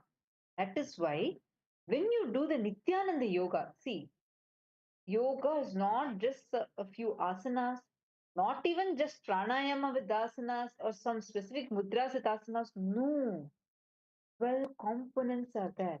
And those 12 components are what Swamiji has revived in the form of Nithyananda Yoga, in the forms of Prathama Vinyasa Krama Yoga, Triti Vinyasa Krama Yoga, Tya Vinyasa Krama Yoga.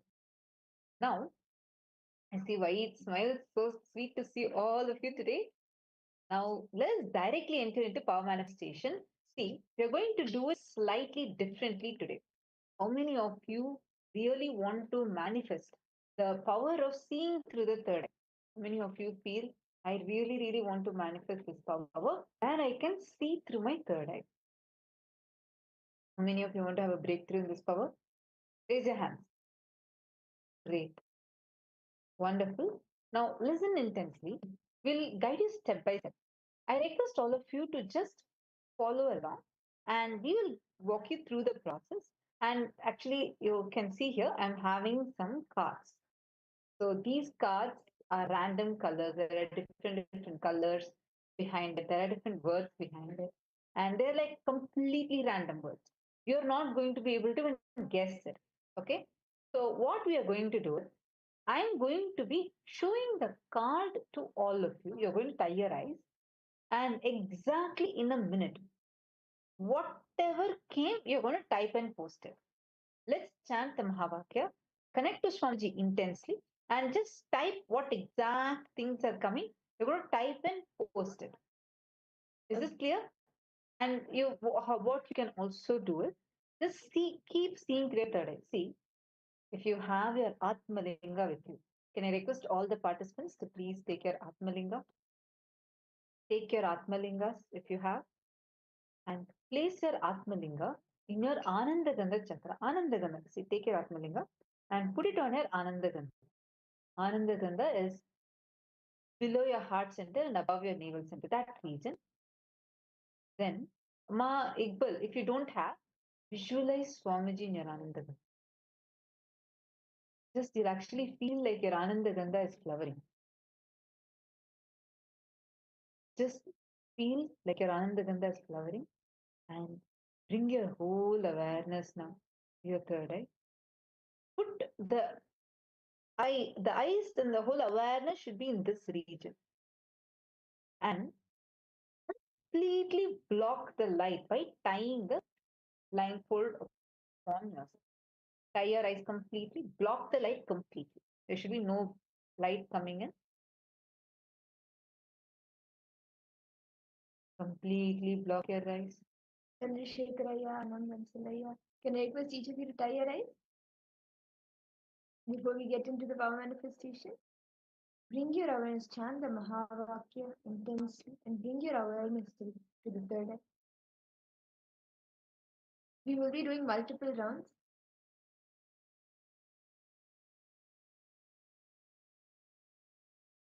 Now, connect intensely with Swamiji. Try your eyes. Remove your specs. No? Anandan Salai, if you're wearing specs, please do it. This power should be done without wearing specs. Tie your eyes and do not wear any specs. Make sure you remove it.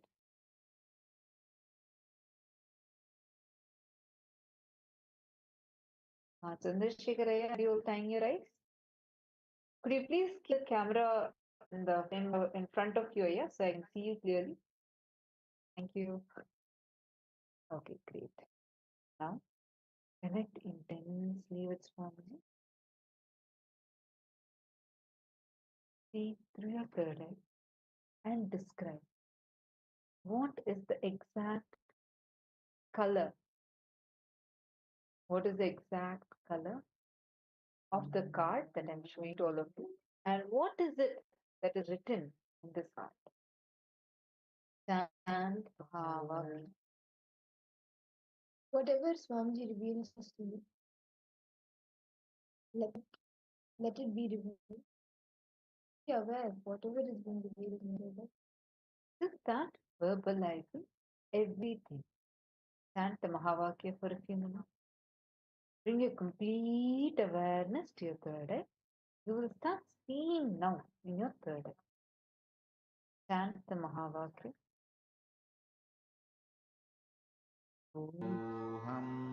Nithyananda Paramashivoham. Intensely connect with Swamiji. Look through your three eyes, the color and the words that are exactly shown. Whatever is revealed to you, start verbalizing it. Continue to chant the Mahavakya.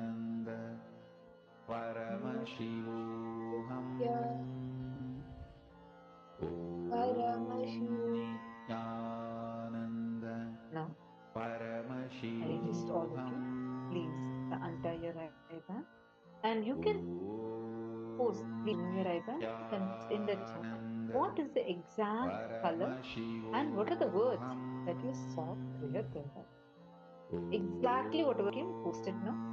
Nithyananda Paramashivoham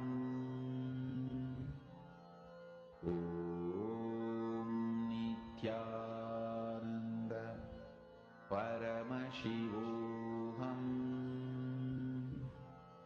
Om Nithyananda Paramashivoham Om Nithyananda Paramashivoham Om Nithyananda Paramashivoham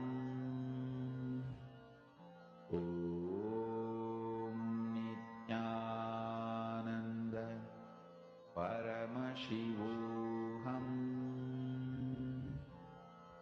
Om Nithyananda Paramashivoham. Okay. So you all have posted your answers. Shall I show you now what the actual color was? Ready? 3, 2, 1. This was the exact card that was shown. This is the pink color card that was actually shown. And the words written here is love, inner chattering. These are the words that are written. Hope you're able to see this.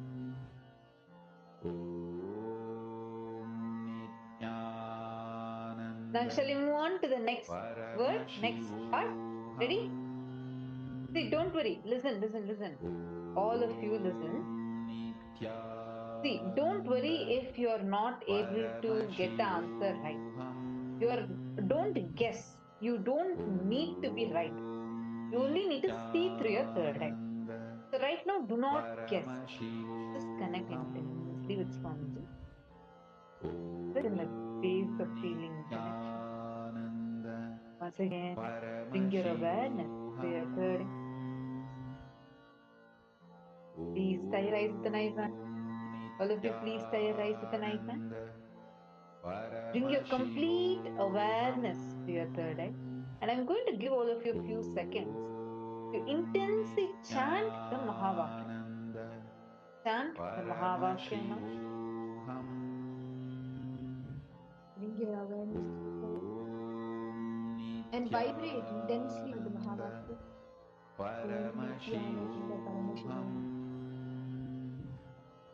Om Nithyananda Paramashivoham. Nithyananda Paramashivoham.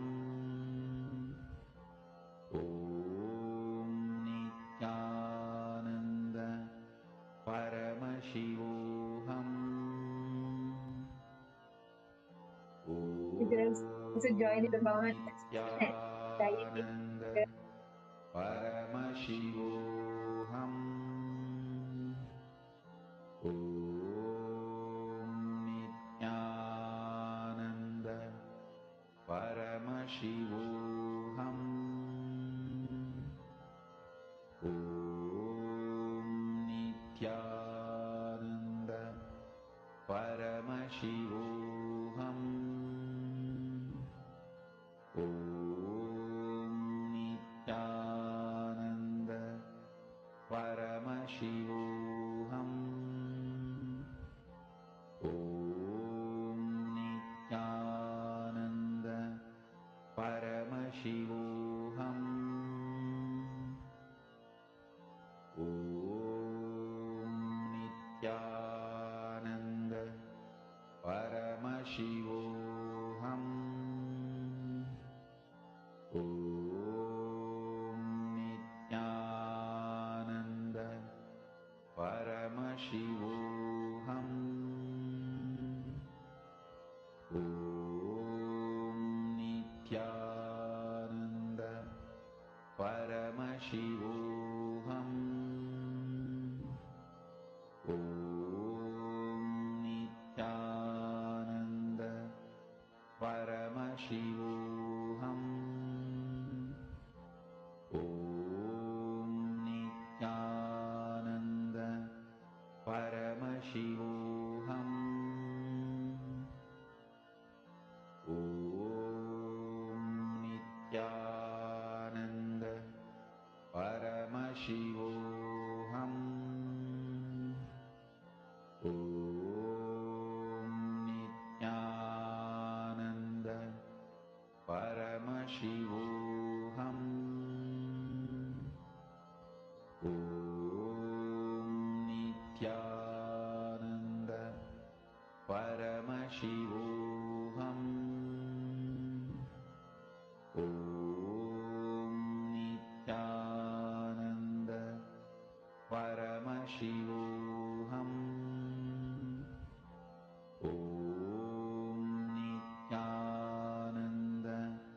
Paramashivoham.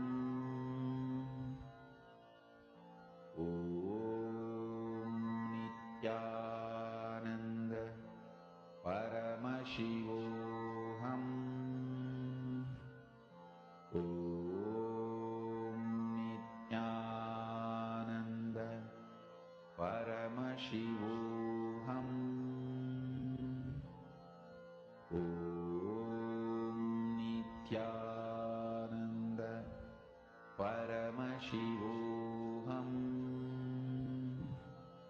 Om Nithyananda Connect with Swamiji. Paramashivoham. And now we are going to be showing you a card and you're going to see through your three eyes. I request all the participants to please say, connect deeply with Swamiji. Anapansalaya, please could you show yourself clearly? Yes, I can see you now. Connect deeply with Swamiji. See, bring your awareness to your third eye. All your See, focus on your third eye. Bring your complete awareness in the third eye. And Swamiji is going to be showing you in your third eye. Now we are going to be showing you a card. I hope all of you are able to see this card. Paramashivoham Om Nithyananda Paramashivoham. See the card now? Nithyananda Whatever color, whatever word you are able to start verbalizing. Just start telling it out. My Iqbal. Just start telling it. You don't need to even type. First start telling it out. Same way, Anand Bansalaya. Just start telling it out. Don't remove your eye band. Do not remove your eye band. Okay. Now, please relax. My Iqbal, it's okay. I think you by mistake removed your eye band. Don't worry. You can do it in next round now. So can I request all of you to remove your eye band now and post whatever Swamiji showed you in your third eye. My Iqbal, you already saw the card, so now you need to wait.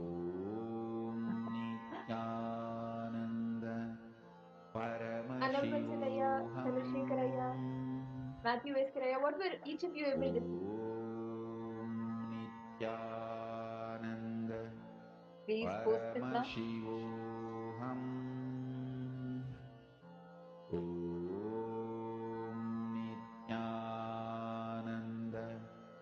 Paramashivoham Om Nithyananda Paramashivoham Om Nithyananda Paramashivoham Om Nithyananda Paramashivoham. Have all of you posted? Okay, shall we see now what the actual answer is? Ready to see the actual answer? Okay, pink color card written. Okay. Anand Bansalaya, actually I have a great news for you because you have manifested. This is not a pink color card, it's a purple color card. You're almost manifested. So that is wonderful. It almost looks pink only. And the words written on it is compare, looking at big picture. So this was the exact card that was shown. And now shall we do one more round? Are all of you ready for one more round? Please tie your eye bands. Okay, this time I'm going to be showing. I'm going to take a different card. I'm going to show. Can't even guess. So let's see. Ready?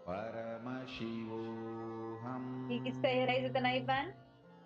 I'm ready with my card right now to show all of you. Intensely connected Swamiji and the Mahavakya. Bring your awareness to your third eye. Now, I'm going to be showing the card to all of you. Yeah. Start seeing through your third eye. See through your third eye. Start verbalizing whatever Swamiji is showing you. What is the color of this card? Whatever Swamiji reveals in your third eye, start verbalizing it.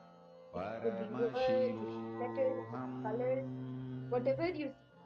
Bring your awareness completely to your third eye. And you literally feel your Kundalini Shakti flowing from the spine, the base of your spine, all the way to your third eye. Experience that intense energy, Swamiji, who is flowing through you and manifest. See through your third eye. Swamiji will clearly show to you now what is the exact color, what is the exact word. See intensely.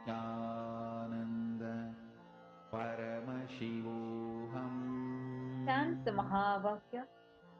Om Nithyananda Paramashivoham. Then connect with Swami. Om Nithyananda Just start telling out whatever colors you're seeing. Paramashivoham. Om Nithyananda Keep your third eye. Paramashivoham. Now, please open your eyes and post here in the chat what is the exact color and words that you see. Now, even each of you report whatever was revealed to you in your third eye, without filtering it, without anything. Maybe 2 rounds it was pink and purple, maybe this round also it could be. So, whatever was revealed in your third eye. See, Swamiji will always show you in the third eye. So whatever was revealed to you, tell only that without filtering it, without any guesses.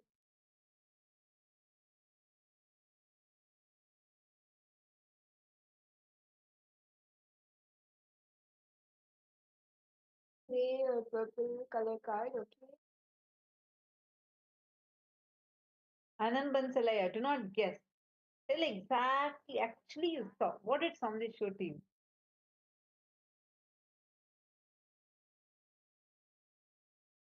Chandrasekharaya, Matthew Raya, my Iqbal Band. My Iqbal Banu can remove your eyeband and you can post in the chat what exactly Swamiji showed to you in your third eye.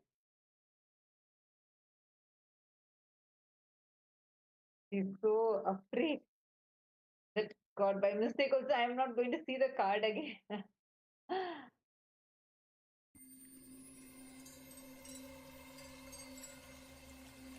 I welcome you all with my love and respect. Let you all open all your three eyes. Om Nithyananda Paramashivoham.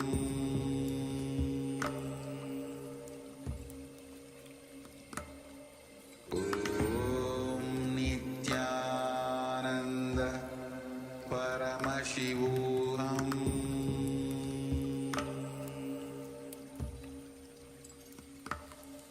Om Nithyananda Paramashivoham.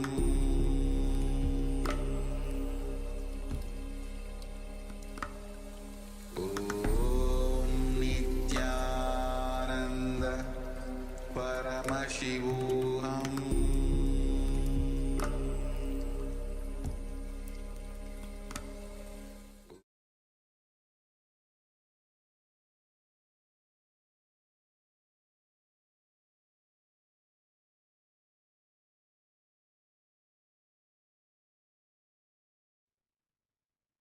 नित्यानन्दं परमसुखदं केवलं ज्ञानमूर्तिं द्वन्द्वातीतं गगनसदृशं तत्त्वमस्यादिलक्ष्यम् एकं नित्यं विमलमचलं सर्वदी साक्षिभूतं भावातीतं त्रिगुणरहितं सद्गुरुं तं Namami. Nithyanandam, we welcome each and every single participant and all the viewers who have joined us live for today's day 2 of the Paramashivoham program. I would like to request all participants to post how was the Nithyananda yoga for each and every one of you. Nithyanandam, ever Alfaroya? Yes, Nithyanandam Everaya, welcome you for the program. Ma Shulini Durga, Nithyanandam, Ma Wanghanyu, Nithyanandam, Ma. Nice to meet all of you. Ma Basti, Nithyanandam. Yes. Nithyanandam, Ma. Yes. Yes, course is going to start now, Ma. We're going to start now. First is the yoga all of us had, and now we're starting. Yes.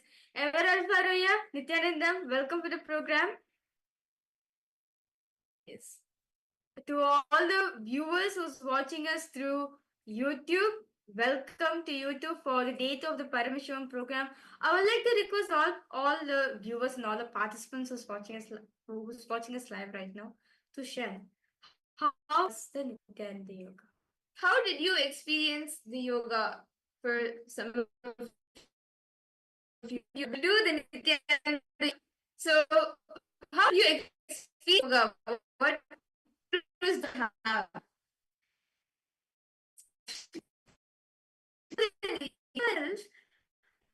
The grooves body, the science of enlightenment,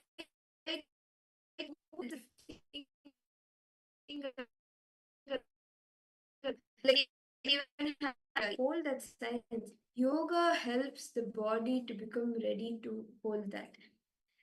Yes. Ever Alfaraya, were you able to do the yoga? How did you like it? And what breakthroughs did you have? Ma Basdi, Ma Shodini Durga, Ma Sharmain, Ma Wang Hunyu. All of you can post.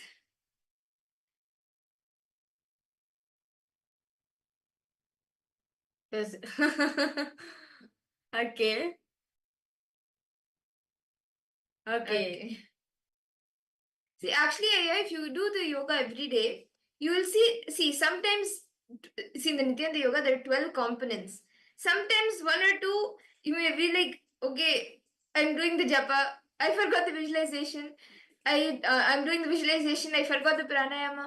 But as you start doing every day, when those 12 components become a part, like when you're able to do all the 12 components of the Nithyananda yoga, you will see how like actually doing one component itself brings uh so much benefits to the body. Doing all 12 components, you will see you have like a really huge breakthrough, not only physically but even mentally, and in all different aspects of life also. You will start seeing that you start having breakthroughs.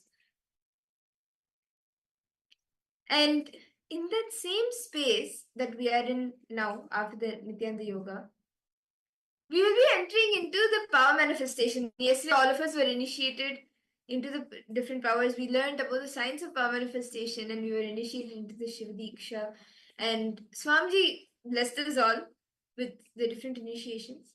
And every day, all of us will be starting our day with power manifestation. Right after the yoga, we will be starting our day with the power manifestation. We will be starting with the power of the third eye reading. And then throughout the day, we will be manifesting different powers. So, can I request all the participants to quickly bring your eye band? You can bring your eye band or a cloth with which you can tie your eyes, and we will be entering into the power manifestation. See, this power of third eye, the third eye reading, it gives you the ability to see anything not only in front of you, but even far off distances with your eyes closed. Actually, throughout the next few days, you will even be learning different powers like remote vision, body scanning. For all of this, see, the third eye is not just limited to something in front of you, it can even see far off distances. And anything, like even if you keep a partition and all of that, you will be able to see. So, with your eyes closed, with your eyes blindfolded, whatever is there in front of you or around you, you will be able to start seeing that. So can I request all the participants to please quickly bring the eye band or any cloth with which you can tie your eyes. Today, all of us will be seeing numbers. So we will be projecting a few numbers to all of you. And what you will be doing is you will be seeing through your third eye what the number is, what number is being projected. So can I request all the participants to now please close your eyes. Sit straight and intensely chant the Mahavakya. Just connect to the space of oneness with Swamiji. In the pure space of unclutching. Just become a vessel or like a something that Swamiji can flow through you. Just become a vessel for Swamiji to fill you. Become an instrument for Swamiji to flow through you.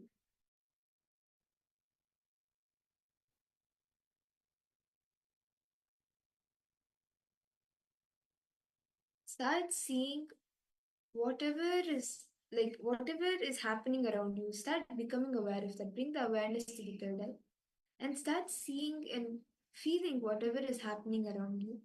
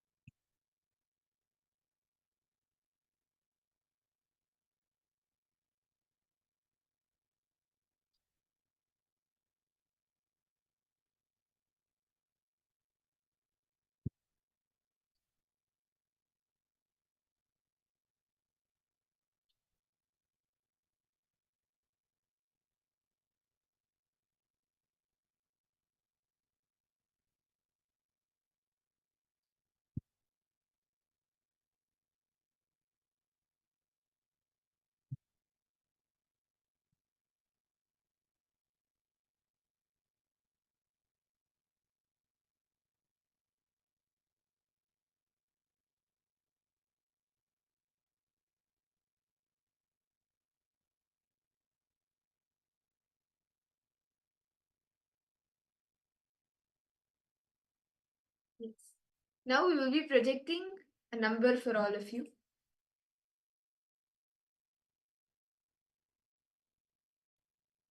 Whatever Swamiji shows you in your third eye, it could be the color and the number itself. But whatever Swamiji shows you, start verbalizing that.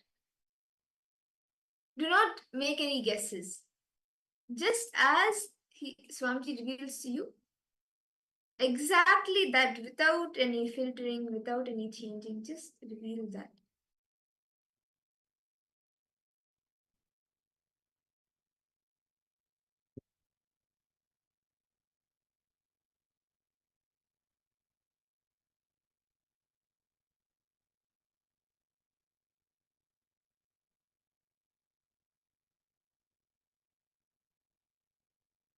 We are now projecting a number for all of you.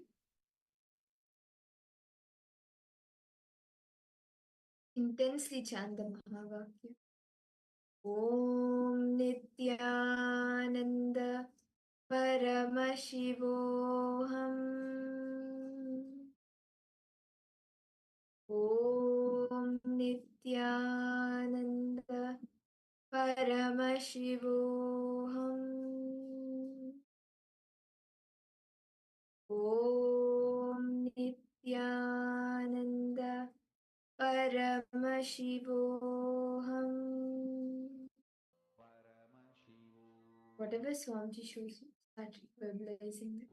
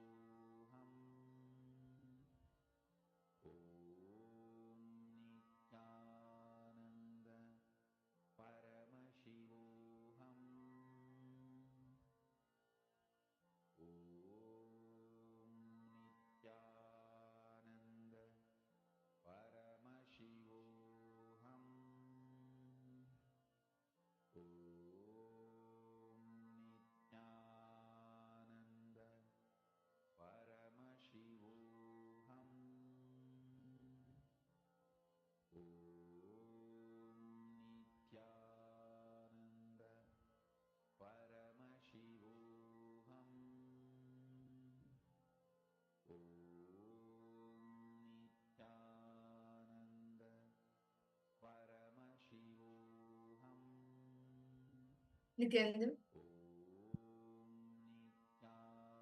I request all the participants to now please relax. You can open your eyes, and all of you can detail out in the chat what was the number that you were able to see. What did Swamiji reveal to you? How did he manifest through you? Can I request all the participants to please post in the chat? Ma Wang Hunyu, Ma Basdi, Ma Shulni Durga, Nithyananda, Ma Eberel Faroaya. Okay, 3. What else? Yes, Ma Aghora Rupani, Nithyananda Ma. Ma Siavu, Nithyanandam. Nice to see all of you here. Ma Gabriel Harris, Nithyanandam. Okay, 3 with lights in it. It's that red. Is red. Okay. What else? Ma Basdi and Ma Wang Hunyu. All of you can post. What else did Swamiji share? What else did Swamiji show you?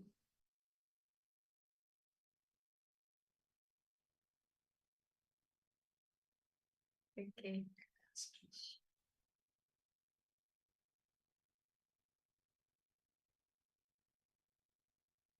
Okay. You're able to see. Okay, 1 minute, Ma Wang Hanyu. I'll just see your message. There's a lot of energy to turn your eyes and body 3 times. Okay. Okay. Oh, okay. You felt the energy. Okay, that's nice. So shall we all see the answers? This is quite interesting. Shall we see the answer now? What was the number being projected?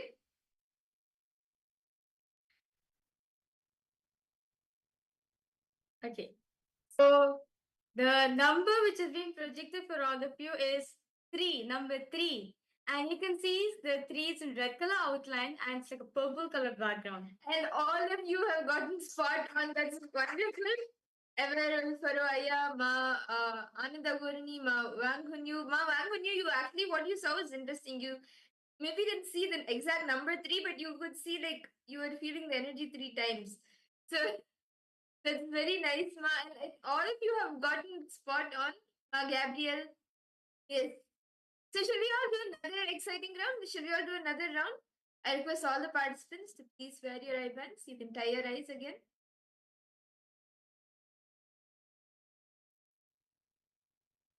See, just celebrate the manifestation.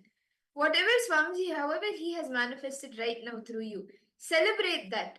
And we will now be entering to the next round. So I request all the participants, please tie your eyes. And we will be projecting a number for all of you.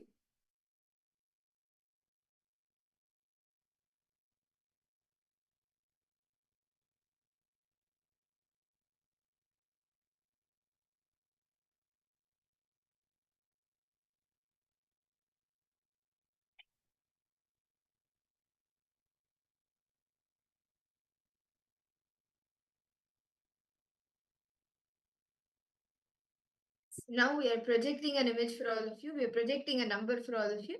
I request all of you to please start seeing, chant the Mahavakya. Intensely connect to Swamiji in the pure space of oneness.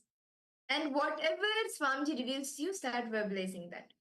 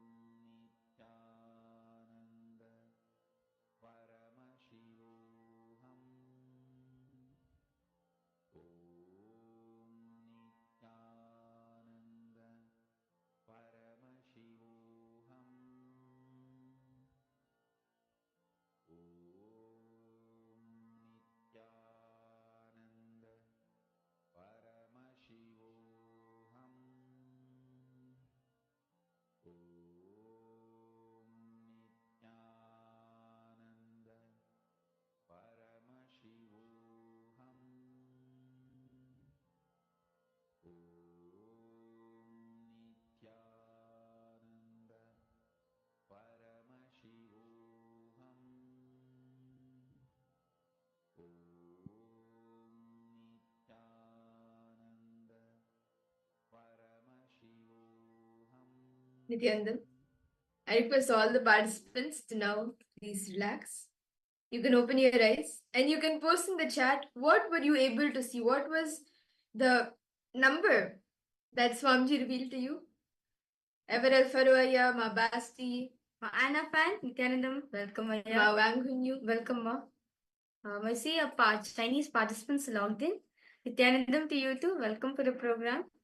I request all of you to post. Yes, Ma Anda Agori Rupini, you can remove your eyes, Ma. You can post what Swamiji is showing to you. 8. 8. Okay. Ever Alpha 8. Okay. How about for the rest of the participants? Ma Fang Li Chow. Ma Gabriel.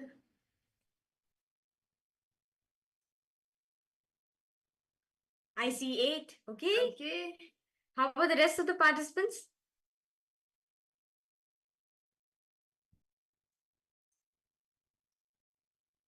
Ma Anita Trogger. Nithyanandam to you. Yes, Everett got it. You saw 8. Okay, that's nice.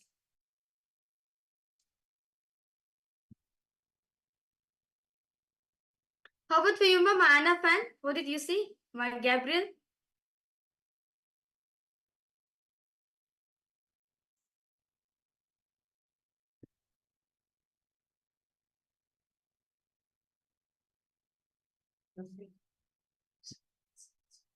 Okay, you saw. Okay. No issues, Ma. Okay, so shall we all see the answer now? What was the number that was being projected? Okay, so yes, Nithyananda Manadeshri, welcome. Okay, so let's now verify the answers. So the number which has been projected for all of you was the number 8. The number 8 is in a neon background, it's in light blue color. And this is the exact image which we are projecting for all the participants. Okay, so that's nice. Evel Faraya and Ma Gabriel and Masia Wu. Yes, you both have gotten spot on. Yes. See, just celebrate the manifestation. Whenever you manifest any power, just celebrate that manifestation. And yes, I request all the participants even share whatever you experienced during the power manifestation. Like Wang, when you shared how she was able to feel some energy, right? How did each of you experience it? How did Swamiji show you the number? Did it appear to you as a number, or did you see it in a different way? Did you hear it? How did you experience it?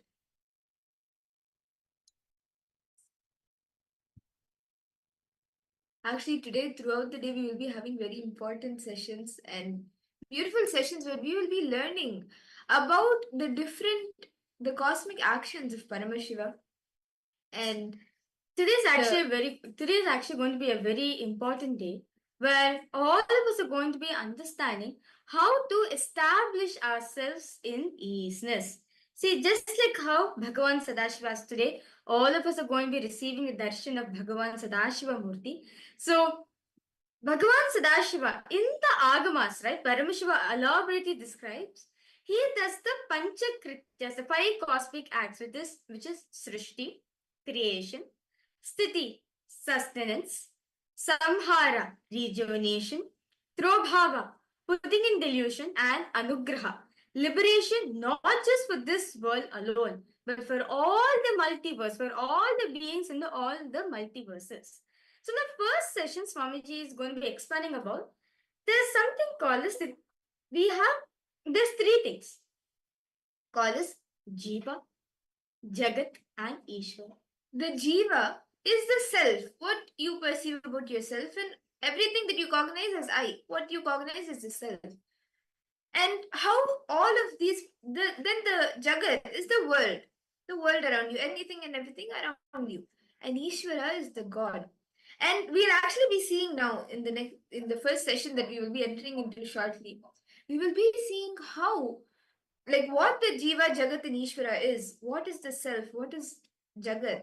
Jiva and then the Jagat, and we will be seeing also Ishvara, and how what you cognize and what you perceive as the self in the Jiva also impacts what you think about the Jagat, the world, and about Ishvara, the God.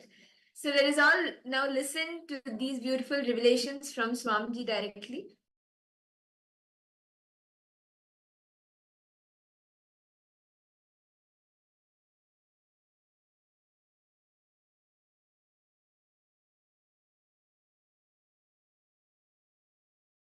Jiva, Ishvara, Jagat. The exact English translation of these three words is self, God and world. Jiva, Ishvara, Jagat. All three are made of same stuff. How you respond to all three will always be same. Please understand. If you are confused about self, you will be confused about Ishvara, God. If you are confused about self, you will be confused about the world.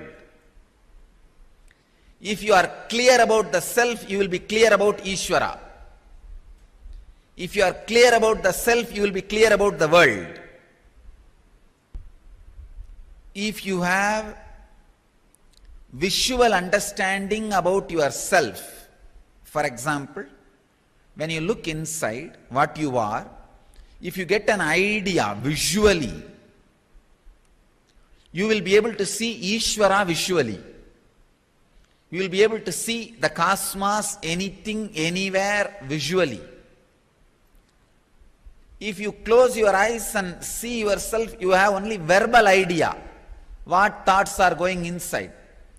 You can see Ishvara also only verbally. And about world also you will have only verbal knowledge. The basic thing needed for enlightenment is psychological revolution. Clarity about the self, world and God. Jiva, Jagat, Ishvara. Jiva is the self. How you think, how you are driven, what is your inspiration, what makes you run in your life, what makes you move in your life, why you think, how you think.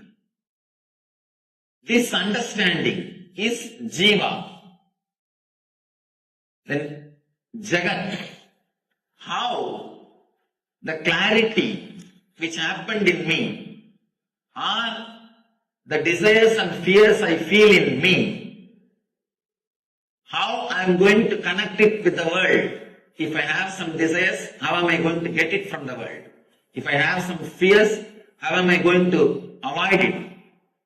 Avoid those things being forced upon me by the world. That relationship is Jagat. Ishvara means the source for both.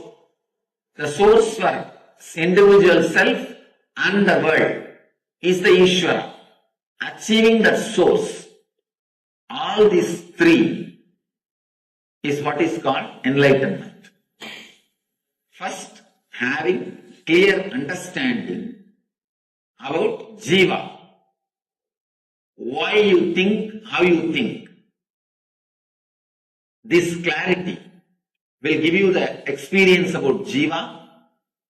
Then, how to connect with the world through your fear or through your greed. Achieving what you want to achieve or keeping away from what you don't want. This is the realization about the Jagat world.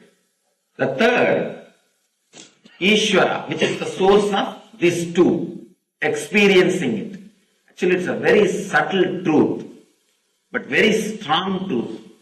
Just by understanding, it can liberate you. Just a simple understanding, it can solve so many problems, so many things. The click will straight away happen just by understanding. This sutra is the Nitya Sutra. Nitya Sutra means you need to practice it eternally. 25 states of consciousness, Jiva, 11 dimensions of the universe, Jagat, 5 operations of the Sadashiva, Ishvara, Jiva, Jagat, Ishvara. Understanding of all these three and how they meet, how they connect, who means what to whom.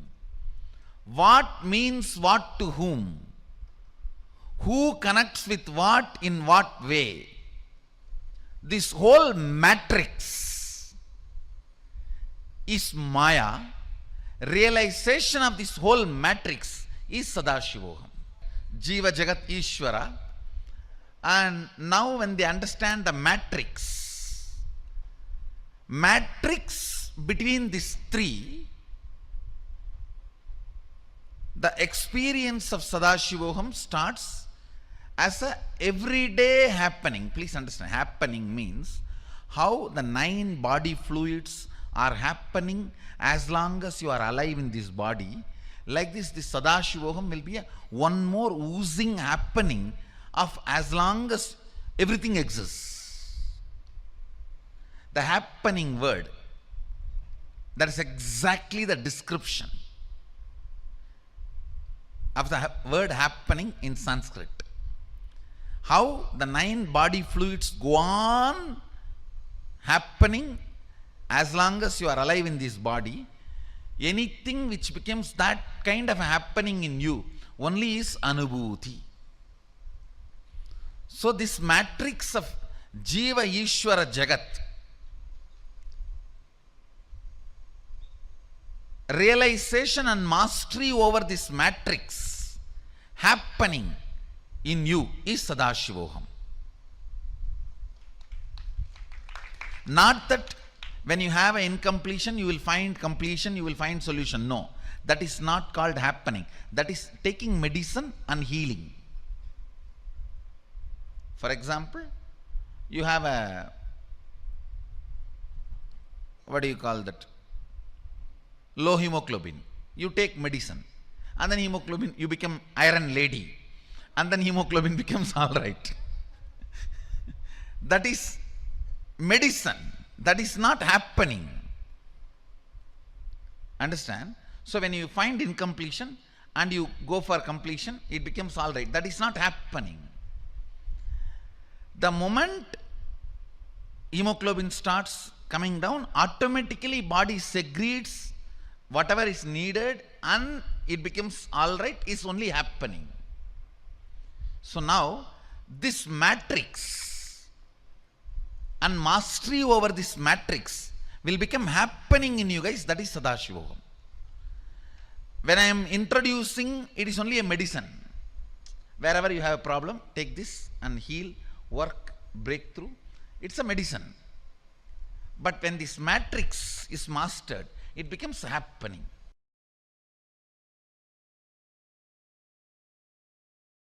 If your idea about you changes, your idea about the world and the God will change. Jiva, Jagat, Ishvara. Jiva is idea about you. Jagat is your idea about the world. And Ishvara is your idea about the ultimate. All these three are very closely connected. If your idea about you changes, your idea about the world will change. And your idea about the Ishvara will change. If you are fear-based, you will feel very connected to the deities with all weapons. 18-handed Kali or Muniyasami, Karuppannar, with all the deities which are violent. You will feel very connected because you are deeply feeling insecure. You want somebody to protect you with all the weapons. If you grow, if your idea about you changes, if you raise to the level of anahata, love, suddenly you will feel connected to Krishna. More love, more bliss, more joy. If you elevate yourself a little more, if your personality becomes a seeker, means seeker of enlightenment, you will feel connected to the master. No, with no other God you will feel connected. All those gods are okay, but you won't feel connected. Only the connection will be with master. You will feel master is everything. That is everything. People ask me, are you God? I tell them no, only for selected. I am not God for all, but only for those few who are seekers. People come and ask me, Swamiji, I heard that fellow had some miraculous experience in his life by you. You did that to him, this to him, why not do for me also? I tell them, no, it's not in my hand, it is in your hand. How much you feel connected. If you feel connected to me as a teacher, I will do only the teacher's job. Only the teacher's job will happen. If you feel connected to me as a master, the master's job will happen. If you feel connected to me in a much more deeper level, those kinds of things will happen. It is feeling connected that creates the possibility for miracles. That creates the space for power of coincidence to happen. Understand? It is you feeling connected. You are feeling connected. That creates a special space where miracles just continue to happen. Miracles are not done. It happens. If it is done, it is a work. Only if it happens, it is miracle. For you to become your Ishvara, only Jagat is created. Jagat is generated for you to become your Ishvara. For Jiva to become Shiva, Jagat is generated. Now know your goal and know you and generate your Jagat around you. For generating the Jagat, understanding about wealth and relationship, health, all this jnana vrata is required. You want to become very healthy. It means you have to attract a kind of people who are inspiring you every morning to get up and do yoga and do panchakriya and eat healthy. You can't attract the fellows morning itself, hey, come on, let's go to bar. You can't afford to attract the fellows, come on, let's go to McDonald's. Eat that 7-layer burger, Texas size, Starbucks coffee, 2-liter Coca-Cola.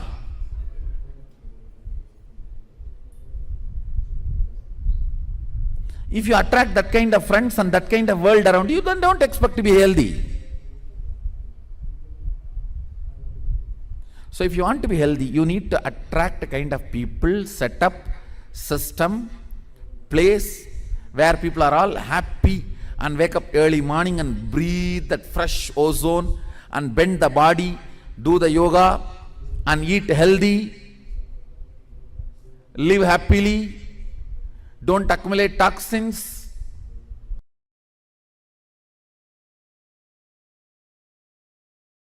Jiva.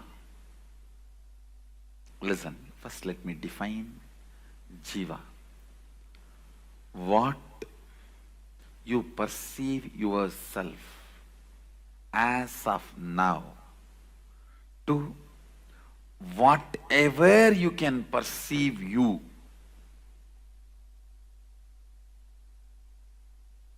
Till that level, you are called Jiva.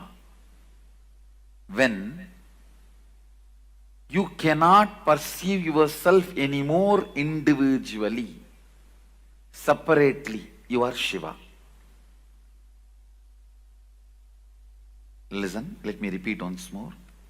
Whatever you perceive as you, as of now, from this point to whatever you can perceive as you, whatever you are perceiving as of now to whatever you can perceive as you. Understand?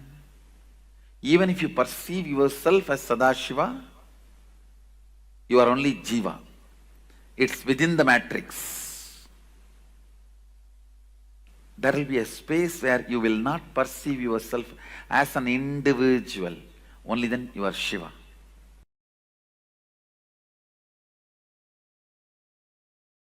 Sadashiva. Please listen.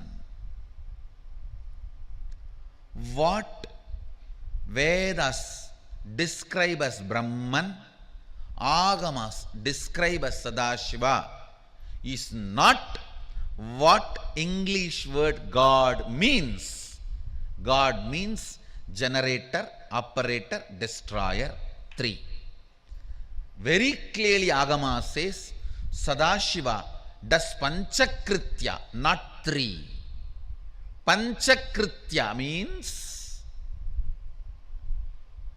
creation, protection, destruction, delusion, liberation. Srishti, Sthiti, Vinasha, Trodana, Anugraha. Even the word Srishti is not equivalent to creation. Even the word Sthiti is not equivalent to operation. Even the word Vinasha is not equivalent to destruction. Even that is a mentally retarded, handicapped version. The word God is not equivalent to Sadashiva.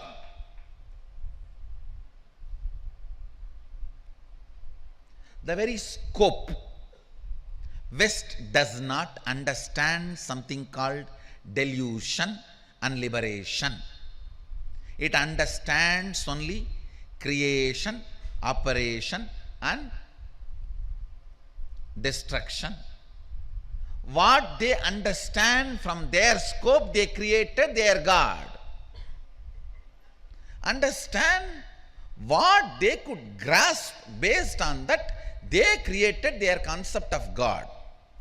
What we experienced, from that we expressed Brahman and Sadashiva.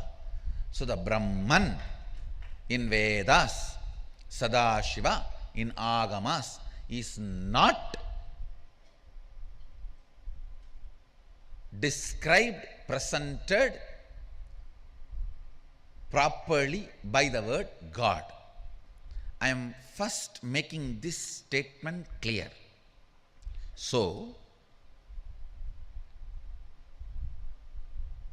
the moment I have discarded even the word God, where is the question of getting absorbed into that God? Understand, supernatural, paranormal, magical, all these words no way relates with what Agama describes, Upanishad describes as Shaktis.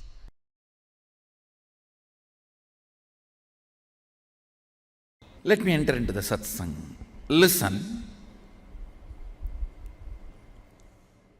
Hindu tradition has only 3 steps for ultimate realization, manifesting Sadashivatva.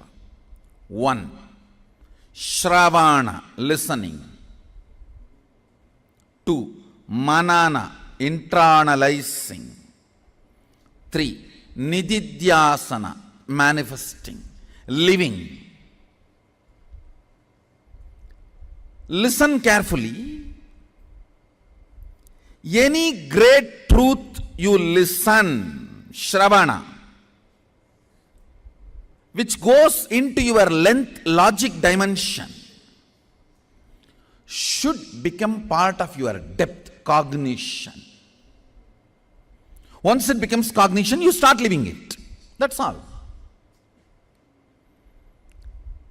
Logically, you all heard millions of times from me, you are Mahasadashiva. You are the same pure consciousness. But it has not yet become your depth, cognition. It is sitting there, but not into your Anandagandha. Listen carefully. What is the way? All your great ideas, see, as long as it is only a length logic, it's an idea. When it becomes cognition, it is life. Ideas you have about your soul. What is individual soul? What is Jagat? Means universe, human beings, life, nature. What is Ishvara? Listen carefully. You have all the right ideas now. Nothing more need to be taught. That is why no guru can stand in front of my disciples. You guys know too much. No doubt. Amazing ideas about self means Jiva, Jagat, universe, Ishvara, God. You know too much and it is in your logic, in your length. But it has to become your cognition, depth. How? How? Understand, when all the great ideas about Jiva, Ishvara, Jagat, self, universe and God is sitting in your logic, it is yet to become your depth cognition. You all have all the right things. I have seen many people, when they advise others, the way they advise, oh God. Understand, it does not need to be our weakness. It can become sadhana. Listen.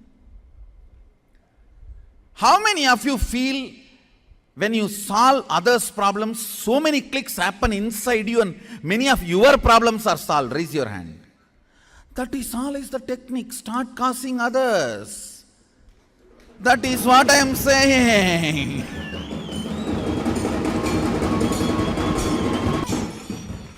Understand. All the great understandings you have about each self, universe and God, Jiva, Ishvara, Jagat. Jiva, Ishvara, Jagat. All the great things, great ideas you have need to become part of your cognition, depth. How many of you feel, everything I have in my length, if it becomes depth, now I will become enlightened. I have so much. What is the methodology then? Causing, that's all. Understand, causing is a spiritual practice, because every time you cause others, you just lift yourself to the higher understandings, cognitions, where the understandings you have in the level of logic length becomes part of your depth cognition. Sivam, ungal பெயர் அல்ல, ungal சத்தியம். Shiva is not just your name, it is your Satya, it is your Satya, it is your existence, it is you, it is you, it is your very you, the core of your existence is Shiva. Shiva, Shiva, Shiva. Listen. Even when you have self-doubt, see, always, all of you move from one thought to another thought, because your mind moves from one thought to another thought. You get self-doubt about anything you try to understand. Understand? The believers will have a self-doubt about their bhakti. Non-believers, even atheists, will have a self-doubt about their atheism. any philosophy you try to believe, you will have a self-doubt. Only when you experience, your self-doubt will be burnt. Self-doubt, when it is unattended, becomes self-hatred. Self-hatred, when it is unattended, becomes self-denial. That's what I call SDHD, just like ADHD. How kids have ADHD, adults get into SDHD, self-doubt. Unattended self-doubt becomes self-hatred. Unattended self-hatred becomes self-denial. The SDHD leads to doubt about life.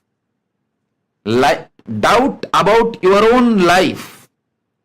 Doubt about your life becomes hatred for life and denial of life. LDHD, life doubt, life hatred, life denial, only becomes frustration, anger, depression about life.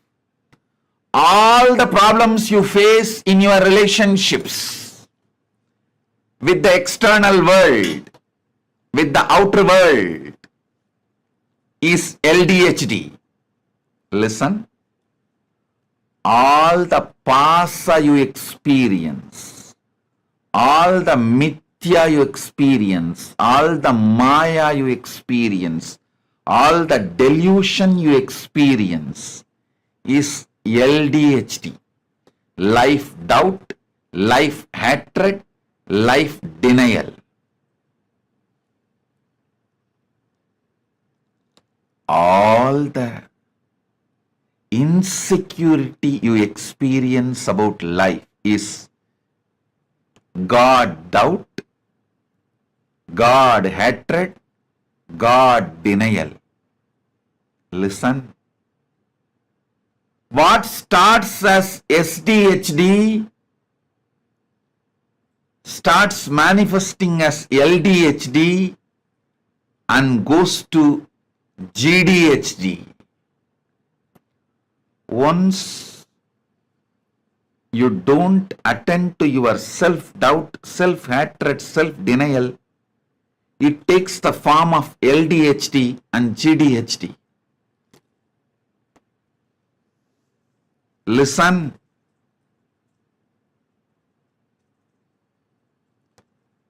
Come to the source core of you. The source of you. Through experience. How you experience, you exist with that same strength, power. You can experience Paramashiva exists today. With that experience of Paramashiva, your SDHD, LDHD, GDHD, all of it will disappear, dissolve. You will experience Paramadvaita. Parama Advaita. Understand that first. You always think, only if I can visualize the great truths inside me and concentrate on it without getting oscillated, I will get enlightened. I will experience Paramashiva. No. Paramashiva is larger than your ability to visualize. That is why Upanishads declares. Upanishads very clearly declares, Avangmanati kocharam. It is beyond your ability to visualize and verbalize. He is the frequency which cannot be verbalized. He is the vibration which cannot be visualized. The nada which cannot be verbalized. Bindu which cannot be visualized.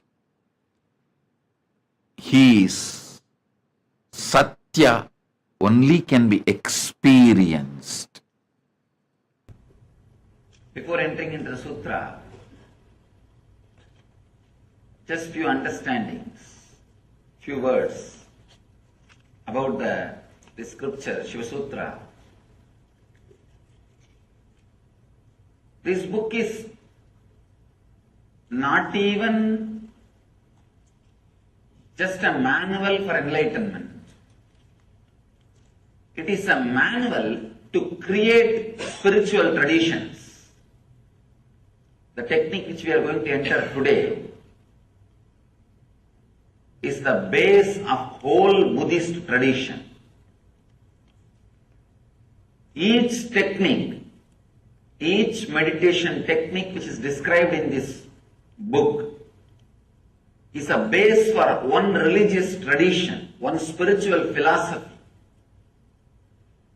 Out of this one meditation technique, whole Buddhist tradition is born. Fortunately, this book is older. That is why we are able to say from this book it started.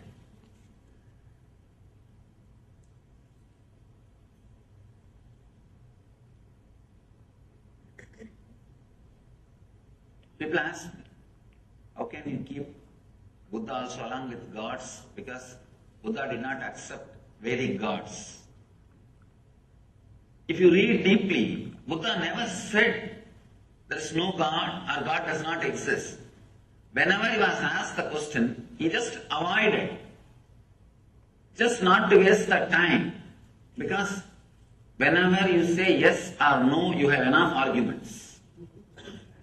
People come and ask me, Swami, is there God? Atheism with a decent, cultured, responsible is straight path to enlightenment. There are many masters who led people to enlightenment through atheism. Very rational, logical, responsible. There are many masters who never accepted God but led people towards godliness. People ask me, is there God? I tell them God is not the thing to argue by saying yes or no. The moment I say yes, I'll have 1,000 more questions. The moment I say no, again 1,000 more questions. Both are not going to help you. Neither yes nor no is going to help you. Just give a technique through which he will realize. He himself will achieve the truth. Buddha did the same job. He never said yes, never said no. He just gave the method. He just gave the technique and led people to achieve the enlightenment, achieve the truth.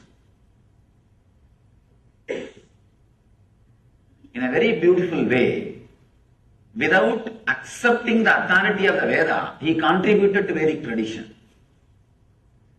See, there will always be 50% of the people saying no for everything. See, when you say no, it feels very juicy. Saying no is really very juicy. That is why, kids, why do you think constantly kids say no for anything and everything? Because it gives them the feeling that they are grown up now. Only when you say no, you feel you have freedom. There is something called positive freedom. Freedom of acceptance and saying yes, the ultimate freedom. But unfortunately, neither we are taught about it, nor we experienced it. I can tell you actually, this moment you can liberate yourself. All you need to do is accept you as you are in the outer world and the inner world. Suddenly you will see you are untouched. You are clutched by only one thread, non-acceptance. Sutre Maniganaiva, Krishna says, I am the thread running through the whole existence. There is one thread in you which is running through the whole suffering of your life, non-acceptance. Just like a Lord is the thread. Krishna is the thread running, connecting the whole existence. Your non-acceptance is the thread running and connecting your whole sufferings. What you call as samsara roga, bhava roga, suffering of disease. This one moment, a simple acceptance. People ask me, I am not able to accept that I am not able to accept me, Swamiji. I tell them, already, at least accept that you are not able to accept you. That's all. Even that is an acceptance. Even that acceptance can suddenly unclutch you. There is no need for thought flowing in you. There were one group of people who are very simple, who are able to straight away connect and accept and realize the truth. For that group, the Vedic tradition was helping. But slowly, unfortunately, a kind of a negative wave, a negative group started developing because the spiritual techniques and the transmission of the spiritual enlightenment was not happening at one point. Transmission of enlightenment was not happening. So the antagonistic crowd, the crowd which started saying no to everything. If you say no logically, there won't be any problem. Saying no, just, I don't want, just for the sake of feeling strong. For that group, there is nobody to guide them. It is not that just because they have gone astray, they can be dropped or they can be completely thrown out. No. Somebody has to take care of them. So then, divine descends as Buddha, who gathers all the dropouts, gathers all the people who are saying constantly no. He also gathered all of them and said, yes, he played the same tune. He played the same tune, but I can say among the masters, Buddha is the master who contributed maximum number of enlightened beings to the planet Earth. Maximum number of enlightened beings are contributed to planet Earth from the Buddhist tradition. Directly from Buddha. When he was alive, fortunately he was in the body for more than, you can say 80 years.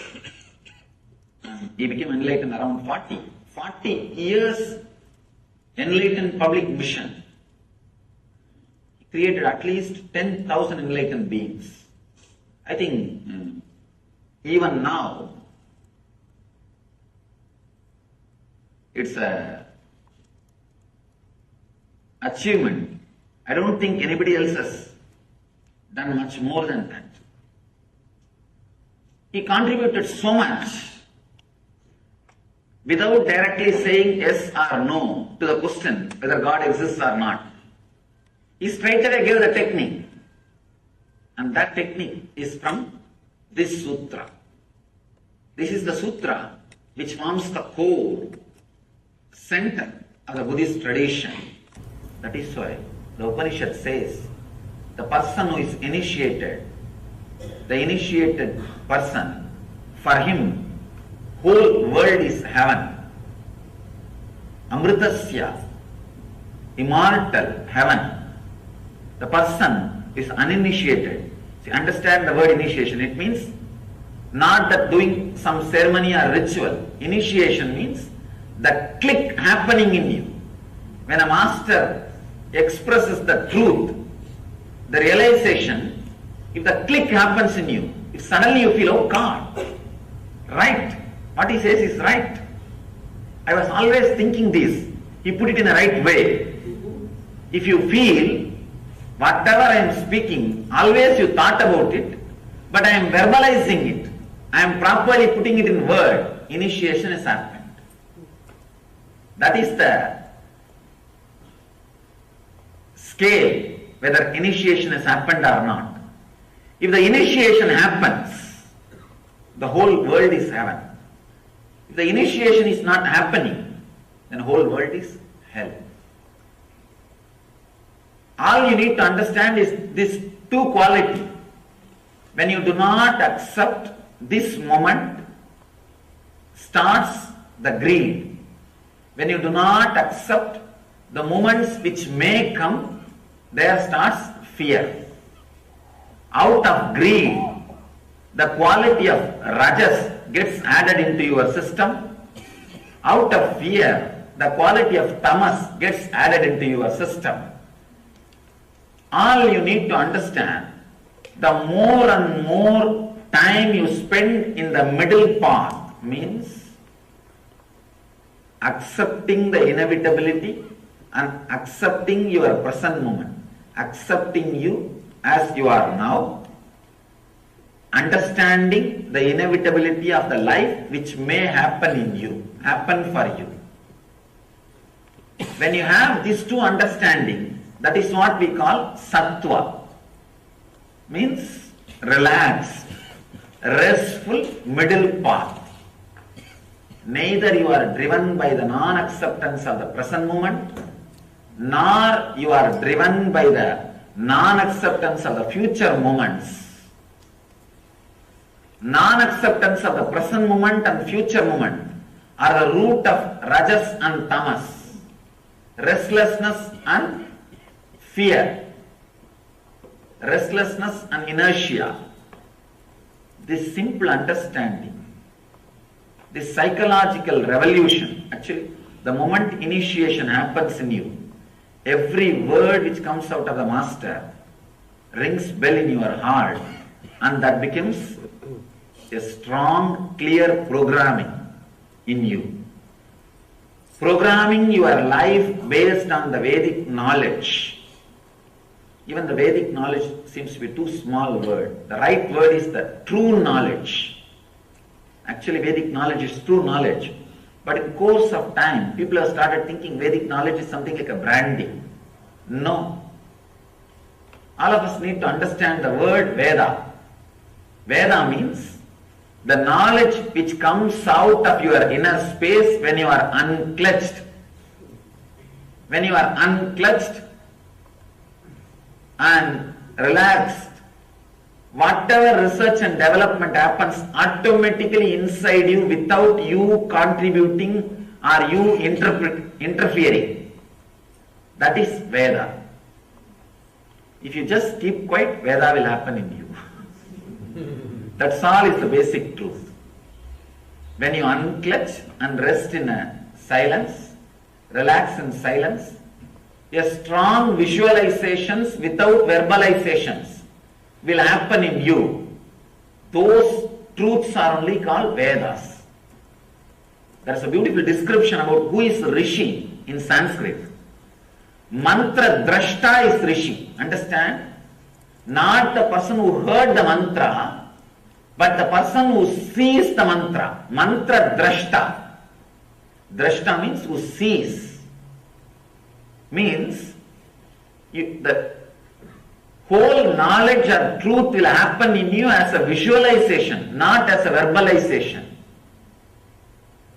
When you drop from verbalization, unclutch from verbalization, mantra drashta will happen. Now we are all only listening the mantra. Means like a sound, either from outside or from inside. It comes out only as a verbalization. Then you are not Rishi. Relax. Then it is not Vedas. It is not the true knowledge. It is perverted knowledge. In Sanskrit we use the word, the perverted knowledge. Means half truth or perverted truth. When you unclutch from the verbalization which is constantly happening, your strong visualizations beyond your verbalization will come out. All you need to do is put all your effort and relax from unclenching. Suddenly you will see a very strong visualizations will start happening in you. Those visualizations are only called as visions. Mantra drashta. You will see the mantras. Mantra means knowledge, truth. You will see the mantras. You will see the truth. That is what is called Veda.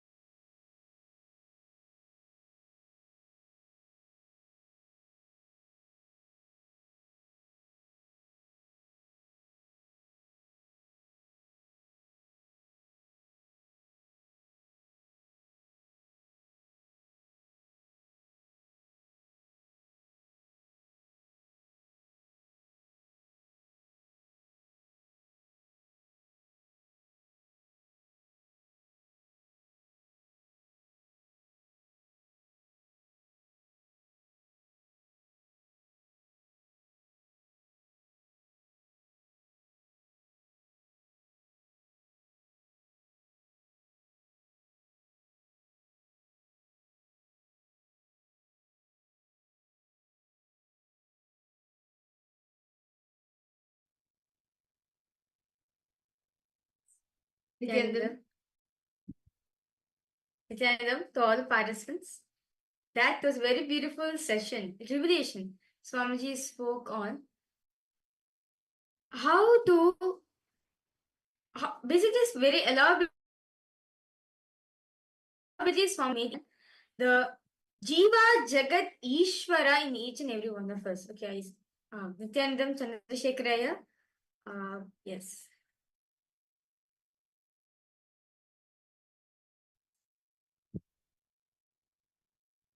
See, beautifully Swamiji revealed to us in this session about the Jiva, Jagat, and the Ishvara. How the Jiva, the self, affects or like what we perceive about ourselves, about you, within you. What you cognize about the self, the Jiva, is how you see and you perceive even the Jagat, the world, and Ishvara. Your perceptions, based on how you think about yourself, your perceptions about Jagat and Ishvara also change. How many of you are able to see this actually happening in your life? When something within you changes, when a thought current within you changes, or within you feel a certain way, then the way you, like, if you feel very positive inside, very happy, then even the situations around you, the Jagat around you, you start seeing it in a different way. You start feeling life is auspicious, life is showering me. But the moment you start using life negative words towards yourself, or you start feeling powerless, even the Jagat around you, the world around you, you start feeling as if life is bad, life is unfair. How many of you are seeing this actually happen? You see that what you think about the self, the Jiva, affects your perception you have about the Jagat and about Ishvara. And how many of you answer any questions, any ask. In this session, right, all of us like Jiva, Jan, Ishvara. Jiva is the individual consciousness. Jiva is the 25 states of class. Jagat is the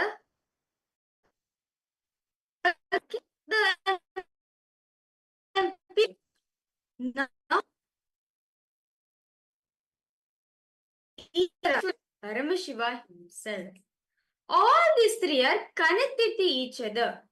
Understand? You may think how world is connected to me or how God is connected to me, but fundamentally we need to understand God, world and us are connected. See, visualize this as a triangle.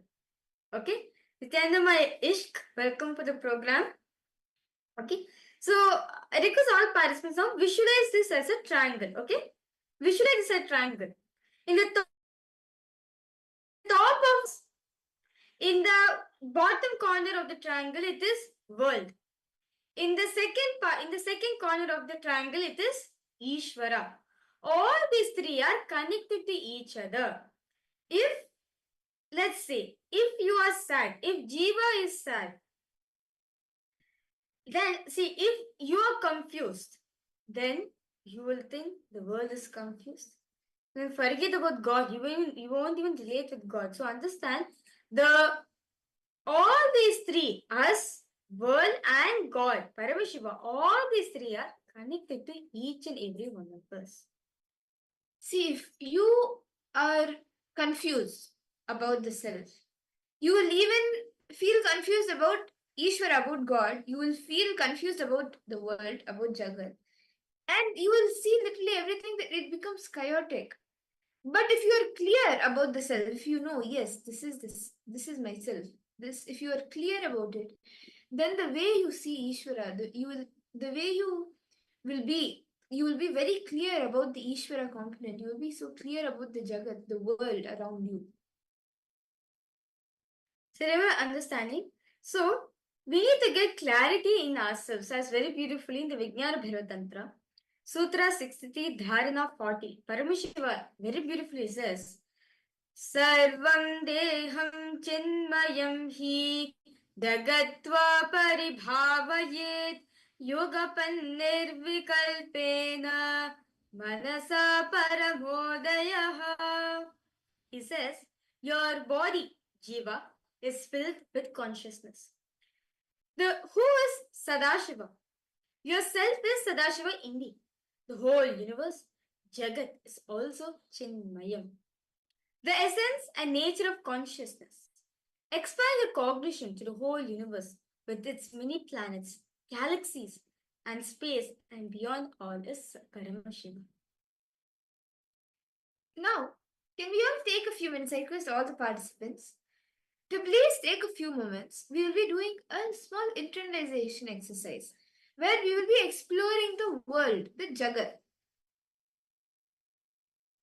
So, what all of you will be doing right now is just think about, look in and think how you perceive the world around you, the people, the society, everything around you, how life as a whole, how do you perceive it? List all the perspectives about life that you have, life, society, nature, everything, all the perceptions you have about the world around you. You can maybe ask questions to yourself like, how do I relate to others? What do I view, like, how are my views about the universe? For all of these different questions, these are just two examples, but you can ask questions like this to yourself and write down the different perceptions you have about the world, the Jagat around you. Let's take a few minutes to write this down.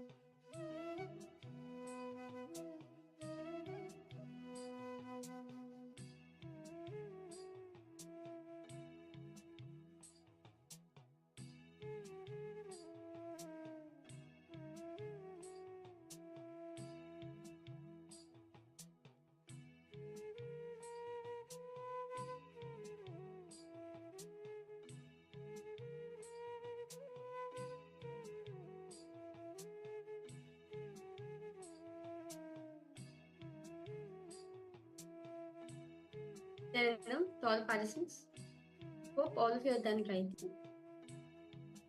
So in the first round, right, just now, all of us wrote about the ideas, what we carry about the world, right? Or various different concepts, various different ideologies we carry about the world. Now, can I request all participants to please take a few minutes and write your concept of God. All the ideas, beliefs that you have about the higher power or about God, about the Ishvara. Write down your thoughts about the divine. It could even include what you think and how you interact with the God, how you interact with the Jiva and Jagat. It could include this also. You will actually find similarities. Please start writing it. What is it that you think about God? Whatever ideas, whatever beliefs you carry about God, just write it down.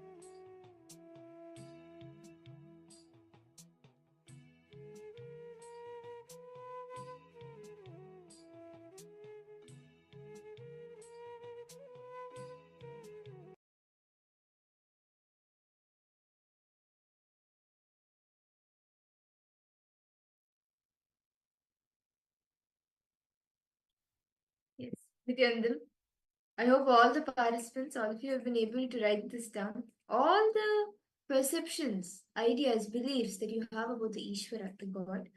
Do any of you have any questions till here? And are you able to see how the three, the Jiva, the Jagat, and the Ishvara are connected? The way you see the Jiva, the self, directly even affects the perception, the beliefs that you have about the Jagat and Ishvara. How many of you are able to see this? Masyahu, you have any doubts, any questions, ma? Are you understanding? Ma Wanghunyu, Masyahu, Ma Shuldani Durga, Ma Gabriel, Ma Margarita. If any of you have any questions, you can post. Ma Ananda, Agora Rupini, you have any questions, ma? I request all participants to post if you have any questions, any doubts you have. Do feel free to post in the chat section. See, so many Chinese participants are here. So I kindly request, like, if you have any questions, any doubts in understanding this concept, do feel free to post in the chat section. Quicksing, Vengaya, and how Chennaya. Nithyanandam to all of you. Okay. So in this round, in this exercise, right, all of we wrote about how we perceive about the God, right? The various different ideologies and the perceptions we carry about God. Now, let us analyze the situation. Now, I request all of you now, let's create a mind map with 3 circles. Jiva, Jagat, Ishvara. Can I request all of you to get 3 circles, draw 3 circles and come?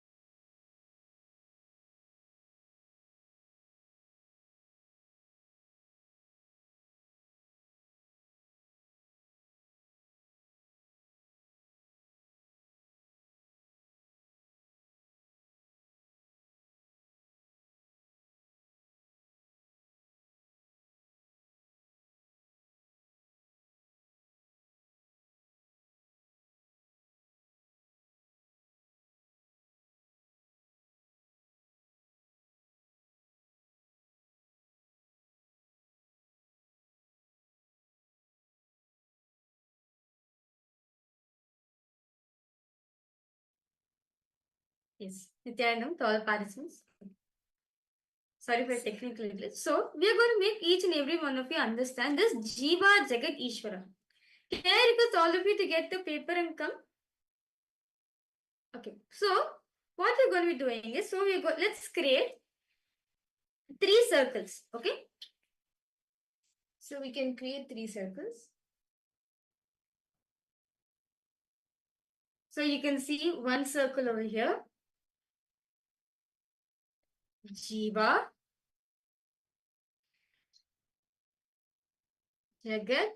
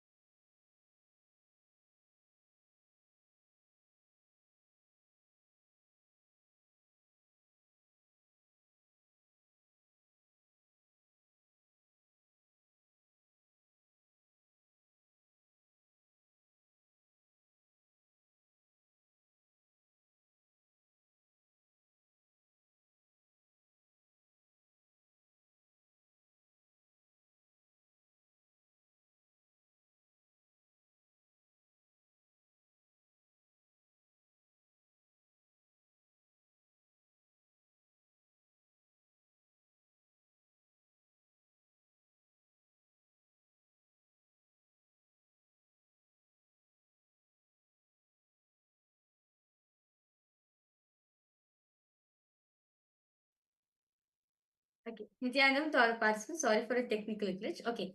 So now all of us have written, right, our ideology about Jiva, Jagat and Ishvara.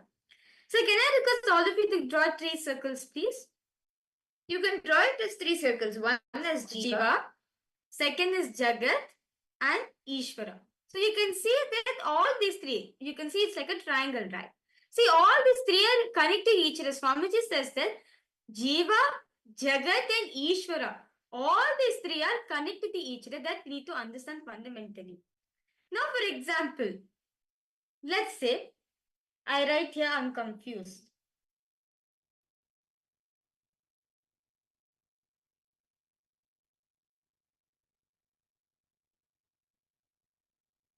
Okay, so I write over here that I am confused. Now what will happen? Even, see, now if I approach the world out of confusion, right? It will be out of, I see the world as chaotic. It's so chaos. I'm not able to take it, so chaotic. Now, Ishvara. Ishvara, I'll think it as distant, unapproachable.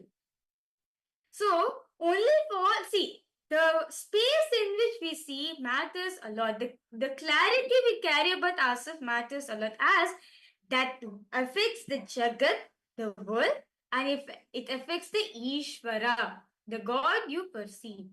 So I request all participants now, may I request all of you now to let us understand how these 3 are connected about each other. See, Swamiji says, if we are clear about you, right? If you're clear about yourself, you may perceive world as an interconnected and harmonious thing. And you'll understand God as the source of that reality. See, you can actually draw, once you draw these 3 circles, connect them and see based on what you have written down. What are this, like, you can actually see how each one is connected. The perceptions you carry, beliefs you carry about yourself, the Jiva, directly affects how you see the Jagat, the world, and the Ishvara. I request all the participants to now take a few minutes, draw the 3 circles, and see how each one is connected based on your internalization.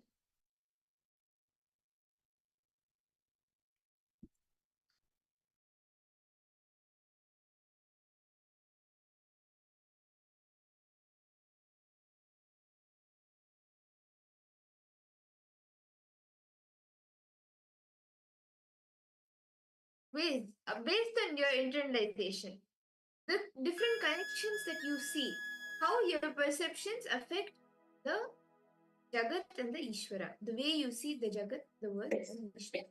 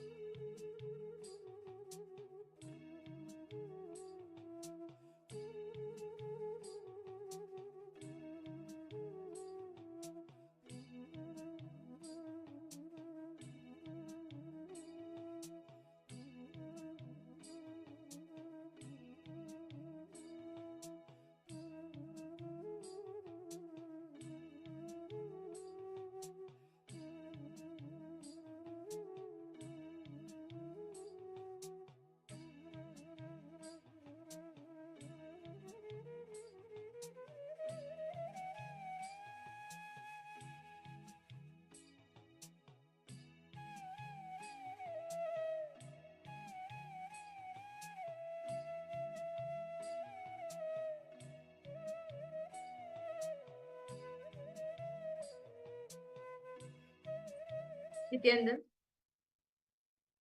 I hope all the participants, all of you have been able to write down these and do the connection of how the Jiva, Jagat, and Ishvara are connected, and you've been able to understand how these three are interconnected and interlinked.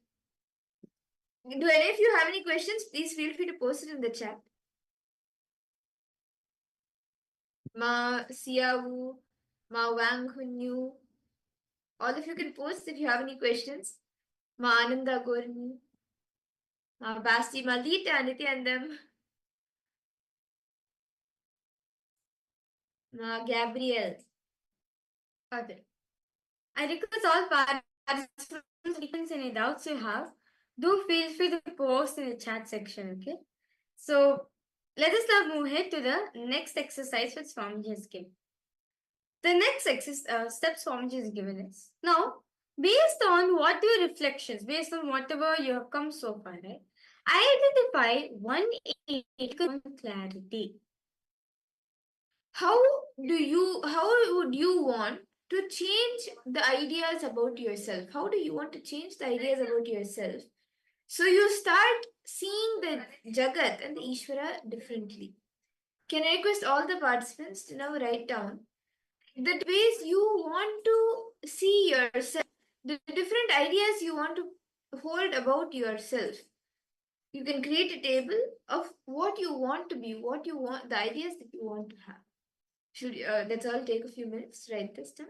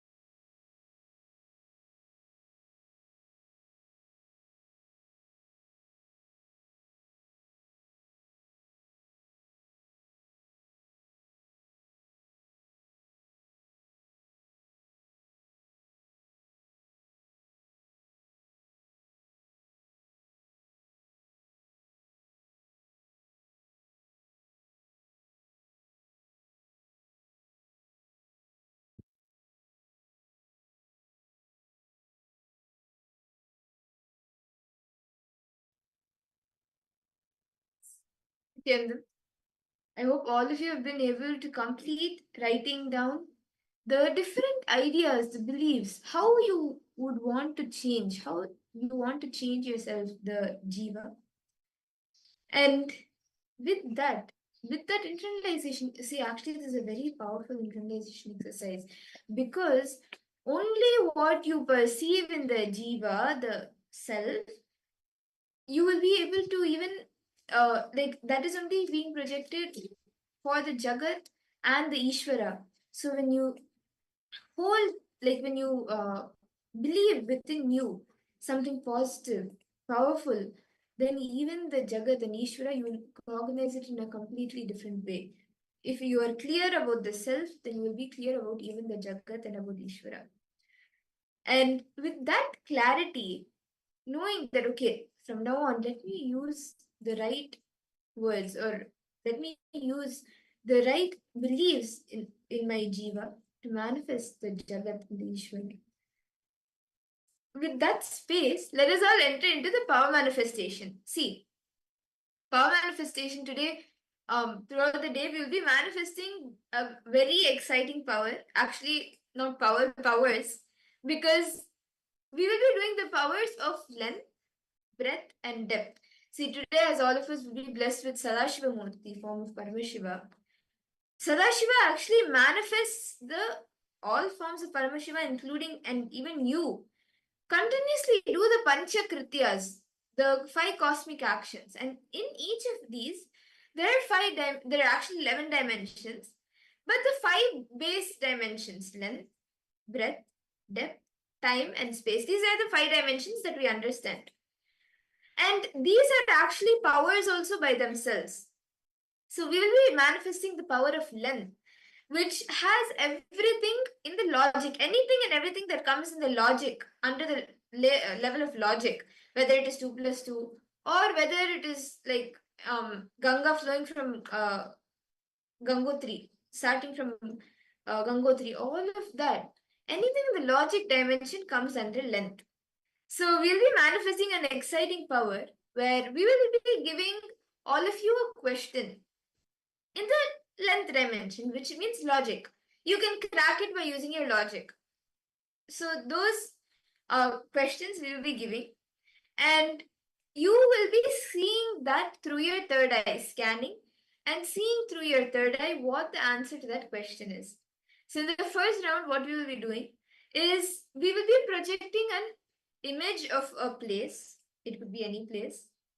And you will be scanning the height of that building. You can scan the name and the height of that building. So this is what you will be doing. Now, can I request all the participants to please settle down and you can sit straight. Intensely chant the Mahavakya. Connect to Swamiji intensely. Om Nithyananda Paramashivoham. Om Nithyananda Paramashivoham.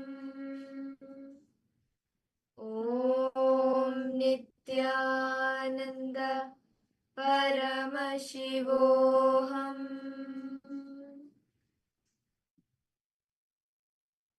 Now we will be projecting a question for all of you, a building for all of you. All of you can start scanning and seeing what is the height of this building. Whatever number Swami shows you, whatever he shows you, even if he shows you the name of the building, the place where the building is, the country, the city, start revealing everything, all the details, whatever Swami shows you, you can all post it in the chat.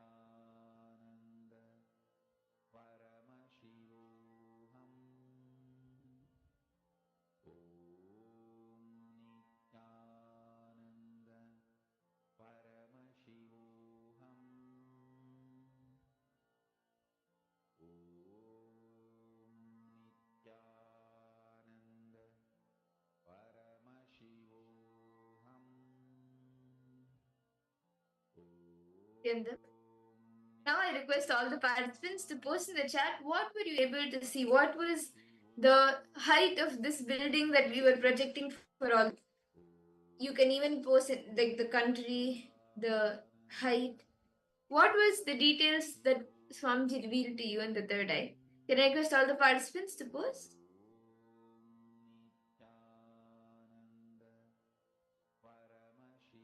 Whatever you saw, whatever numbers you saw, see, do not guess. Okay, this is a small image, it may not be this tall, or no, it may be more taller than this. Don't guess based on your logic. Right now, use the logic of Paramashiva. What Swamiji shows you, please, you can share that.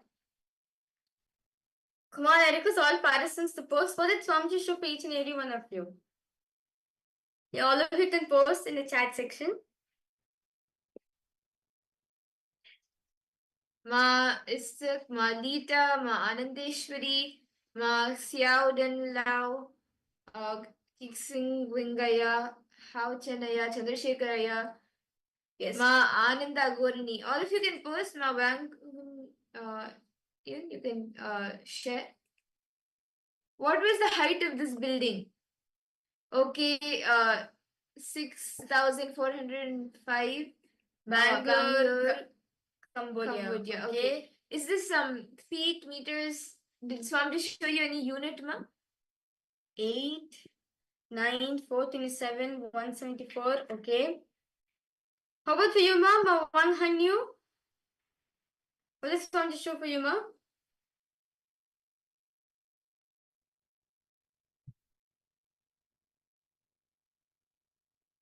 Okay.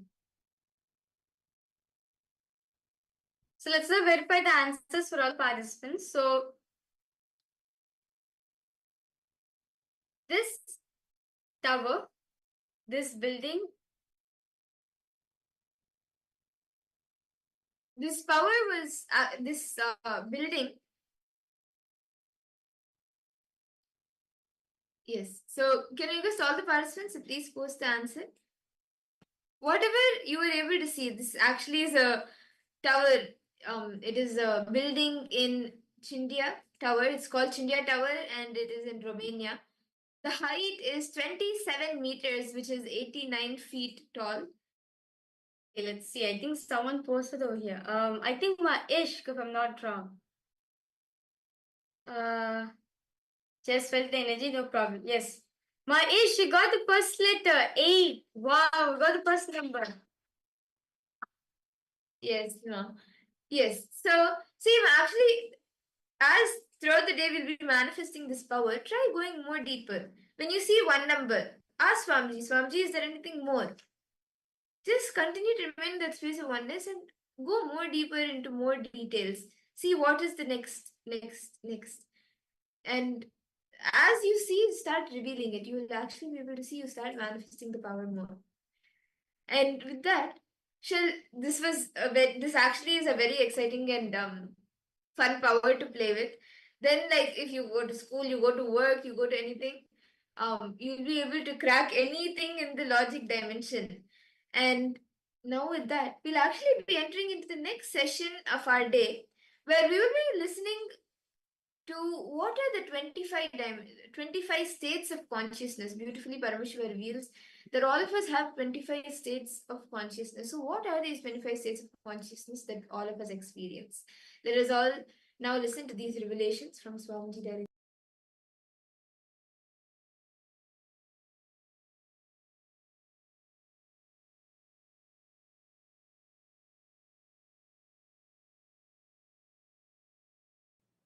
Let me define consciousness. Consciousness is the strength, power of your experience about your first person, the source of your first person. How powerfully you are grounded into the experience of your first person. Who am I? What am I? Why am I? How am I? From when am I? From where am I? To where am I? Everything about your first person, the source of your first person,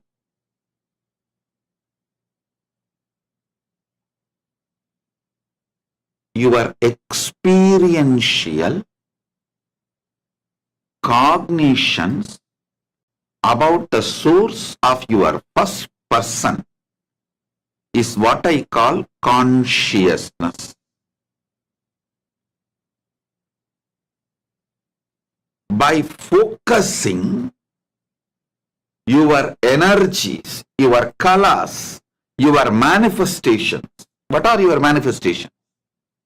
Your emotions, your ability to cognize, your ability to think, means your manaha, chittaha, buddhihi,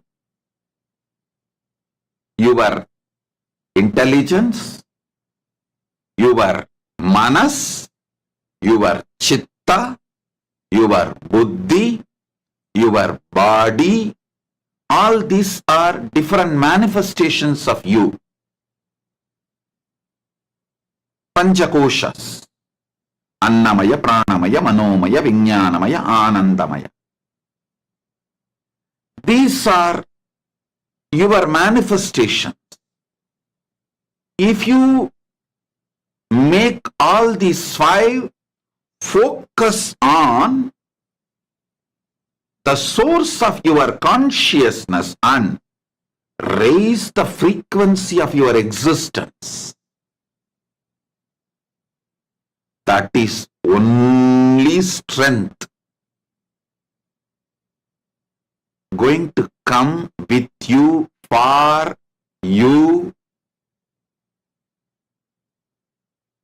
save you during this whole AI revolution.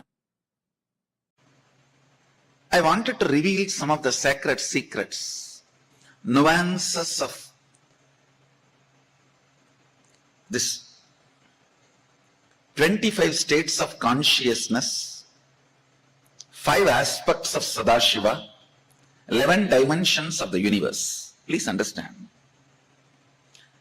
The moment I utter these big words, you think this is going to be useful for me after my death. Let me accumulate it and keep it like a death insurance. No, please understand. Understanding 25 states of consciousness will directly help you even your day-to-day dilemma. Should I smoke or not? Should I live with this husband or not? Should I divorce this wife or not? Should I go for this diet or not? Even as simple as these dilemmas. In this situation of my life, given the time, intelligence, money and future I have, is this decision right? Is this decision going to be the best possibility for me?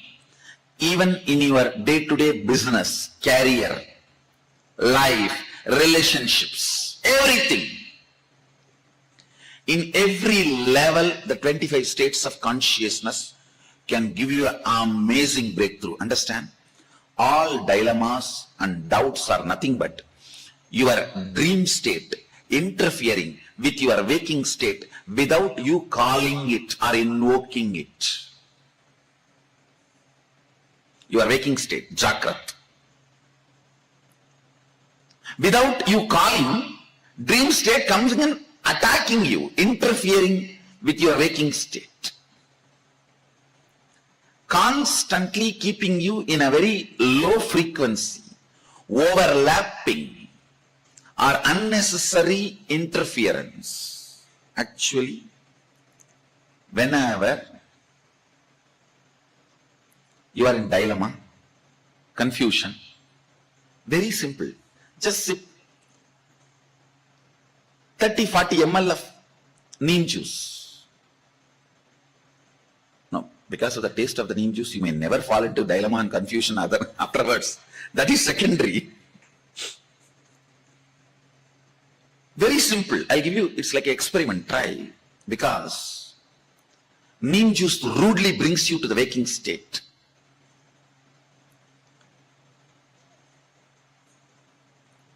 All dilemma is dreaming state, swapna, entering into you,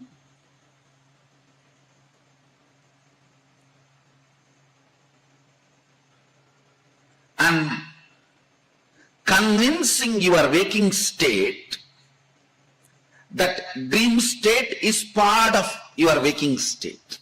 So the deluded information, less informed frequency of you, actually, less informed frequency of you is your dream state. Little more informed frequency of you is your waking state. Completely, fully informed, awakened state of you, dimension of you is Turiya state. Not only fully informed, all empowered to manipulate, manifest, play with any of the, where knowledge is power, that state is Turyadita. Understand, this less informed dream state entering into your waking state and convincing your waking state that your dream state is part of your waking state. So it is like a less informed person and more informed person having a debate. How it will be?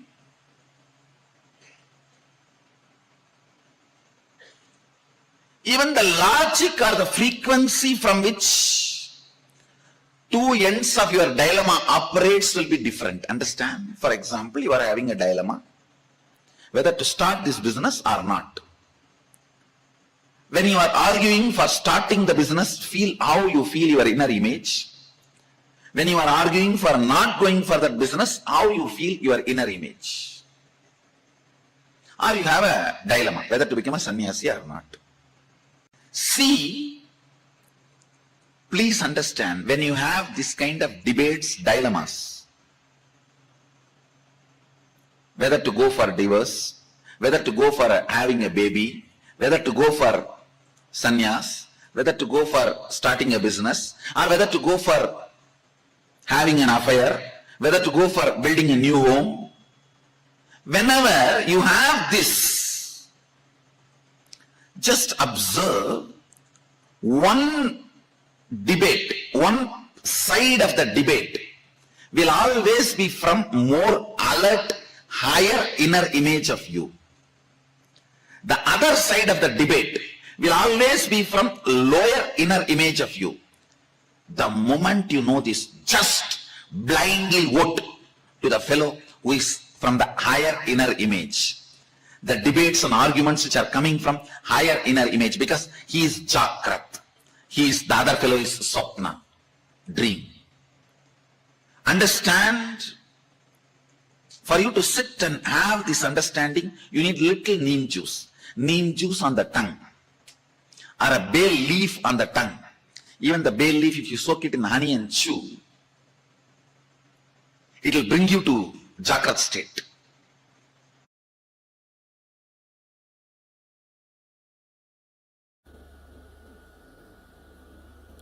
You have two levels of existing. Listen carefully. Two levels of existing. One with the thought currents, without the thought currents. With the thought currents means an active inner image, constantly spitting thoughts.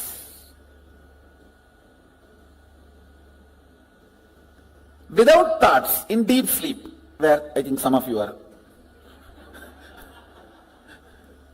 in that state now. If you are not hearing me, you are in that state. If you are hearing me, you are not, fortunately.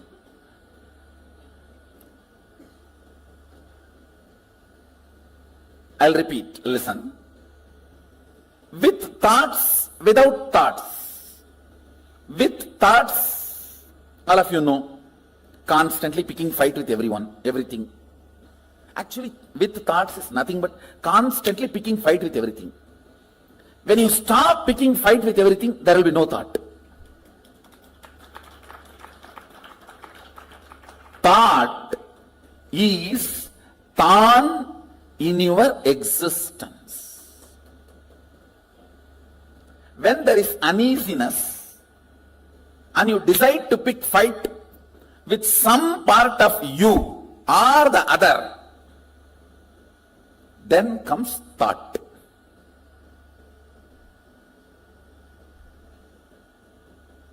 Without thought, you know, deep sleep in the night time or sometimes in the daytime. Whenever you are in the deep sleep, no thought. So these two, same way, listen. With thought, without thought. Same way, with your existence, remembrance of your existence, without the remembrance of your existence.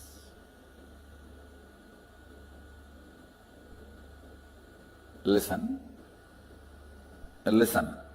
You need to listen to these words very carefully.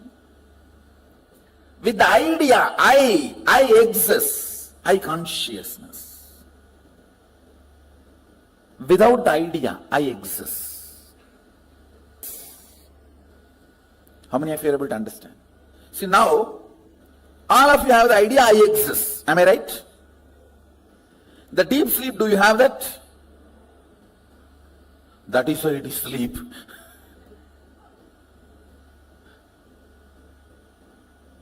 So, there are two ways and two states. Two ways is with thought, without thought. Two states is with the idea I exist and without the idea I exist. How many of you understand that? Projector. Listen.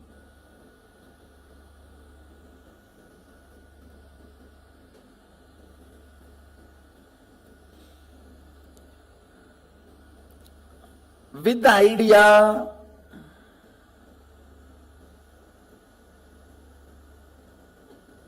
I exist, and with thoughts, listen carefully, because you need to understand this unit.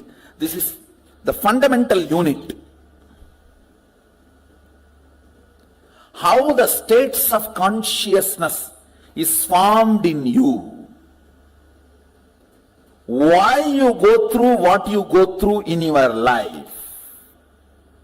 Understand, ignorance is not cute. Ignorance of traffic rules is not going to save you from the traffic ticket.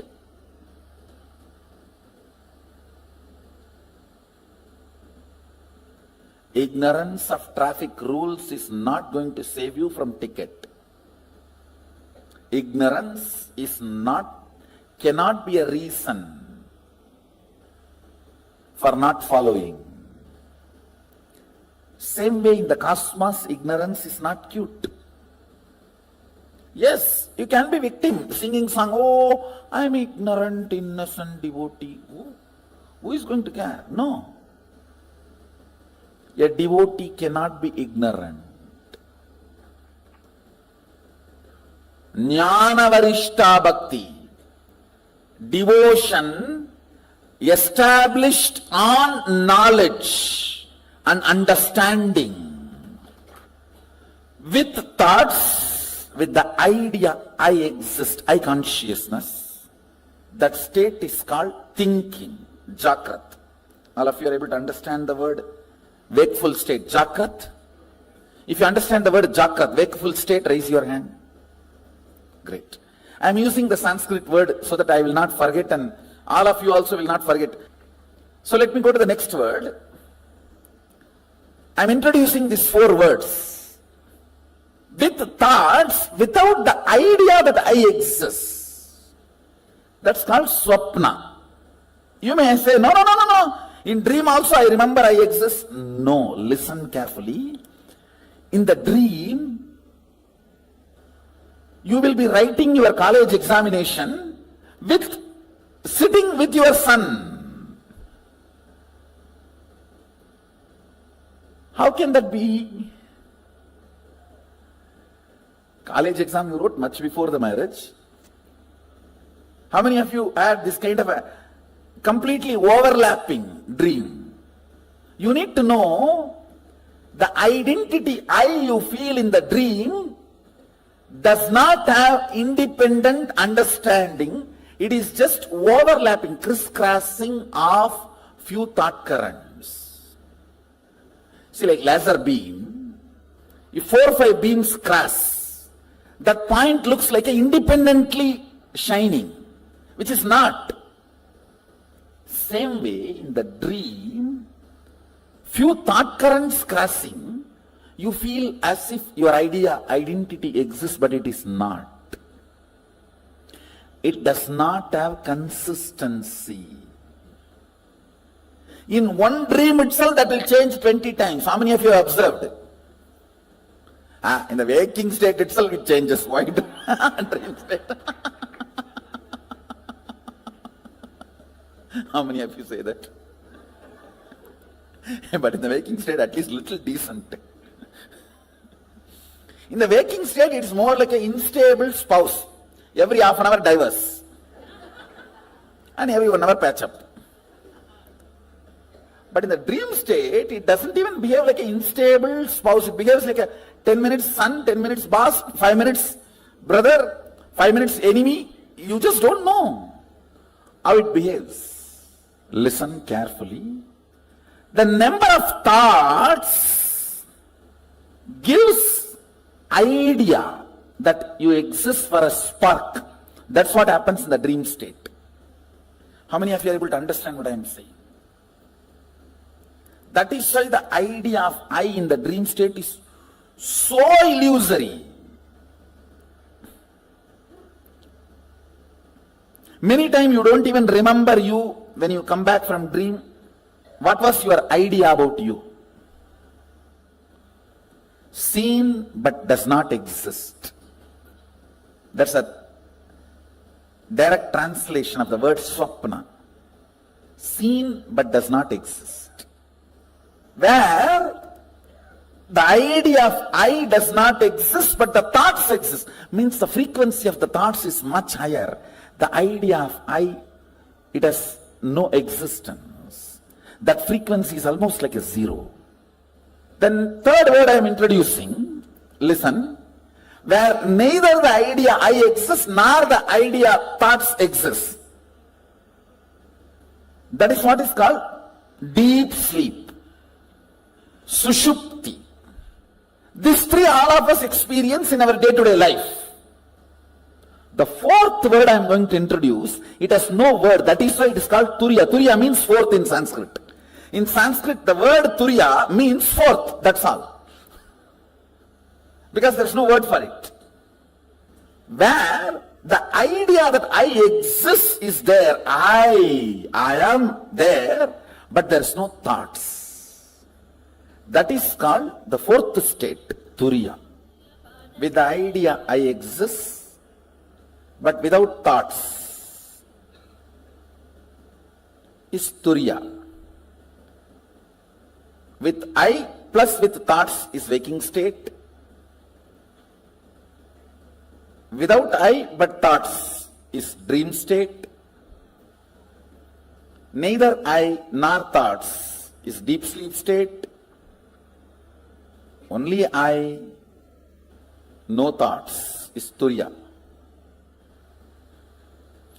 Now I want you to remember these 4 words. Let me repeat. Jakrat means waking state. Swapna means dream state. Sushupti means deep sleep state. Turiya means fourth state, awakened state. There is a 5th word Mahadeva introduces in Agama called Turiyatita, means not only you are awake, you are alive, you can move anything you want. See, if you have manifested the powers of moving a matter, how many of you are successfully able to move a matter? You have seen the glimpse of Turyatita. Turyatita is the state where awakening becomes power manifestation. Means you are able to play with your awakening. These are the 5 states. Listen, let me repeat once more. Jagrat, waking state. Swapna, dream state. Sushupti, deep sleep state. Turiya, awakened state. Turiya Atita, alive state, where you are awakened to the higher reality and you are able to manifest it as you want. Alive with your awakening. Where when you say, hey, static matter, dynamic activity and strategic existence is one and the same. Move, you are a static matter, I am saying, and it moves.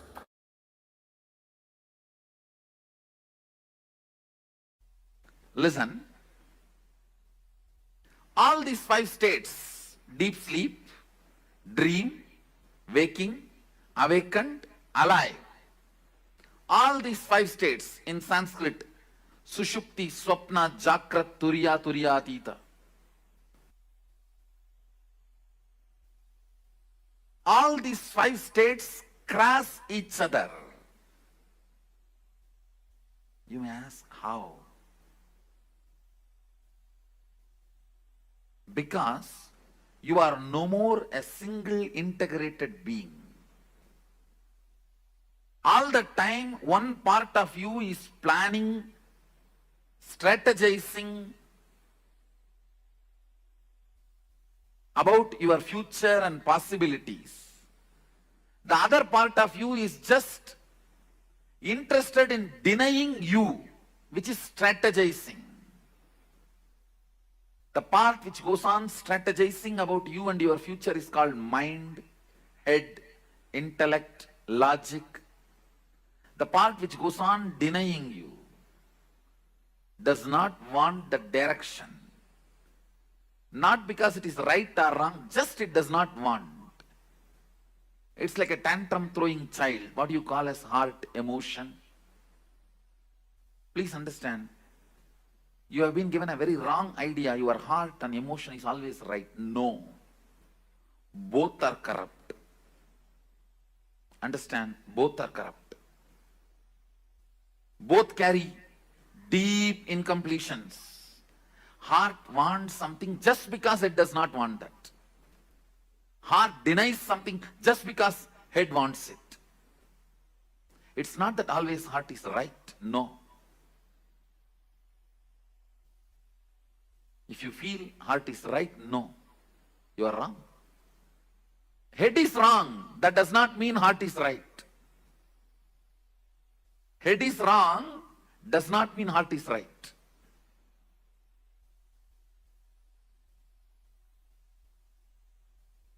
Sometimes head is right. That does not mean heart is wrong. Sometimes head is wrong. That does not mean heart is right. Both have their incompletions, both have their problems. Because you are no more a single being. See, invariably when the whole humanity has started experiencing this dual being, two-part, that is when our masters declare the Kali started. So 2 parts of you experiences 2 different states at a time always. Please understand. If your head, which is strategizing about your future, is now awake, your heart is in dream state, sitting somewhere and doing something else. If you have to put your head and heart together, keep yourself in the waking state, you feel stressed, tensed. Oh, I can't be like that for a long time. Maybe few minutes, okay. Not more than that. How many of you understand what I am saying? How many of you experientially feel, yes, I go through this? Understand, the line, vertical line is a heart projector. Vertical line is heart's line. Horizontal line is logic's line. Sushupti and Jakrat. Sushupti and Turiya. Sushupti and Turiyatita. Understand that horizontal line is line of logic, mind. What is your strategy? See, one part of you constantly strategizes about your future, your life, logically goes on analyzing right, wrong, how to get the maximum out of everything. The line of head, logic line. And the other part, heart, emotion. Even the word heart may not be right word, because somehow unfortunately you have that very good idea about heart. I will develop some other word. The crying child, the immature child inside you, which goes on throwing tantrum. Whatever your father says is wrong. Once you decide, just goes on saying no, no, no, no, no. That becomes mantra.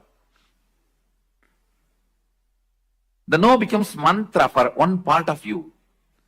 A complete frustration about everything. Anything which can be seen and which can't be seen. People get frustrated because they can't see Sadashiva.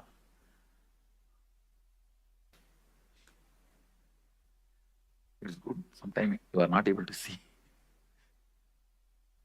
No, we get frustrated even with things which we have never seen, we never experienced, we never perceived. The tantrum throwing child. So better I use the word TC, tantrum child. The tantrum child is the vertical line. The tantrum child in you is the vertical line, and logical, strategizing mind, that is the horizontal line. Both of you go through, please understand, some of you are small family inside, some of you are giant families inside, some of you are apartment complex inside. Please understand, do not believe you are one person. If you think you are one person, even you will not be able to answer many of your questions about your own self. How many of you feel there are many things which you are not able to answer about you? Then how will anybody else find the answer? That is why if somebody questions you too much, you get angry about them. And even I don't know, how can I explain to you? How many of you feel many times even you are not able to handle yourself? Raise your hand. That is what I mean, exactly the tantrum throwing child. Just saying no, no. I will face whatever it comes, whatever it may be. Whatever comes, I'll face. But when it actually comes, you will not be able to face that. Now, how many of you do? Listen carefully. Clearly, you take a very stupid decision with the thought current. When it comes, I will face. Whatever come, what may. And when it comes, you will collapse, you will not face. How many of you? That is what I am calling tantrum throwing child. Just saying no. Does not bother even about you getting lost something. You just want to collapse, destroy everything. Even if I die, that is okay. Let me destroy the world and die. Let me pull the whole thing down and die. The tantrum throwing child experiences different state, and the logic, strategizing logic, which constantly plans for your life. That personality experiences different state of consciousness. That is why you go through 25 various states of consciousness. Listen. The TC, tantrum throwing child, goes through the deep sleep, and logic goes through the deep sleep, both experiencing deep sleep. That's what I said. Maximum you may experience 20 to 30 minutes, even if you lie down 8 hours in your bed. Then tantrum throwing child going through the dream, and the logic going through deep sleep. Earlier I explained that side, now I am explaining this side. Listen carefully. Earlier I gave an example. You going to dream, falling asleep without waking up. That is what is the example I gave for your logic experiencing dream, tantrum throwing child experiencing deep sleep. Then tantrum throwing child going through the dream, and the logic going through deep sleep. Earlier I explained that side, now I am explaining this side. Listen carefully. Earlier I gave an example. You going to dream, falling asleep without waking up.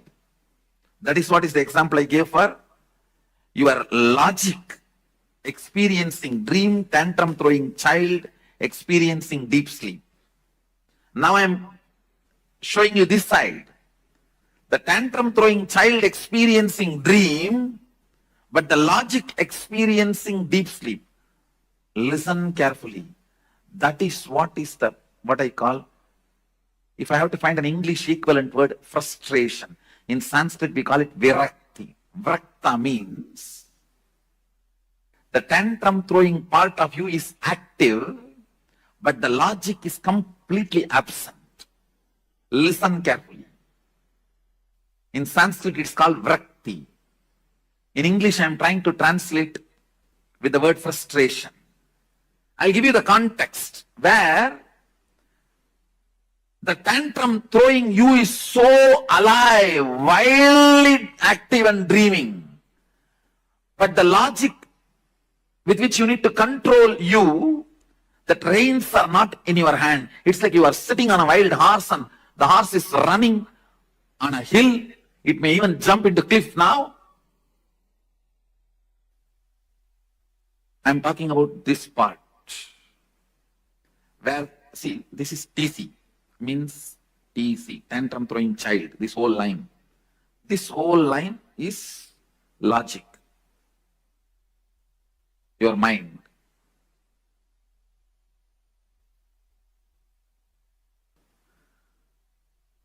I'm talking about this state.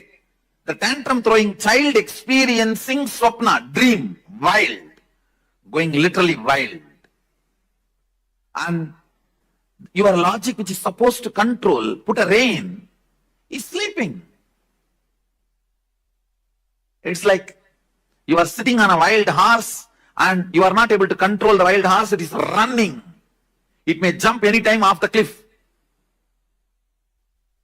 All the decisions you take in frustration, please understand, all decisions you take in frustration will destroy you.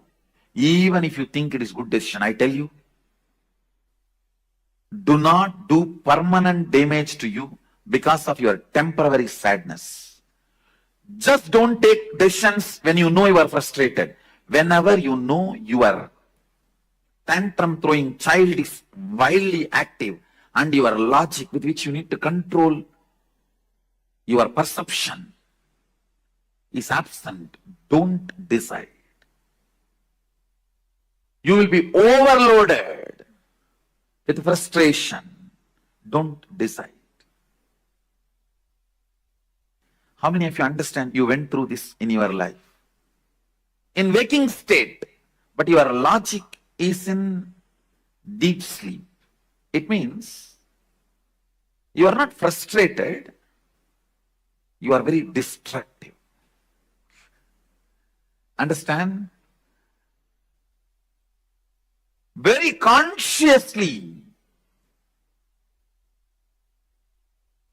you agree for destruction.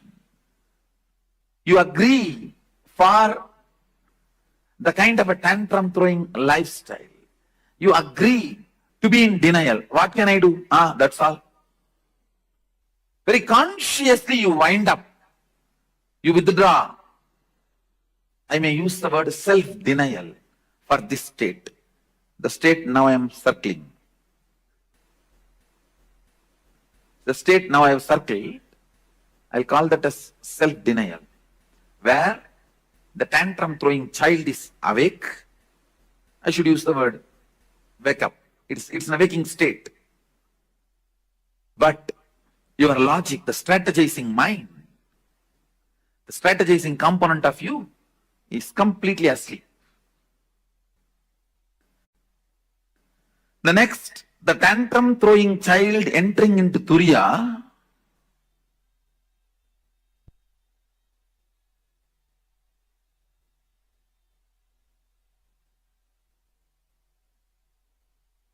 tantrum throwing child entering into Turiya, and the logic in deep sleep. One good thing is, the moment tantrum throwing child enters into Turiya, he gets healed. He is no more dangerous. He gets healed. Listen, very important thing. If a tantrum throwing child in you catches the glimpse of thoughtlessness, Turiya, even once, the whole thing becomes seeking. That is why the hippies become seekers even if they get one glimpse. The tantrum throwing child in you becomes a powerful seeker even if you catch one glimpse of Turiya. So I will call this state as Turiya plus Sushupti, the which I marked, seeking awakened but don't know what to do. Your logic does not know what to do, how to proceed, but you know something you need to discover. I will call that as a seeking but not active. It means you don't plan about how to go about it. Your logic has not found any method. It has not discovered any way to seek. But the tantrum throwing child is now throwing tantrum about everything which is seen and or felt, which is not matching with the reality of the Turiya. See, now the Turiya becomes the benchmark, the awakened state becomes the benchmark. Anything which is not matching up to that mark, you throw tantrum about it, but you don't know how to make everything match up to the standard. Understand?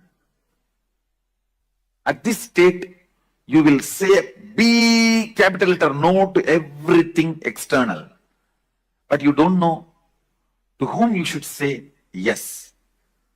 You only know to say no to everything, but you don't know to whom you should say yes.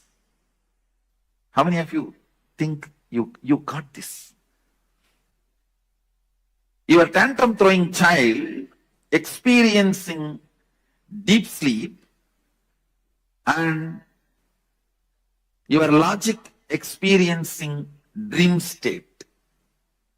Understand? This is very interesting. Just now I explained.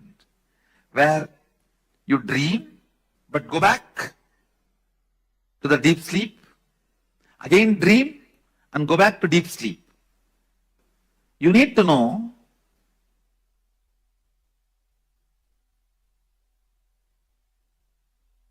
maximum only 30% of you is your logic part. 70% of you is the tantrum throwing child inside you. That is why how much ever you strategize, always that tantrum throwing child wins in your life. How many of you agree with that statement? How much ever you plan, finally this tantrum throwing fellow wins the game.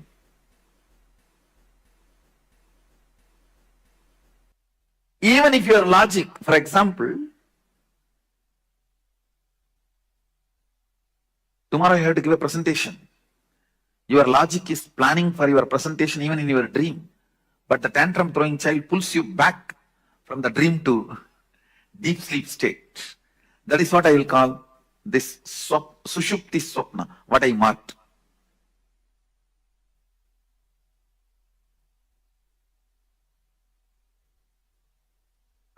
Next, the tantrum throwing child experiencing deep sleep, but the logic experiencing waking state.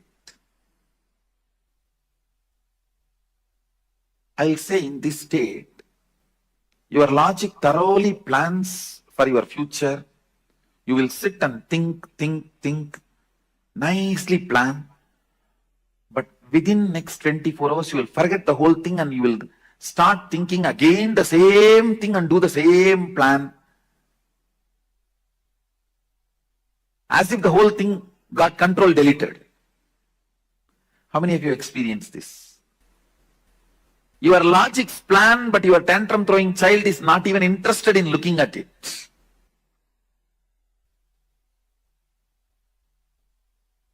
That is what this state, where 70% of you are sleeping and 30% of you is strategizing. It's like 70% of you boycott that meeting. How can any corporate meeting be successful if 70% is boycotting? What you desire is your logic. What you believe is your tantrum throwing child. You will never get what you desire. Please understand, you will get only what you believe. You desire always to have wealth, but you believe you will never going to get it. You are never going to get it. You desire to have health, but you strongly believe that is not part of your life. So you will not manifest what you desire. You will only manifest what you believe. People always confuse between desire and belief.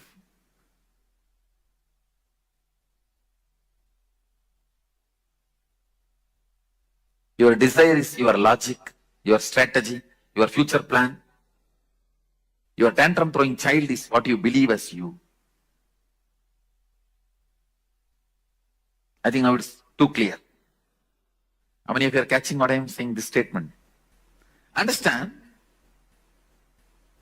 Next, your tantrum throwing child is in deep sleep, but your logic is in Turiya. During this moments only you get the darshan, vision, but it goes away. It doesn't stay permanently, because anything only if your tantrum throwing child also cooperates only stays with you.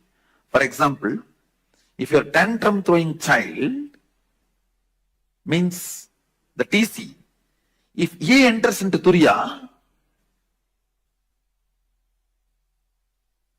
and your logic is in Sushupti, which I circled now, at that state, if you get any experience of God, Guru, Darshan, it stays with you permanently, because 70% receives it. But this state, anything you get will not be permanent. It will not stay with you.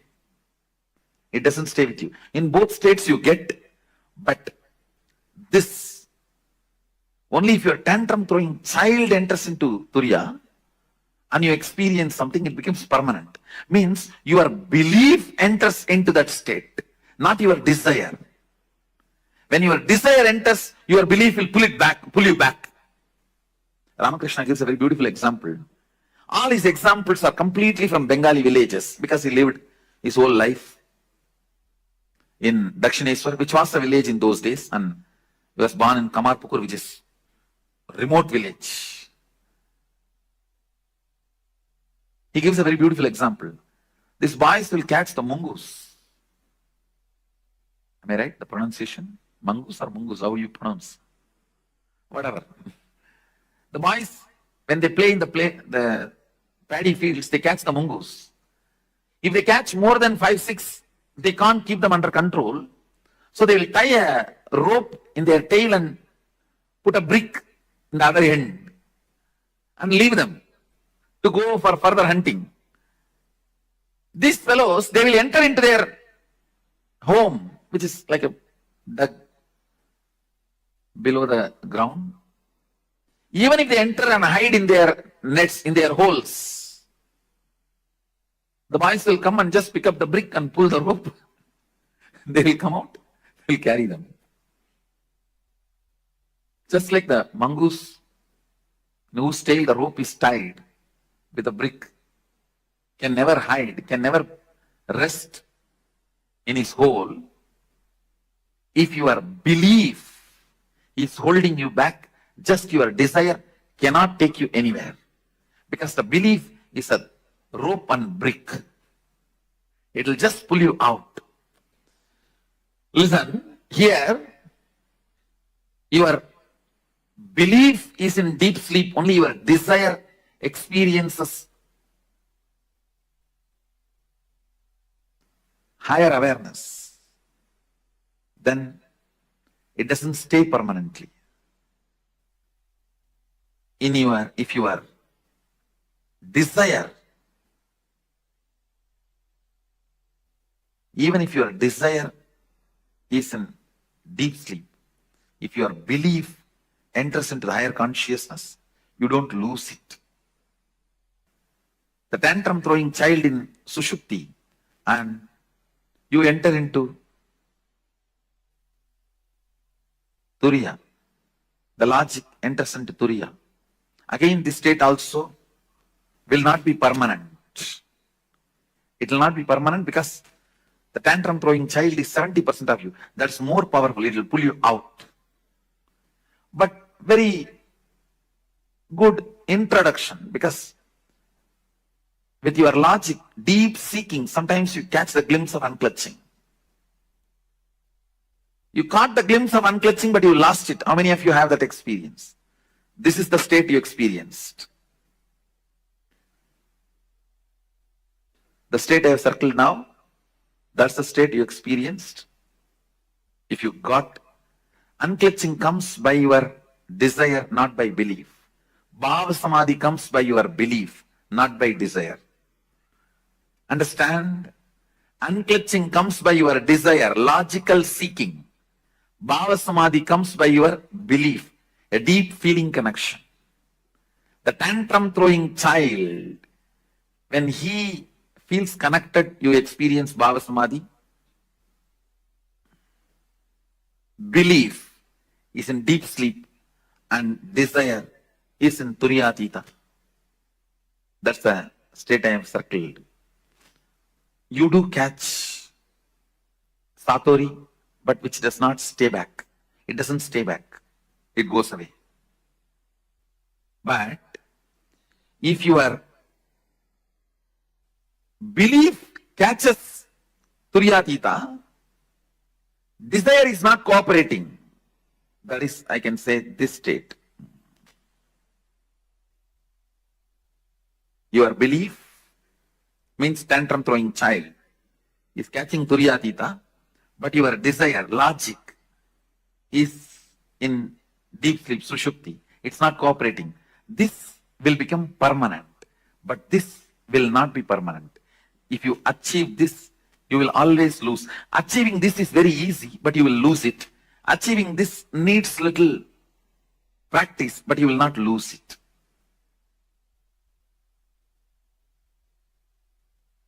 This comes by Bhava Samadhi, feeling connection. This comes by unclutching, your own effort. If both happens, that is what.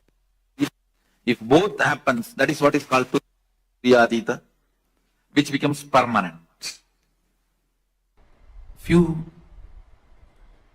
basic truths.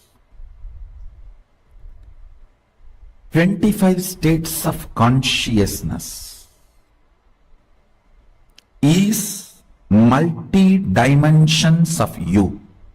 Listen. All the 25 states are part of you. Nothing is good, nothing is bad. Deep sleep is as much you need.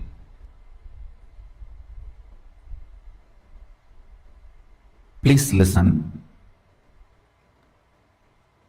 Deep sleep is as much needed to you as you need Turiyatita. The whole 25 states is your 25 dimension. Only thing, you becoming powerless during the deep sleep or the dream state is the problem. But if you decide to become powerless, you can be powerless anywhere. If you decide To become powerful, you can be powerful anywhere. Fundamentally, this whole 25 state is 25 phases of you, 25 dimensions of you. Nothing is bad, nothing is good.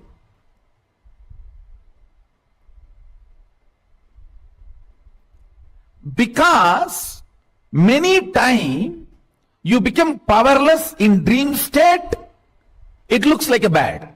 Not the state is bad, but your habit and pattern of becoming powerless there is bad.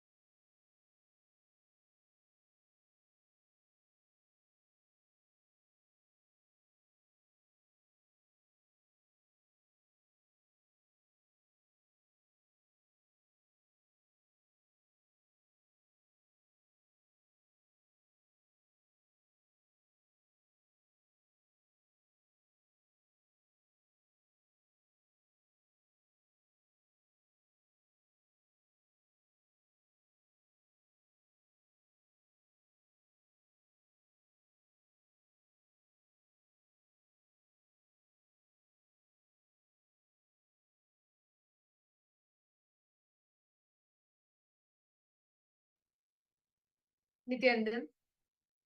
Wow, that was a beautiful question on the 20 states of consciousness. We all understood how any behavior of ours, any reaction, any behavior of ours, always within these 25 states of consciousness, with the 5 bases being the swapna state, the shushupti, jagrat, turiya, yatita. The swapna, like the sleep, the deep sleep. The shushupti, where you're in a, this is like you're in a dream. Swapna is the dream state. Shushupti is deep sleep, where there are no thoughts, and the jagrat is the waking state.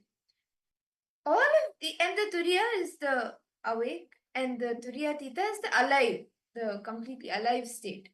All of the permutation combinations of these 5 states, these permutations combinations are the 25 states of consciousness. Sometimes we go into the swapna and swapna, the deep sleep and deep. Then we do the swapna and shushupti, or the jagrat and swapna. So the permutation combinations of all of these 5 base states form the 25 states of consciousness that all of us go through. So, and it continuously changes. At one moment, we may be in the next moment, be in another state. But all our behaviors, our way we function, are always within these 25 states of consciousness. How many of you are understanding this? Because all Nithyanandam, Rahul Kannaya, nice to see. Yes. How was the How did they go back yesterday? We did the scanning. How are you feeling, Aya? Were you able to offer any of the sevas for the Parivartana Jayanti? Did you attend the darshan? Yesterday she came live at Kalburu, as yesterday was auspicious day of Kalburu Jayanti. Yes. I request all participants to post any questions, any doubts. Do feel free to post in the chat section, as this is going to be an important session for all of us to understand what is this 25 states of consciousness. Ma Linga, you have any question, Ma Linga, Nithyanandam? Ma Lita, Ma Wang Hanyu, Ma Aghora Rupini? Yes, you have instance, Ma Shulga, Ma Kylie Wong, Ma Gabriel, Ma Gabriel Harris. Okay. Malinga, are you able to understand these 25 states of consciousness? Ma Ananda Godni, Ma Lita, Ma Basti. If any of you have any questions. Okay. Wow, nice, Aya. That's nice. See, actually, today we are going to be entering into a very more, much more deeper truths, where we are going to be understanding that how the thought currents we cherish within ourselves, right? How it impact the world around us, ultimately our relation with God. So today we are understanding about the Jiva, Jagat, and Ishvara. So we are just now only going to be entering into that session. That's nice. So in this session, right, very beautifully, Swamiji expanded on the 20 states of consciousness. To understand about this, in that most of the time we spend our time in 3 states mainly. Swamiji says we only have 3 states. One is deep sleep. Deep sleep state, in Sanskrit we call the state as Shupti. Second is called the Swapna. The dream state, like what we do, right, when you're going to bed, the dreaming state, when you're dreaming. We fall into the state of the dream state, the Swapna. Next, third is Jagrat, awakened state. The way what we are in, what we are supposed to actually, what we are in actually, the waking state, what we are in right now, right? And but Paramashiva elaborately says that we have 25 states of consciousness. So that's when consciousness comes. There's 2 more states. See, above the waking state, we have the next, above that we have Turiya state, which is the awakened state. Turiya state is the awakened state. Then above that, we have a Turiyatita state, which is alive state, where you're alive in every single thing. But Swamiji says, most of the time, we always spend time on 3 states of consciousness. So, the crossing of these 5 states put together forms the whole 25 states of consciousness. How many of you are understanding this? Very beautifully, Swamiji explained this truth with a diagram also. So it's actually very easy to understand. See, these 5 majors, right? Crisscrossing each other makes the whole 25 states of consciousness. See, when you go to sleep every day, you usually enter into the swapna state. When you have dreams, when you go to sleep and you have dreams, you're usually in the swapna state, where you're in the dream state. You have the thoughts. In the Shushupti state, neither the thoughts are there, nor the idea of other. And in Jagrat, you have the snake state, you have the idea of I. And these are the 3 main states, as I was sharing, and of course, what's field. These are the 3 states that usually go in. So either it is either only swapna or only jagrat, or permutation combinations of these. And with the initiations of the power manifestation that is initiating us into, we tap into the Turiya state. Then the Trita, the ultimate state, Swamiji always in that state. And to understand about these 5 states of consciousness a little more, actually, 25 states of consciousness, understanding itself will help you in your day-to-day dilemma, because any frustration, any confusion, any dilemma that you're through, it is within these 25 states of consciousness. For example, have the question, what should I eat today? What diet should I follow? What is the best for me in my day-to-day business, my career, my life, my relationship? When you have all of these questions, these questions come to you in these different states of consciousness. And when you, based on which state you are in, you will make the decision. If you're in the Jagrat state, your decision will be different. If you're in the Swapna state, your decision will be different. Or if it's in the permutation combination, Jagrat and Swapna, it will be different. Now, so very beautifully, all of us very beautifully explained. Now, these 25 states of consciousness, right? Especially these 5 main states, right? The 5 main states. These states are split into 2 categories. One, actually, totally 4 categories. One with I consciousness. The feel I exist, that I consciousness, that I exist.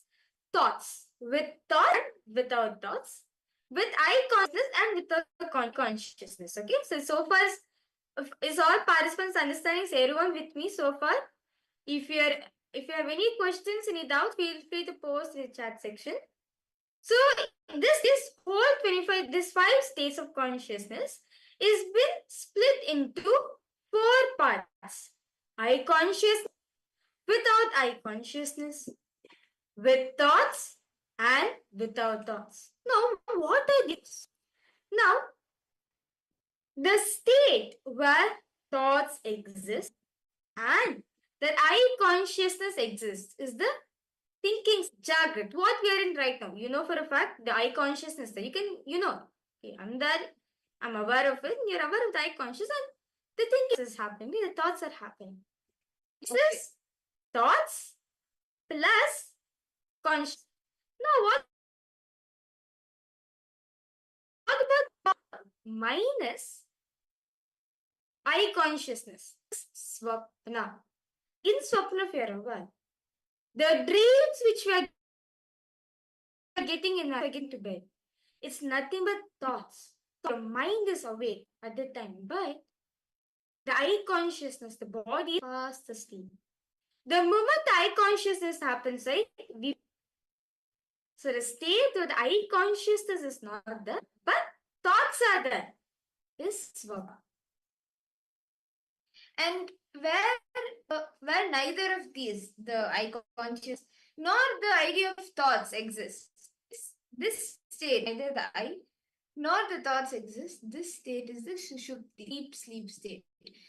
You don't have idea of I, like doing this, let me do that. Or you don't have the thoughts running in you. Like, okay, this is happening and all of that. The consciousness, the idea of I, and the thoughts, neither of these exist in the state shupti, the deep sleep state. But when the idea of I exists, but without thoughts, when consciousness exists, but the thoughts don't exist. This state is the Turyatita. Sorry, the Turya, the fourth of consciousness. And the Turyatita, most ultimate state which Swamiji exists in, beyond beyond the I and the thoughts, the I consciousness and the thoughts. Understand now all of us understood, right? The 5 states of consciousness, how it's been segregated, what we are in right now. This crossing makes the whole 25 states of business. If you wonder why we're behaving the way I am right now, or is all a decision, because the state in which you're established in, all the behavior, all the decision making of your life, whatever, all this is based on the state in which you're established in. The state in which you're established matters a lot. As see, sometimes when you are in the lowest states of consciousness, we do take powerless cognitions for ourselves. It matters a lot. The moment you switch the state, the moment you're in powerful states such as Turiya or Turyatita, you also will be able to take better decisions. So understand why you're behaving the way you behave. All decisions taken in life needs to be considered from the state in which you're established in. Now, to understand this whole 21st states of consciousness better, we request all the participants, actually, Swamiji tells each and every one of us to draw this table out. Only when you draw this table, you'll understand this better. So, you can have basically have the table where the mind is x-axis, the mind is on the y-axis, and the body is in the x-axis.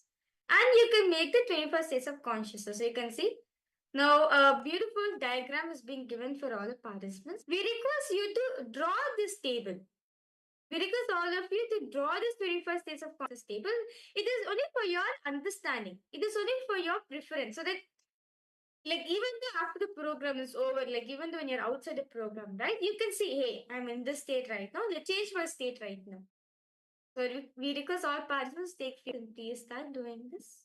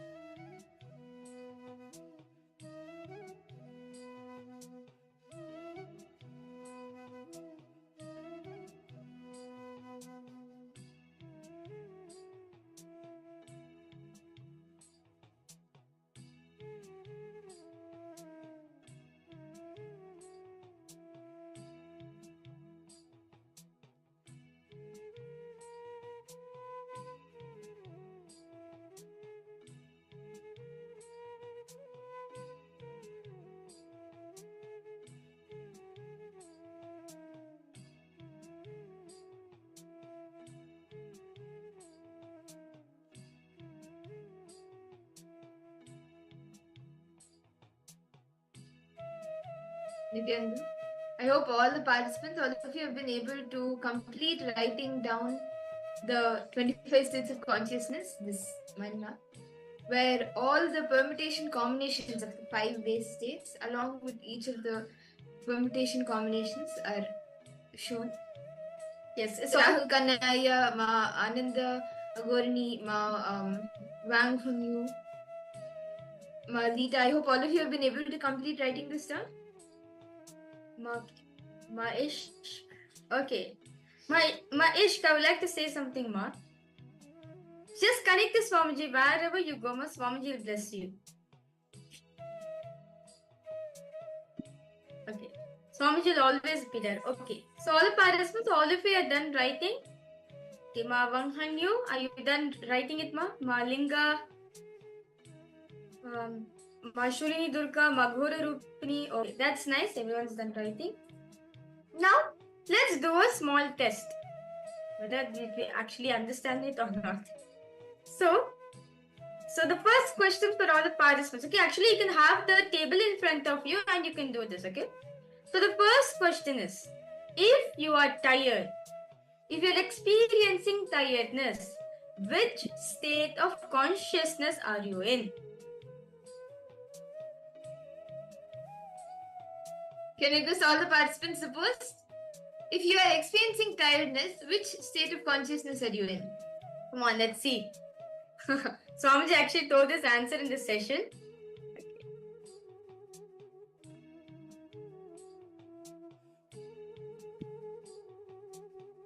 If you are tired, which states of consciousness are you in? Okay, let us see. Okay, when you are tired, what happens? What do you usually tend to do when you're tired? Okay, body. Okay, you can say the body is in this, mind is in. So you can say that. If you are tired, which states of consciousness are we in? Malinga, come on, give a try. See, even if you missed it when Swamiji was revealing it, now from the mind map that you've drawn, you can map it. Okay, Rahul Kanayas would want to sleep and take rest. Okay, so which state is that? Any guesses, Aya?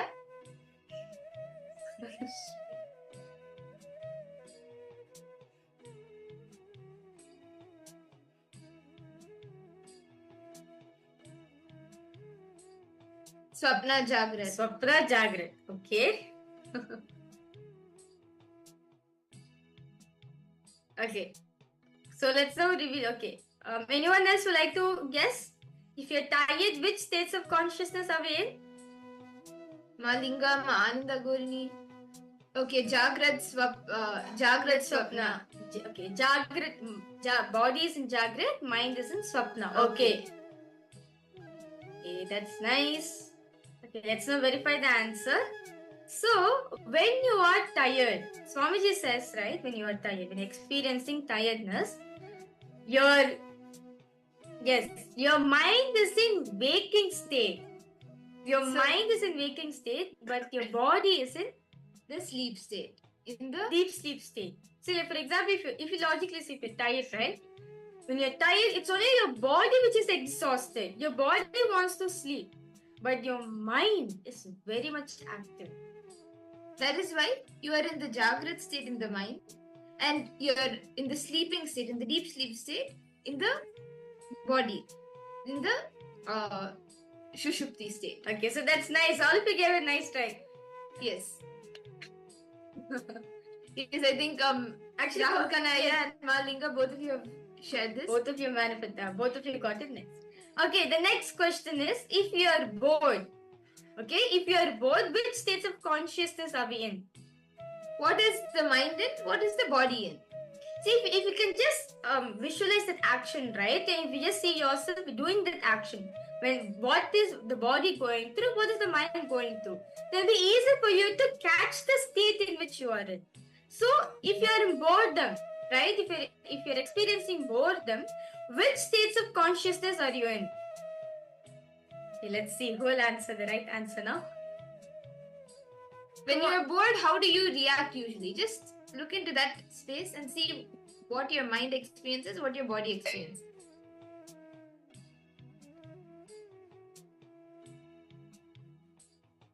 When you are bored, which states of consciousness you are in? Okay, let's see.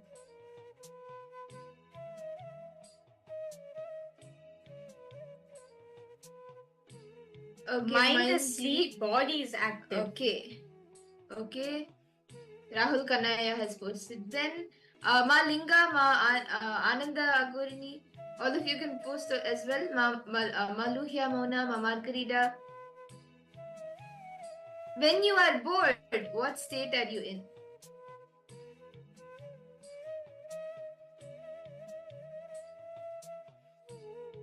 Ma Linga, Ma Lita, Ma Basti, Ma Anandeshwari, Ma Wanghunyu. Each of you can post. Quick Singh Vengaya, How Chanaya. All of you can post. What is the state that we are in when we are bored?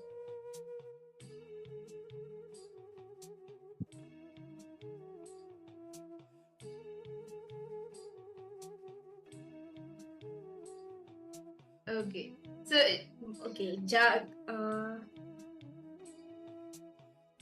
Malinga, come on, give it a try.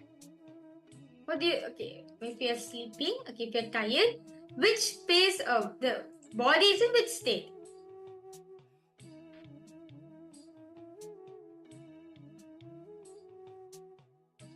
How about for you, Ma Margarita? Okay, mind is in Jagrat, body is in Swapna. Okay. Ma Shurni Dirka, Ma Margarita, Ma Gabriel. What about for all of you?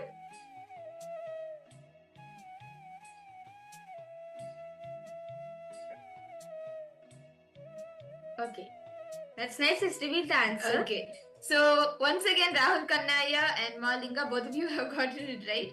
Yes, the mind is in the sleep state, in the Shushupti state, and the body is in the waking state, in the Jagrat state.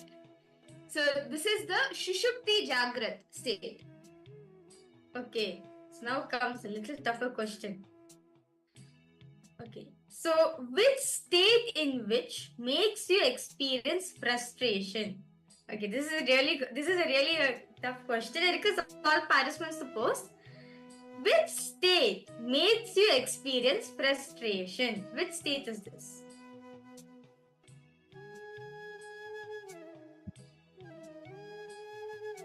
When you're frustrated, what happens?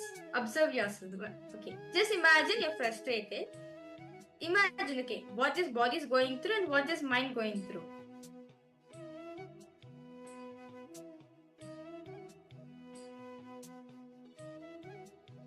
When you're frustrated, which state are you in?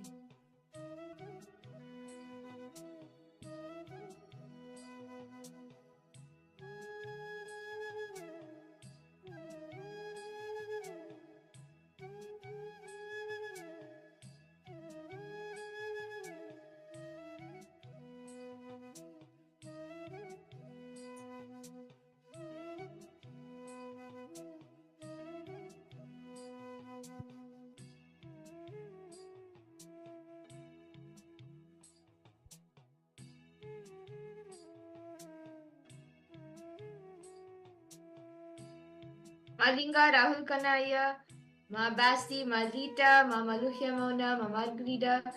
Okay, both are in Swapna. Okay. Malinga has posted. Both Swapna. Okay. That's a good try. How about for you, Aya, Rahul Kanaya? See, Sushupti. Both in Swapna. Okay, both in Swapna. Okay. Both in Swapna or Sushupti. Okay. So let's now see the answer. So if you're frustrated, right, Swamiji says, this is actually the time the tantrum throwing child, the tantrum throwing child which is there in you, is extremely active. So basically, this child, this is going through your dream state and your deep sleep state. That's very true. See, when you're frustrated, right, either your body will be in deep sleep state, your body will be in dream state and your mind will be in deep sleep state. This is what Swamiji is saying. This is what Swamiji says, that when the tantrum throwing child is active, you experience frustration. And when this child is going through sushupti and swapna, this is what you experience as healing. But whereas when you're experiencing healing, right, we are actually taken to a higher state. Actually, Swamiji calls us the Turiya state. We are aware at the point of time. Okay, one last question I would like to ask all the participants. When we are receiving initiation from Swamiji, when you're seeing Swamiji's darshan, which state are we in? This is a bonus point. When you receive the Diksha or any initiation, whether it's into power manifestation or any other initiation, what state do you go into out of the 25 states? When you're receiving darshan and diksha from Swamiji, which state of consciousness are you in?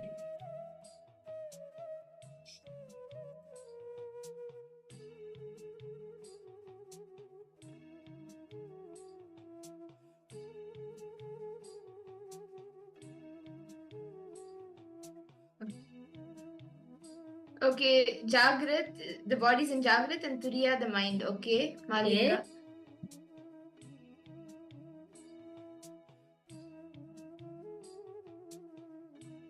I request all participants to post. Makaili Wong, I request you to post. Marks Siavo Lankau. Yes. Ma Wang Hanyu. Ma Anandeshwari, Ma Dita, Ma Basti. All of you can post. Ma Margarita. What do you think? Any guesses? Okay, the Rahul Kannaya has posted Turiya Tita and Turiya. Okay. Actually, Swamiji shares, right? When we are experiencing darshan from Swamiji, when we are experiencing darshan, we are in the Turiya Tita state. Turiya Tita state, the ultimate state of samadhi was Swamiji is in. But for us, especially when we are receiving initiation from Swamiji, our mind, our eye consciousness is there, right? It is from Jagrat Turiya Tita or Turiya Tita Jagrat. From this state only we go to the higher. So basically, always the Turiya Tita will be there for us. That's nice. Rahul Kannaya, that's a good try. Yes. Okay. Actually, Swamiji shares that only when we come to Jagrat state, see, when Swamiji is always established in the Turiya Tita state, right? Swamiji needs to come to the Jagrat state to talk to us. And say, even for us to receive from Swamiji, we have to come, we have to touch the Jagrat state. If you are in Swapna or Sushupti, you can't receive Swamiji. Only if we are in Jagrat state, only we can even receive Swamiji. Swamiji said, both of us have to come to Jagrat. Only when both of us in Jagrat, I can take you to higher state of consciousness. Okay. So that was a very beautiful quiz all of us had. So with that beautiful session, let's now enter into power manifestation. So as today all the participants, we are continuing to manifest the power of length dimension.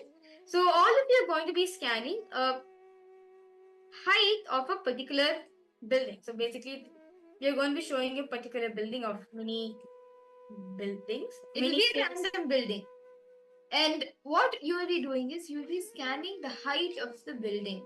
It is a random building. You can scan the height of the building and also the place, the name of the building as well. See, the length dimension is anything in the logic dimension. Swamiji beautifully says whether it is 2 plus 2 or whether it is Ganga flowing from Gangotri all the way down. All of this comes under the length dimension, under the logic. So, knowing anything that you can cover in the range of logic is length. And length by itself is a power. That is why we will be actually manifesting these powers today. And in this round, we will be showing all of you a random image, a random building. What you will be doing is you'll be scanning the height of the building. And you can even see the name, the area, the country, the city where it is. But whatever Swamiji reveals to you, you will be telling that and sharing that. Okay. So let's now start. So I request all of you to please sit straight. Close your eyes. Visualize Swamiji in your inner space.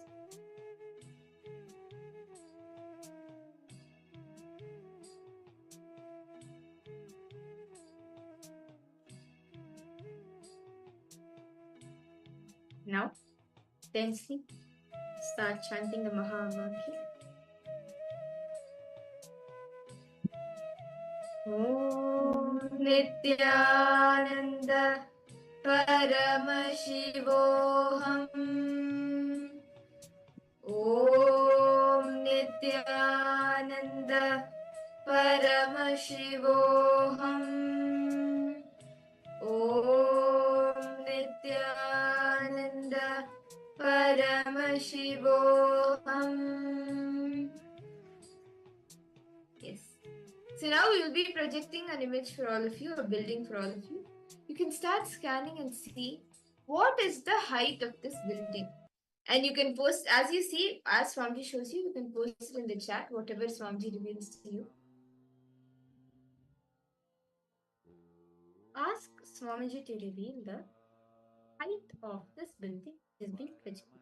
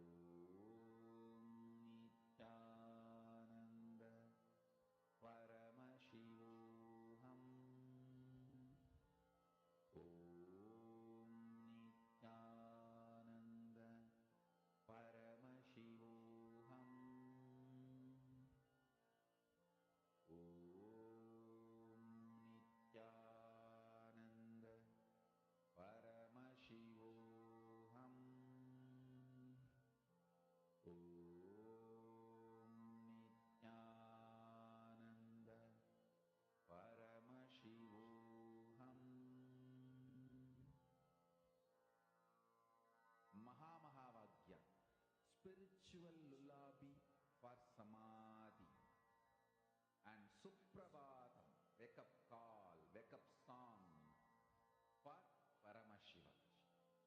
This Mahavagya is spiritual lullaby for you to fall into samadhi. Suprabhatam, wake up song for Paramashiva to wake up in you. Just remember this one powerful cognition. This Mahavagya puts me in samadhi. This is spiritual lullaby for samadhi and Suprabhatam, wake up song for Paramashiva in me. For Paramashiva to manifest. With this one spiritual powerful cognition, chant this Mahavagya.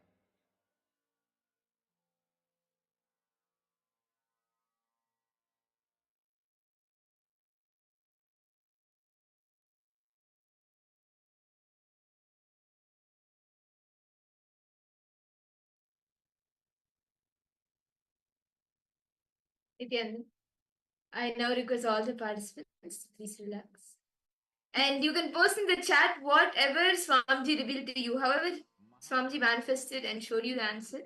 Can I request all of you to post what the height of this building that was being projected is? Rahul Kanaya, Madita, Ma Wang Hunyu, Ma Basti, Ma Margarita, Ma Kalidi Wong. All of you can post. Okay, Aya, your request was the answer. Okay, sure. I'll repeat the answer, Aya. So, when we are receiving initiation from Swamiji, right? We are actually from Jagrat Turiya only, from either like we are only in the Jagrat state only we can experience the darshan. So it should be in either Jagrat Turiya Tita only we experience in darshan time. Because Turiya Tita says the ultimate samadhi space which Swamiji has established. Yeah.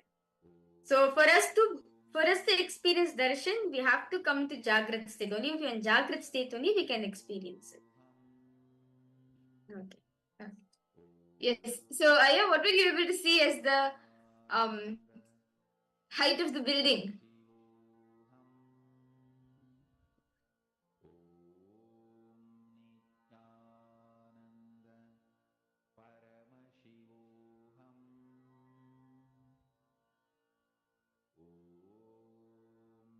Malinga, what did you see, Mama?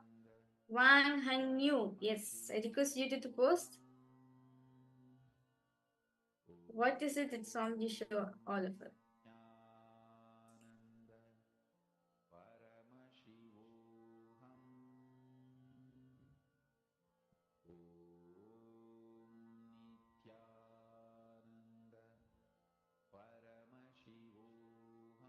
Okay, I have posted 212. 212, 457. But units were not there. Feet or meters, I don't know. Okay. Okay, that's fine. No problem. At least that's a good try. That's a good Yes. start. Whatever Swamiji showed you, you can say that. No need to add anything, remove anything. Whatever Swamiji showed you that's great. What is Ma Linga, what did you see, Ma? And Ma Maluhya Mauna, Ma Margarita, Ma Ananda Agora. okay? Ma Gabriel, you posted 1,162 feet. Okay. Okay. That's nice. Ma Ananda Agora. Ma Ananda Agora Rupni, what did you see, Ma?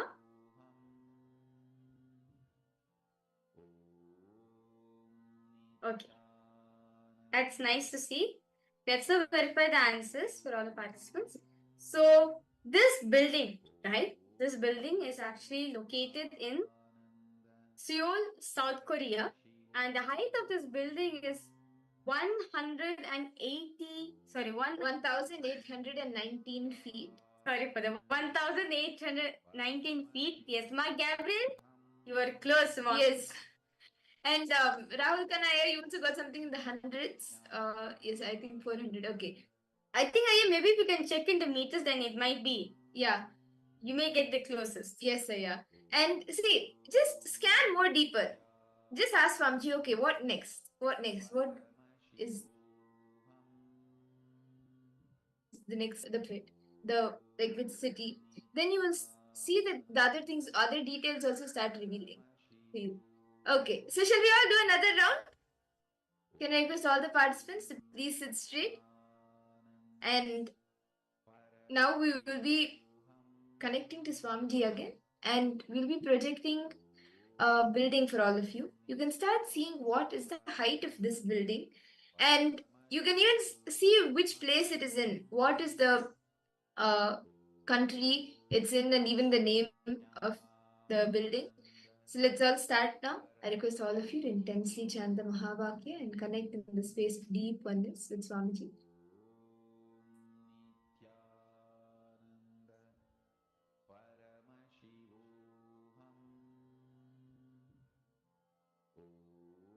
Ask Swamiji to reveal what's the height of this building.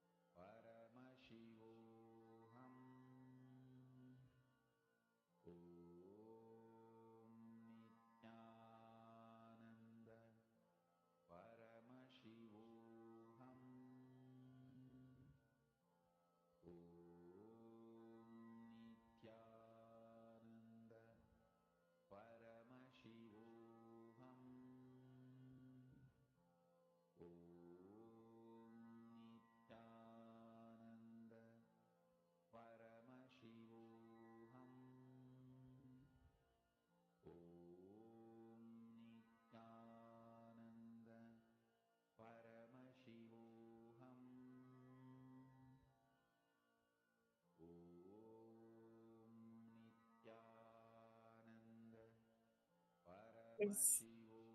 I request all the participants now please relax.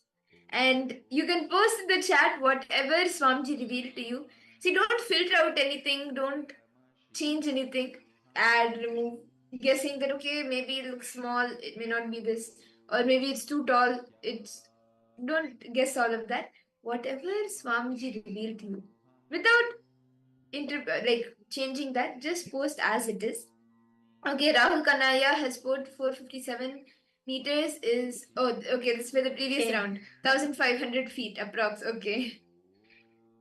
Okay. Ma Gabriel, okay, you're able to see 2,225 feet. Okay, that's nice. Okay. Rahul Kanaya, what did you see? Ma Linga, what did you see, Ma? And Ma Ananda Agora Rupini. Yes. What did you see, Ma? Ma Ananda Agora Rupini?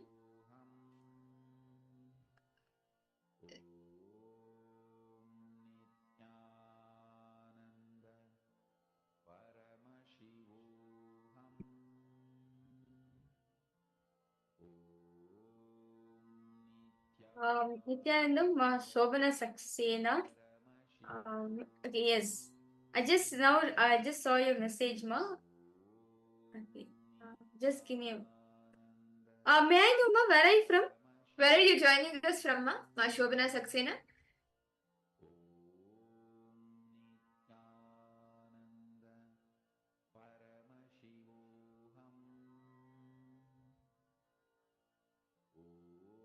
Ohio. Okay, that's nice. Well, Ma Shobana Saxena, I request you that you can actually participate, Ma. As Yes. now, Today we're in day 2. You can continue from here. You can join and attend all the sessions, and you can even go back in the telecast. The live videos are available, and also the Paramashivoham programs are ongoing. Actually, one Paramashivoham itself is not enough to grasp all the truths that Swamiji is teaching us. So don't worry, Ma.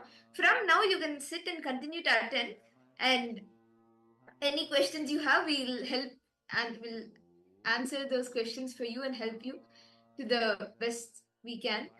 And okay. Rahul Kanaya posted building is in South America continent, 2 different sizes around 1,600 and 2,000. Okay, that's nice. Okay, so let's verify the answers. So for all the participants, this building, right, which we are projecting to you right now, is actually located in China. So this is called as Tianjin Chao Tai Kuk Binhai Center. It is in Tianjin, China, and the height of this building is 1,739 feet. And Rahul Kanaya, you have put between 1,600 to 2,000. That's within the range. Okay. So it is 1,739 feet tall, and this is in China. So wow. This was the building that we were projecting for all of you. And that's amazing. That's very nice. Okay, so with this, let us now move ahead to the next session. Actually, the next session is going to be a very interesting, very beautiful session. Swamiji is going to be expanding about the 11 dimensions. So in this session, we learned about the Jiva, the 21st states of consciousness. So next we'll be learning detailing about the Jagat. Here, this is where you're going to be understanding the 11 dimensions of the cosmos. So let us now listen to this truth revealed by Swamiji himself on this topic.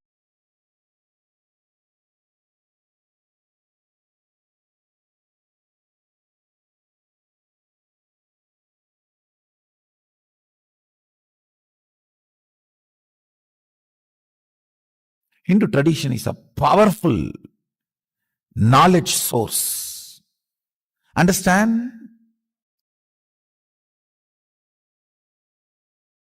Thousands of years before Mahadeva has spoken about this 11 dimension. Modern day science is still sitting with the 5th dimension. Mahadeva has gone to 11 thousands of years before. And you need to know, in Hinduism, 11 genders, not 3. West talks only about 3. Male, female, and the whole thing, everything they classified into LGBT. In Hinduism, 11. 11 genders, male biomemory in female muscle memory, male muscle memory in female biomemory. And same way there's a clear description of experiences of these 11 dimensions. If 25 states of consciousness knowledge is shared with the world, whole psychology, psychiatry, this department will collapse. About everything.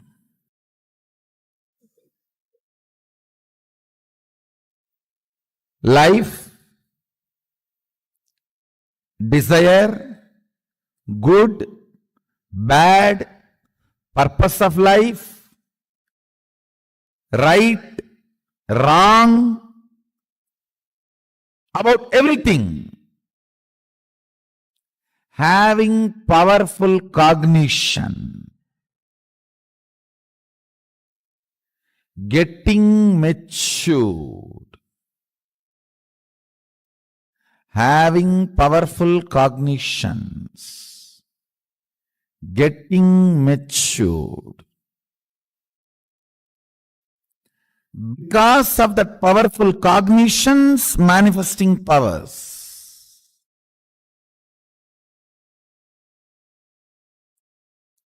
Now, giving powerful cognitions to you about the universe is introduction to 11 dimensions of the universe. Listen, the modern day so-called science is able to understand only 4 dimensions: length, breadth, depth, time.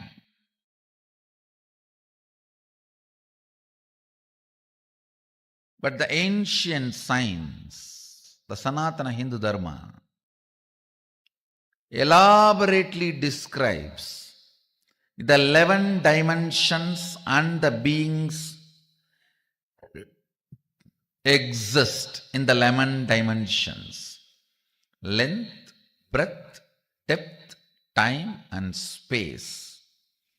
These are the 5 unit dimensions, and the permutation combination of that 5, length, breadth with the time space, breadth, depth with the time space, length, depth with the time space, the various permutation combinations of these 5 basic dimensions forms 11 dimensions of the universe. Let me introduce the first dimension. Dimension means aspect of the universe. See, 25 aspects of you only is the 25 states of consciousness. So now internalize. 25 aspects of you is the 25 states of consciousness. 25 aspects of you is the 25 states of consciousness. 11 aspects of the universe is 11 dimension. 5 aspects of God is Panchakritya.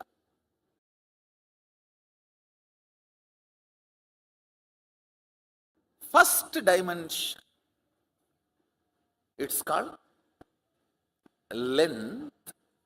Listen. Each of this dimension has its own tattva, unit. So understand these basic principles.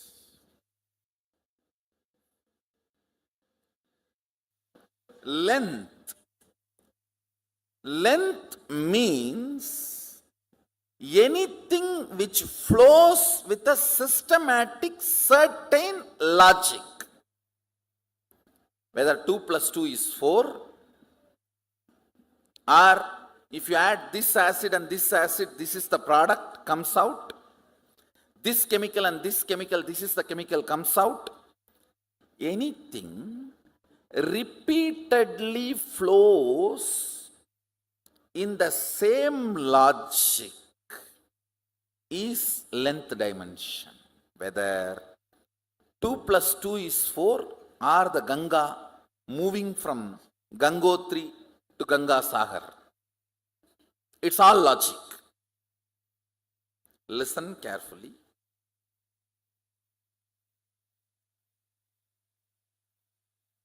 All logic which moves systematically comes under length dimension. If I introduce other 2-3 dimensions, then you will understand. You will be able to grasp the depth of each dimension. Length dimension is a power by itself.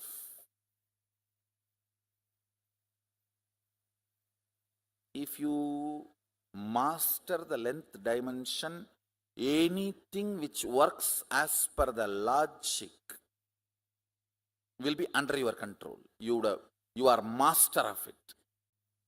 Everything which flows in the rhythmic logic is breath dimension. Listen, rhythmic logic is different and simple logic is different. Simple logic is length. Rhythmic logic is breath. Breath does not mean, it does not have a logic, and it does not mean it's a rigid logic.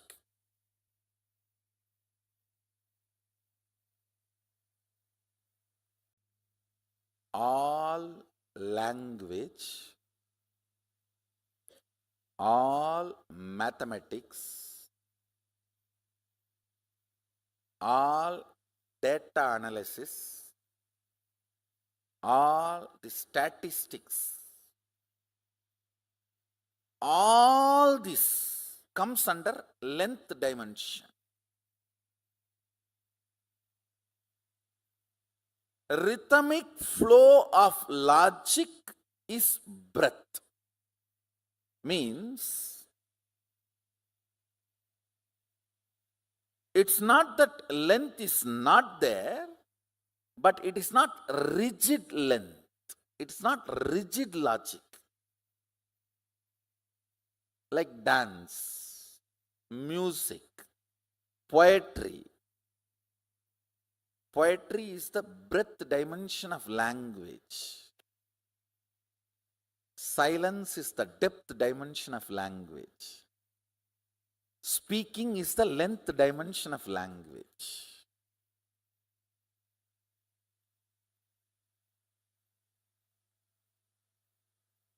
Mathematics is the writing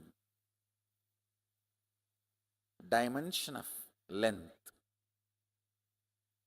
Painting is the breadth dimension of writing. Yantras are the depth dimension of writing. Listen, now I am giving you a very important understanding. You need to come to these cognitions. That is why the lessons about the 11th dimension. These cognitions are needed.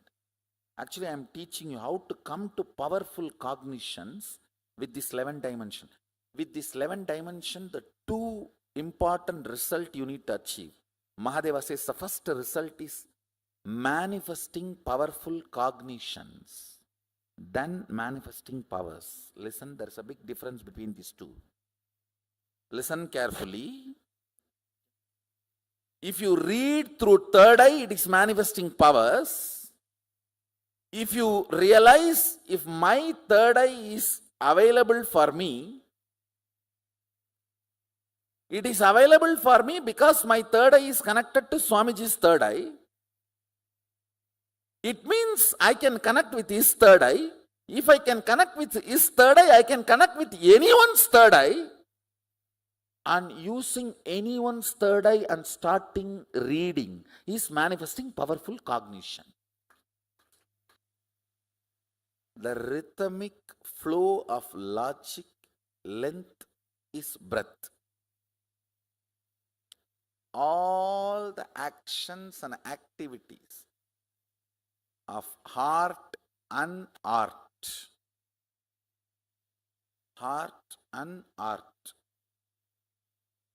goes into breath dimension, where there is a logic, but there is a flow, not rigid logic.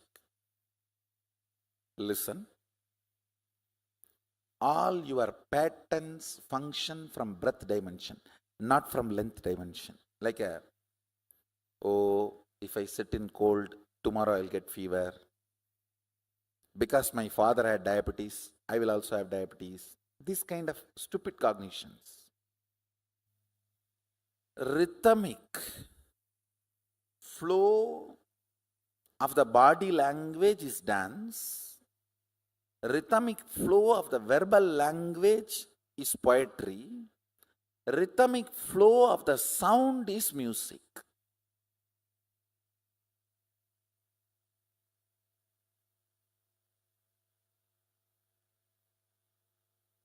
Rhythmic flow of the life is peace. But depth of life is bliss. Peace is not bliss. Understand?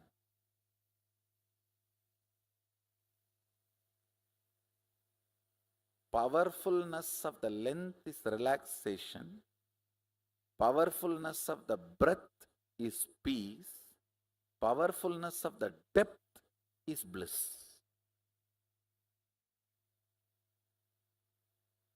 Length is your logic.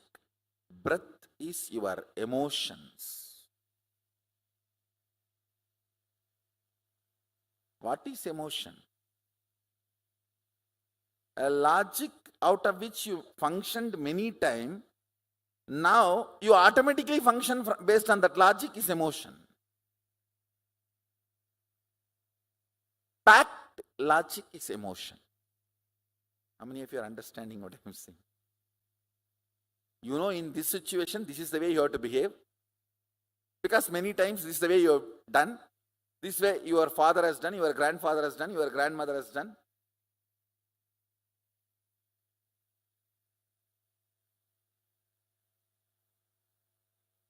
Length repeated again and again, which became your muscle memory, is breath. Breath repeated again and again, which became your biomemory, is depth. Depth is your conclusions. Depth is the cognitions and conclusions you carry about you, life, God, people, everything.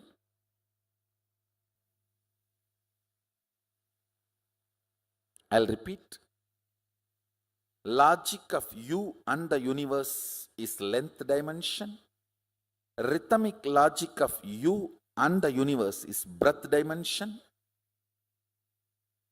Cognitions from which the logic and rhythmic logic of you and the universe manifests is depth dimension.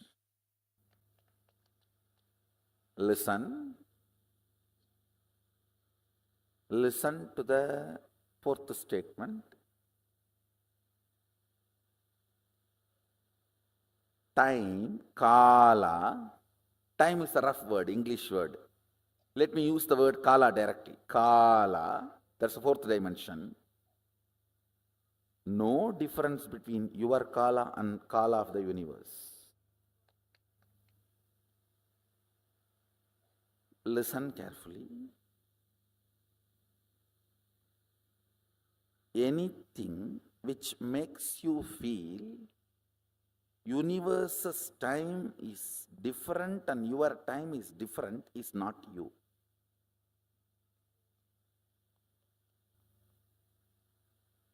Your length, when its frequency increases, becomes breadth. Your breadth, when its frequency increases, it becomes your depth. Your depth, when the frequency intensely increases, it becomes your time.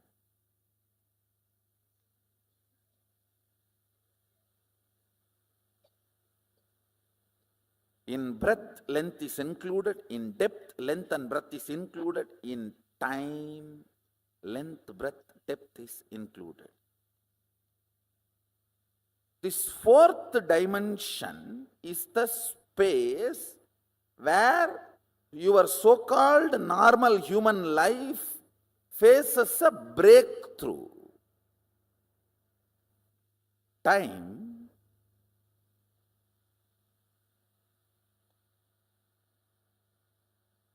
is a frequency, dimension of the universe,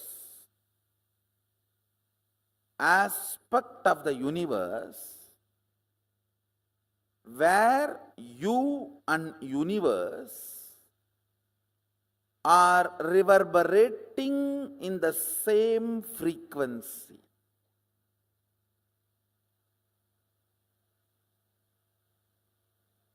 Unit of time of the sun, moon, KAILASA and you is one and the same.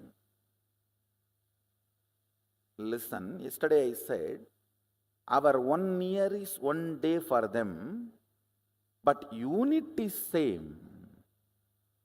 Only quantity difference. How many of you are understanding? It's only quantity difference, but not.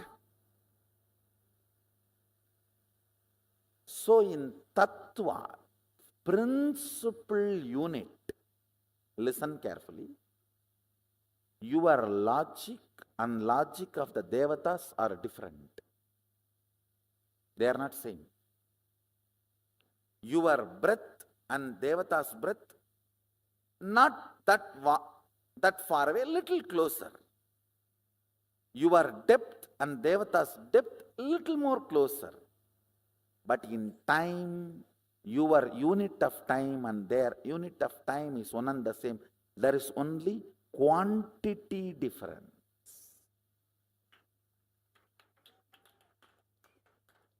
Tattva, fundamental principle unit is same. How many of you are getting it?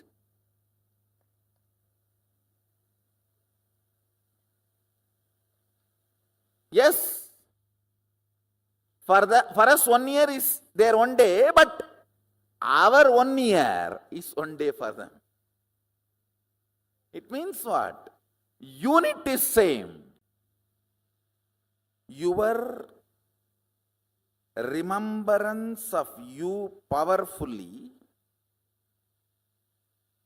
associated to some subject or not associated to something. For example, you may remember you powerfully by feeling I have a young body. You may remember you powerlessly feeling, oh, I don't have a bank balance. If you associate yourself with some things, you remember you powerfully. If you associate yourself with some things, you remember you powerlessly. How many of you are understanding this? This binary is time. That's all. Catch it. Listen. This binary is time. Kala. Kala, Sanskrit word, means jumping between associated powerfulness and associated powerlessness. Understand. Listen carefully.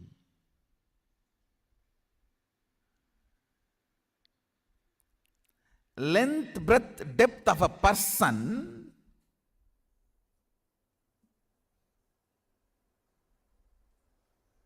is not he. the space he carries is he.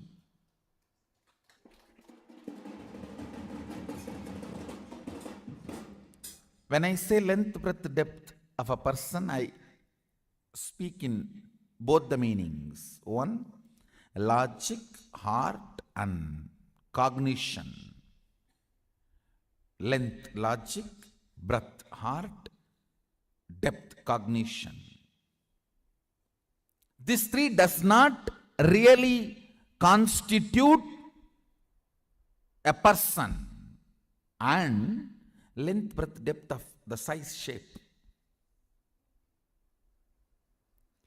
Size and shape does not constitute a person. That is why you fall in love with the size and shape, get frightened when you see the space.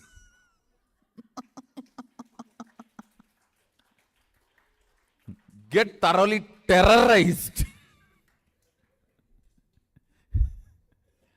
Getting mesmerized by the size and shape and getting terrorized by the space is called marriage. A full cycle of marriage is getting thoroughly mesmerized by the size and shape, length, breadth, depth, and getting thoroughly terrorized. I have seen some of the people getting terrorized by the marriage so strongly, they decide forever in any janma no marriage. A lot of people are deciding that. That is why more and more by birth the attitude and aptitude moves away from male female. Length, breadth, depth does not constitute a person. The space constitutes a person. Understand, the space you carry decides who you are.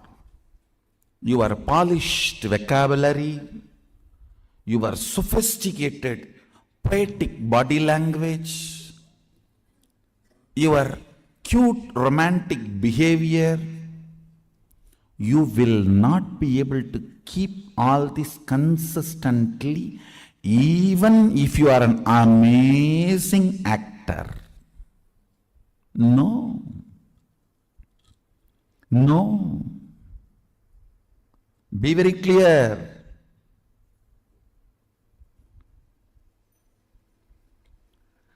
The space you carry, its smell, its flavor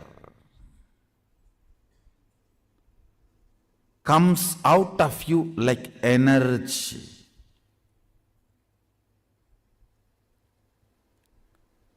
Like energy.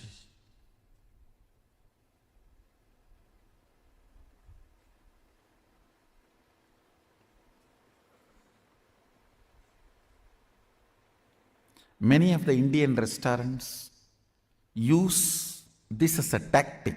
They release a certain masala flavor. That whole area will have that masala flavor. The moment you enter that zone, you will feel like eating. That is also again like a marriage only. You go to the restaurant and you order what you want.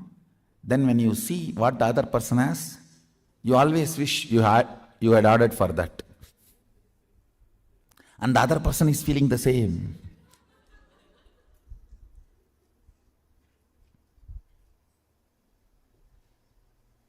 And you can't even exchange the plate, owner will not allow.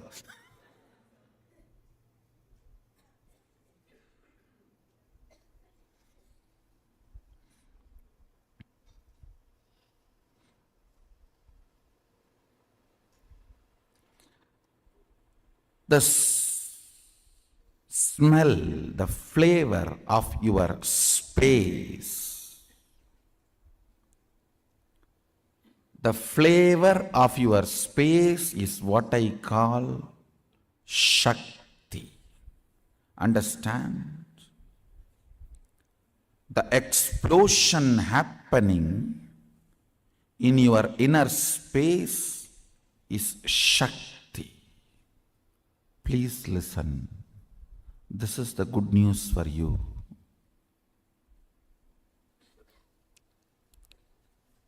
the moment you manifest even one Shakti, I have already entered into your inner space. If I have not entered in your inner space and made the connection, you will not be able to manifest Shakti, because all power manifestation has to start from space, not from depth. Understand that time is a non-existence power layer. It has no existence, like a length, breadth, depth. It is only when the space collides with the length, breadth, depth, the dust created is time. See, the length, breadth, depth is a mass. Space is a energy. When these two collides, the dust generated is the time. I can roughly compare it to the Vatavarana, the layer around the planet Earth. We call it Valimandalam in Tamil. In English, I think it's called atmosphere, yes. See, it's like atmosphere. Length, breadth, depth and space, when they collide, the atmosphere created is time. It has no independent existence. If the length, breadth, depth moves away from the space, the time will not have its existence.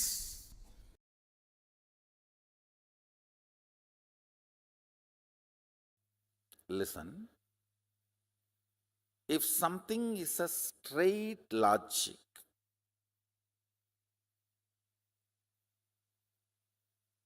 it is called length dimension.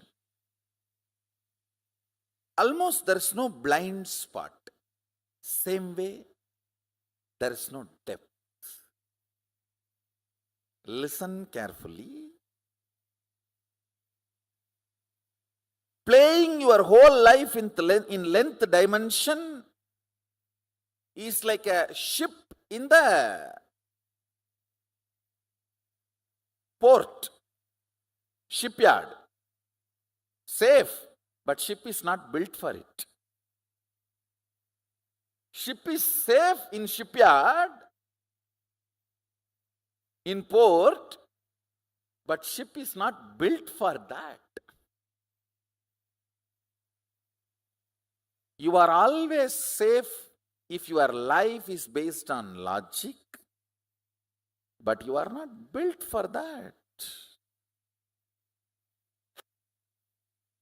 Anybody who feels secured by the logic dimension's abundance is foolishly feeling secured. Please listen. If you are cognizing you are very secured because of the bank balance zeros you have, electronically generated zeros in the bank computer screens by the exploiting ignorant stupid guys,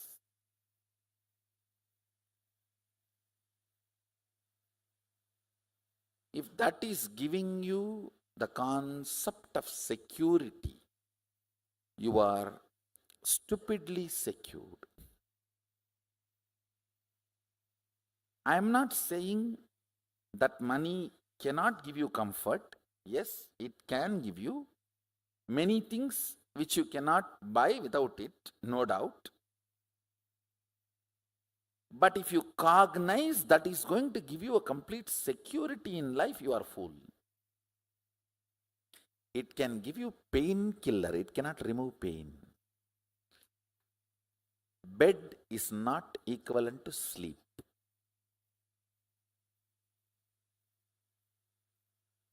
When you don't have bed you equate bed to sleep.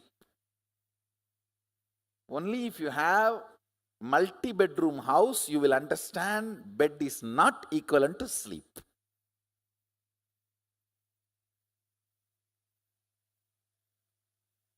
Same way,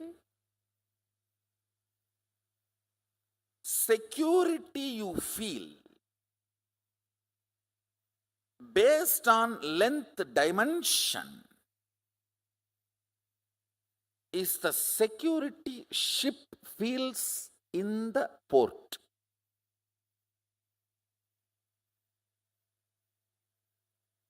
Is that security for the ship? No. Security of the ship is its ability to handle everything of the ocean.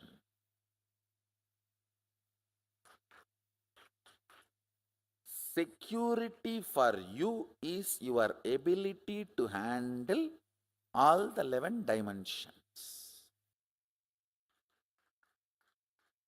If you don't tumble down in the 25 states of consciousness, you are secured. The ultimate security, please listen, in the doing aspect and being aspect. Sushupta sushupti, to turyadita turyadita. If you can handle, that is what is security. With the introduction to the 11th dimension, the intensity of your powerful cognitions will just shoot up. Understand? The amount of powerful cognitions, all of you need to understand the meaning of the word powerful cognition. For example, if you see somebody dying, are you going to cognize it as powerlessness, shaking, fear? Are you going to cognize the situation with a powerfulness? That is the way the reality is. What next? In every situation, cognizing with powerfulness, whether health, relationships, love. Listen. Knowledge and understanding, even if it is intellectual, knowledge and understanding of this 11th dimension makes many of the suffering caused by others and the sufferings you cause to others redundant. Only a person who understands 11 dimensions of the universe can be non-violent, can be really non-violent.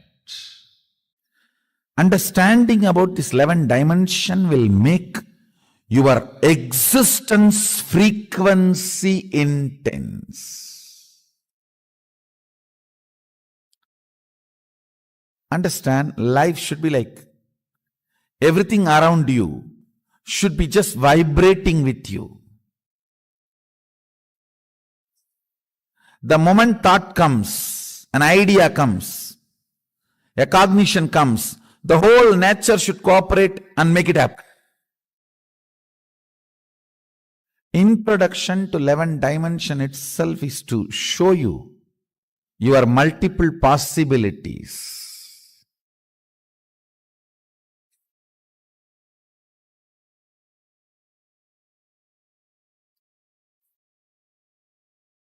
Actually, I am interested in you, not your identities. That is why when people try to come and tell me, Swamiji, I am this, what can I do for your mission? I tell them first, your consciousness, let you make it to the higher frequency. taste what I am teaching, what I am standing for. Substantially, even you will not be able to doubt you to that level. Experience the depth of your consciousness. You should feel you have become too big. Wow, existence is really nice. The way I exist now feels great. Depth of personality is joy. Depth of personality is bliss. That consciousness you are carrying, that chit you are carrying, should be constantly manifesting powerful cognitions and power. That is the biggest help you can do to me. See, I want you to know these dimensions, only then I can take you to the next level of experience. Otherwise, when I give you the experience, you will be overwhelmed. See, with understanding about these dimensions, you yourself will know how the powers are manifesting.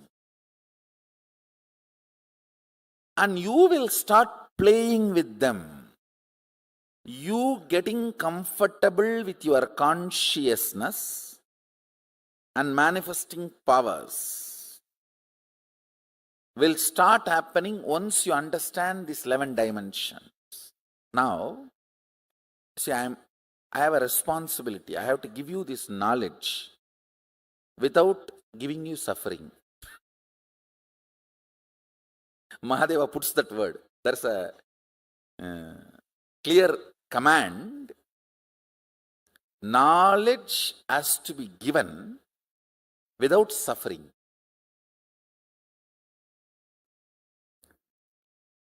Listen, first thing you need to know about the universe because you are living in universe. Ignorance is no way cute and ignorance is not going to save you anywhere. Second, why I am teaching about this fundamental units of the universe, 11 dimensions, because understanding about these 11 dimensions will make you manifest multiple powerful cognitions and powers. I'll repeat. See, manifesting powers of third eye, like reading through your third eye, scanning through your third eye is power. But understanding the fundamental principle, unit, tattva, why you are able to do? Because you connect your third eye with a third eye which is already awakened, your master's third eye which initiated you. And that third eye is connected with all the existing third eye. Then the power you manifested through your third eye is not limited to your third eye. You can read through any third eye. That is what is powerful cognition. Understand? So today you are going to manifest powerful cognitions. Only then you will understand how understanding about these multi-dimensions makes you start functioning in multi-dimension level. Understand, my purpose is individual, having a breakthrough in consciousness and feeling you have now become multiple. Like earlier, if you felt you are in your body 100 unit, it should just become million unit. You should feel, wow, million unit, I am in my system now. That's all I am interested in.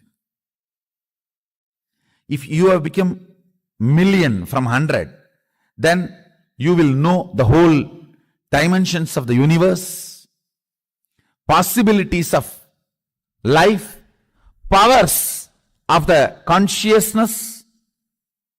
Everything starts manifesting. It's all fundamentally integrating you and making you experience superconsciousness. I am interested in you, not any adjectives added to you.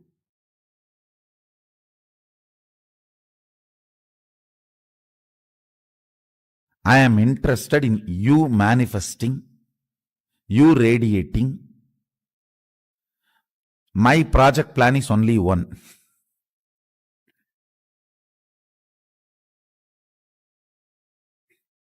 You manifesting, you having a breakthrough. I'll do everything for that. Whether I ask you to eat vegetarian food, or I ask you to apply the aushadas and take bath, or I ask you to do the yoga on the pole and the rope, it is all centered on one. Now, I'm going to introduce you the 11 dimensions of the universe, all only this purpose. Breaking the barriers you built around you and experientially manifesting, not just theory, word.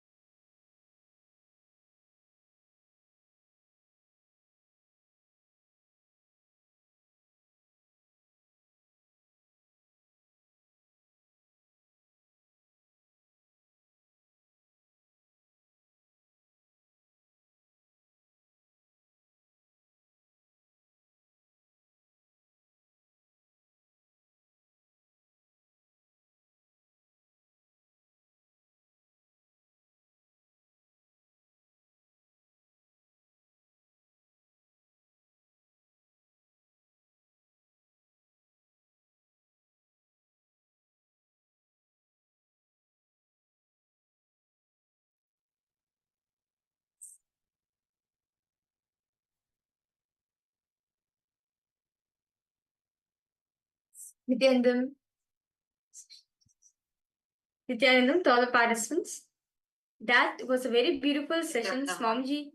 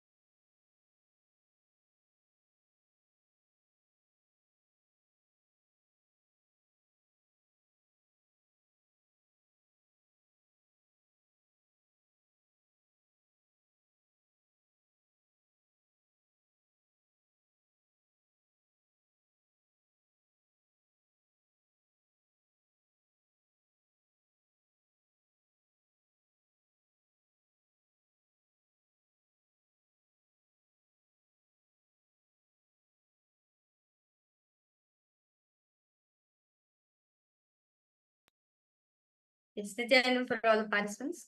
We like to complete for a technical glitch. Okay.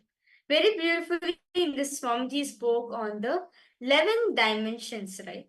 So, in the very start, in the very beginning, Swamiji very beautifully said how science is now only discovering the dimensions of the universe. But 5,000 years ago, not just 5,000 years ago, the ancient rishis, right? Paramashiva elaborately has said that there are 11 dimensions of the universe. So, the 5 dimensions science established so far, with sciences, these they have gone through so much, is the length, breadth, depth, time, and space. See, there are 5 dimensions that we hear of. But apart from this, there are more dimensions. There are 11 dimensions that Paramashiva revealed. And within these 5 dimensions, usually we all tend to only be in the length and breadth dimensions. Sometimes we tap depth dimension into our depth. And beautifully, Swamiji explains how the length is everything related to logic, anything in the logic dimension. Day-to-day life that you thinking and all your activities that you do in the logic dimensions, your studies, your work, all of that is like how we were seeing in the power manifestation, the height of the building. Now, if an architect sees that, they can make an approximate. It's this tall, it's this wide, so it would be approximately this many feet. And how Swamiji says 2 plus 2 is logic, and even Ganga flowing from Gangotri all the way down, knowing that logic, the entire logic behind that is the length dimension. And breath is the rhythmic flow of nature, the rhythm of life. And actually, the length, breadth, depth, it does not constitute a person, but the space dimension constitutes a person. Are each of you catching this? How we usually are all times with the depth.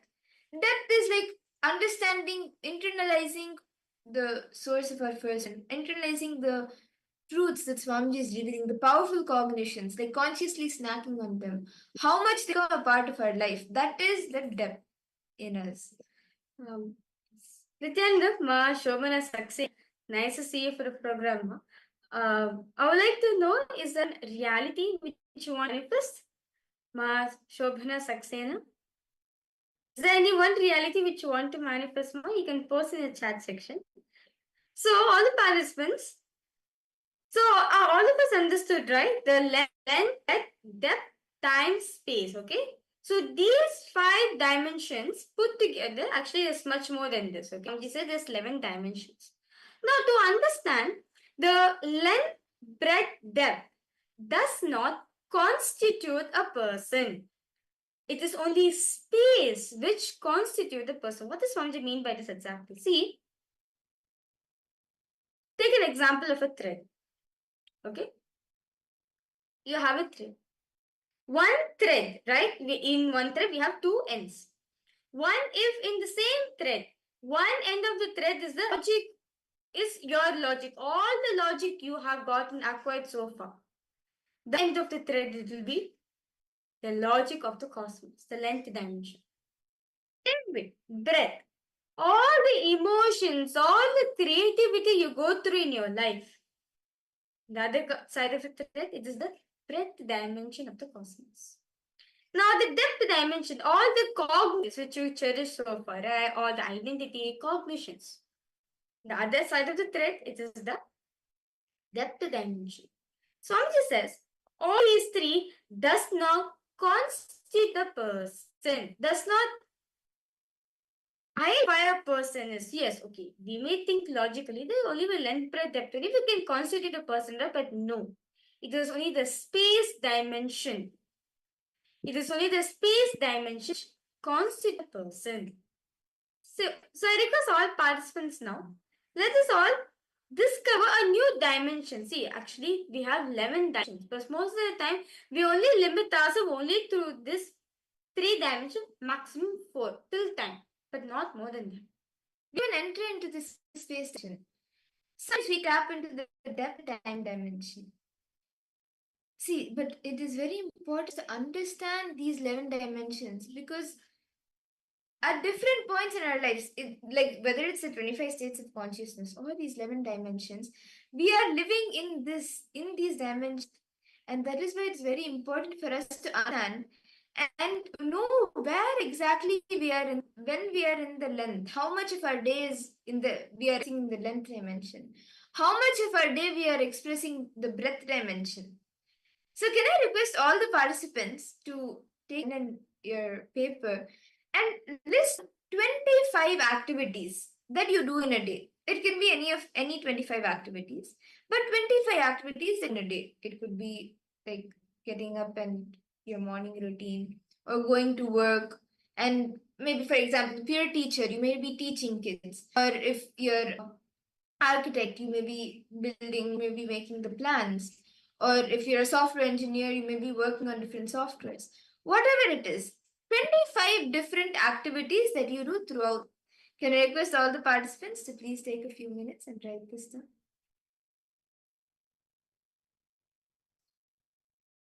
Any questions any of you have, please feel free to.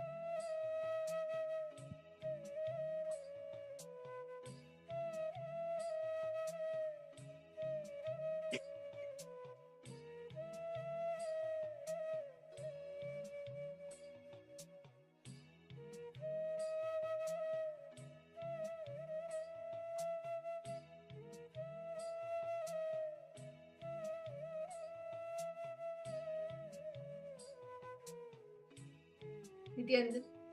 I hope all the participants, all of you have been able to write down 25 activities that you do throughout the day. Different activities, it could be anything. And if you're comfortable, you can even share the activities in the chat with us, and you can even post in the private chat to us so we can help you further.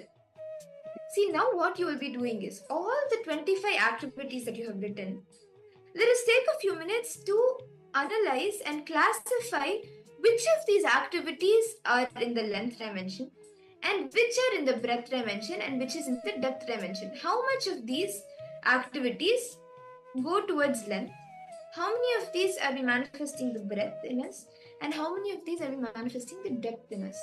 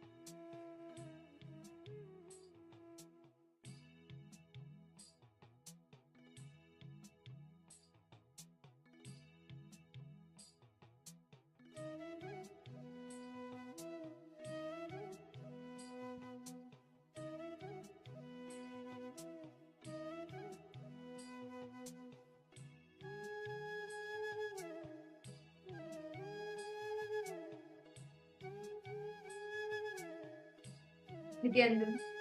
I hope all of the participants, all of you have been able to write down for the 25 activities.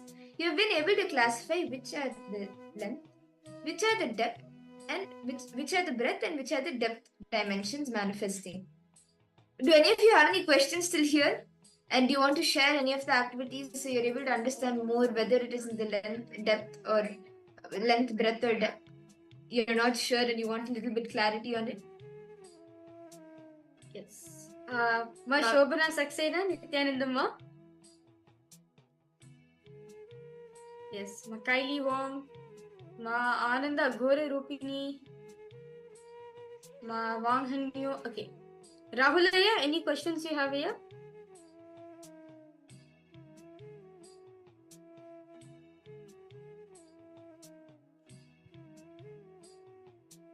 So, is all the participants understanding what does it mean to be in what is it that we are in breadth, length, or depth?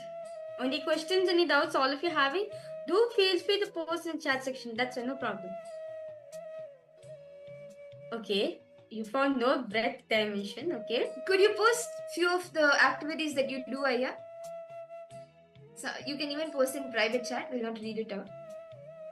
Yes, puja and yoga is depth dimension actually. It's actually beyond depth dimension. See, anything related to arts, painting, dancing, singing, poetry, where you experience the rhythmic flow of nature, that is the breadth dimension. Or it can also creativity. Or it can also be the times where you experience deep emotions in your life. Like you're going through some emotional pain, suffering. This is also breadth. Swamiji said all emotions falls in the breadth dimension. Like you feeling sympathy, or you feeling some kind of emotion for your mother or for your sister, like for your relatives, for your siblings. That's also a breadth dimension. Yes. Okay. Ma Basti, do you want to share anything? Ma Lita, Ma Anandeshwari, Nithyananda, Ma Linga.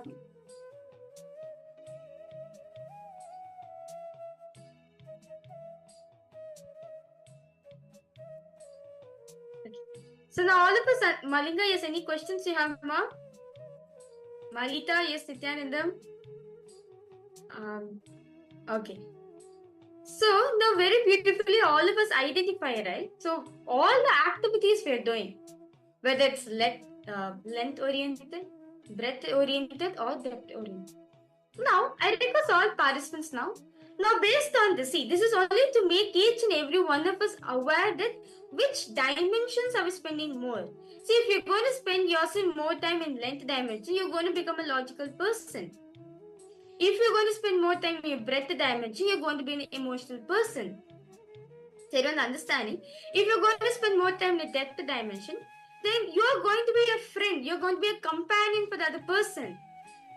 So you need to understand which dimension as you are in. As if you're which dimension depends on the particular state. I mean, like, of course, all three interconnected to each other. The which dimension you are in, you attract that kind of people around you. And how much percentage of these dimensions are you expressing? How much percentage of the length dimension are you expressing? Or how dependent are you on the length dimension? How dependent are you on the breadth dimension? How dependent are you on the depth dimension? Can I request all the participants to write down how dependent are you on each of these dimensions? You can write the percentage. Actually, over here, very beautifully, Swamiji said that if you are spending time in your depth, right? If you're a depth or dependent person, then you'll always keep your friends inspired as they enjoy your company. So if you're a breadth dependent person, then no matter what happens, the relationship you carry with other person will always be emotional. If you are a length dependent person, right, you'll always ensure like the relationship which you're having will be more of logical based, more of conclusions, more of fights. So basically more of arguments which will be happening. So because all participants, let's analyze. See, only if we become aware how much time we're spending on each of these dimensions, we can even raise ourselves up. So let's all do this. Just looking to see how much of your day is length dependent, breadth dependent, or depth dependent. Please internalize it in yourself.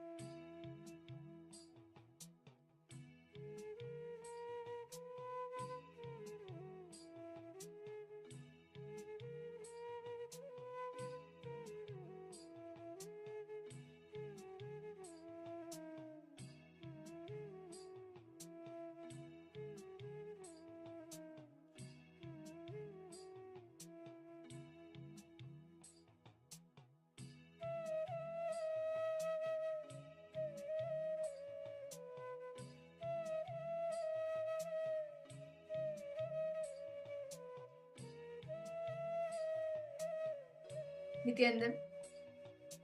I hope all the participants now, all of you have been able to finish how much percentage you are length dependent, how much percentage you are breadth dependent, and how much percentage you are depth dependent. Can I request all of you to post in the chat how much, like, have you been able to internalize and write down the person? And you can even share how much percentage you are able to come to, how much you are in the length, how much in the depth you are. Ma Irene Lamos, yes, Nithyananda Ma, welcome for the program. Okay, so Aya, you have posted something.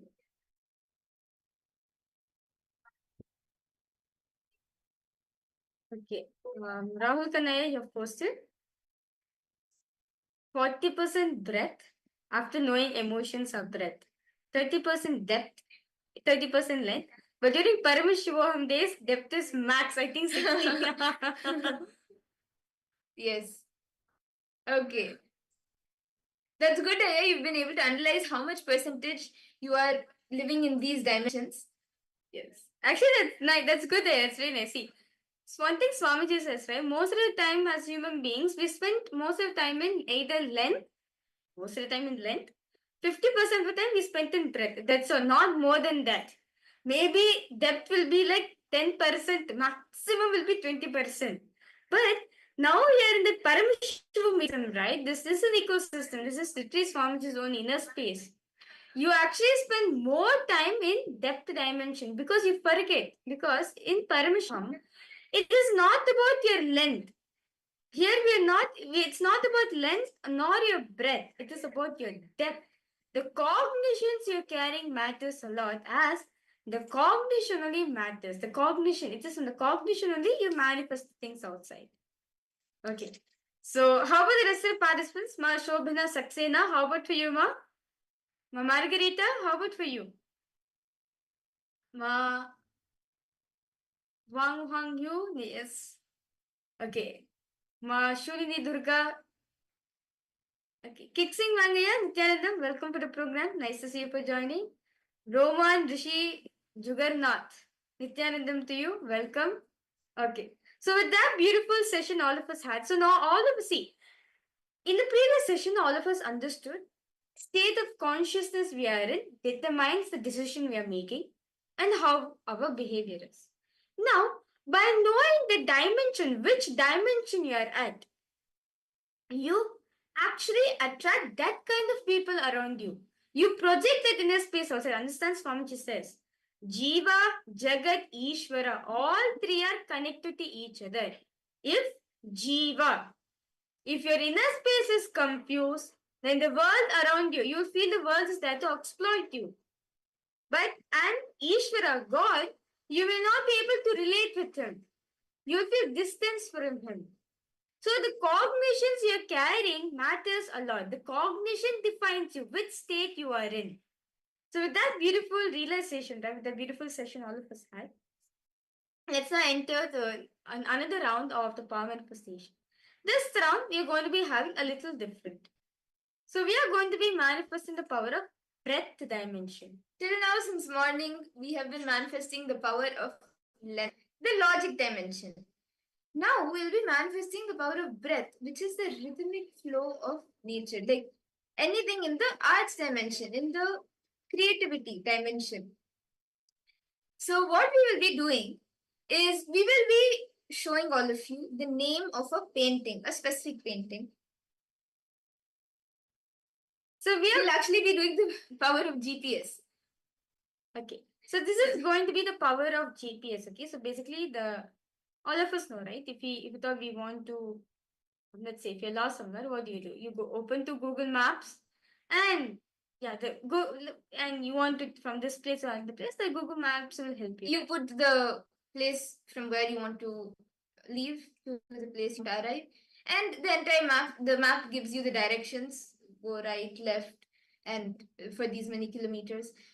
Now what you will be doing is, this entire thing, you will not be asking a Google map, but your third eye will be doing the GPS, like you will actually be drawing the GPS and going around to see. We will be giving you two locations. So from place A to place B, you will be scanning the directions, how you can travel there, how you can go to that place. So you will be doing the power of GPS. Okay. You will be drawing the directions on a piece of paper. So we are going to be showing two places for all the participants, okay? Point A and point B. What you're going to be doing exactly through the third eye, you're going to be capturing those two images and dropping it in your inner space and asking Swamiji to reveal the direction. So basically, you're going to be drawing the GPS. You can also tell approx how many kilometers is there, how much, what's the duration, and any sites, like any predominant sites that may be in the middle, that may, for example, if you're in an area where there is a downtown, and there you're going from one house to the hotel, and in between the most predominant place there is the downtown there, like that, any predominant places that are also there in between, you can even scan that till the most, as much as detail as you can scan the directions, the like a left, right, turn, all of that, and also the kilometers, the speed, if you travel in this speed, how much time it may take, all of that, as much as in detail that you can, you will be scanning through the third eye. Okay, so let's now start. So I'm now going to be projecting two pictures for all the participants. Let's now start. So I request all of you to please close your eyes intensely. Connect this one sheet.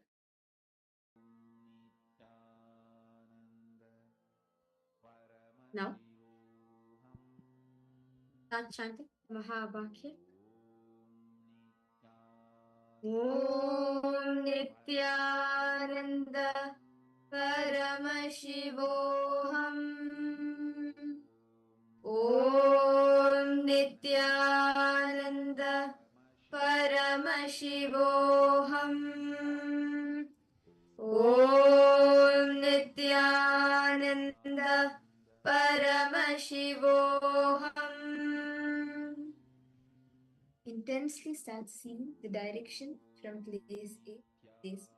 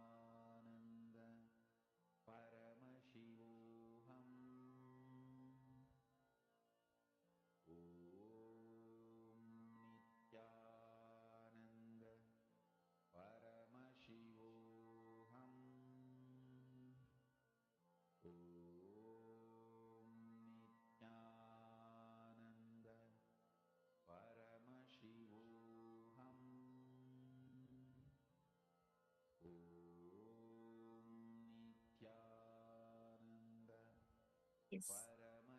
I request all the participants to now post in the chat what did you see as the directions? What was the details Swamiji revealed to you? Can I request all the participants to take a moment and post it in the chat? Ma Margarita, Malita, Rahana, whom you, Ma Ananda, Agora Rupini. All of you can post. What did Swamiji reveal to you as the directions from place A to place B?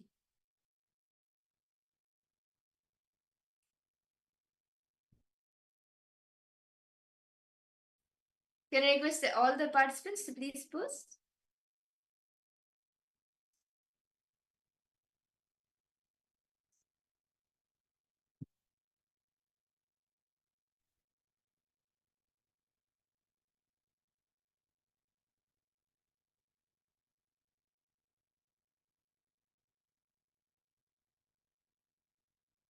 Let's see all the answers. Okay, so Rahul Kanaya, what did you see? And how Chenaya? Ma Xiao Lao how?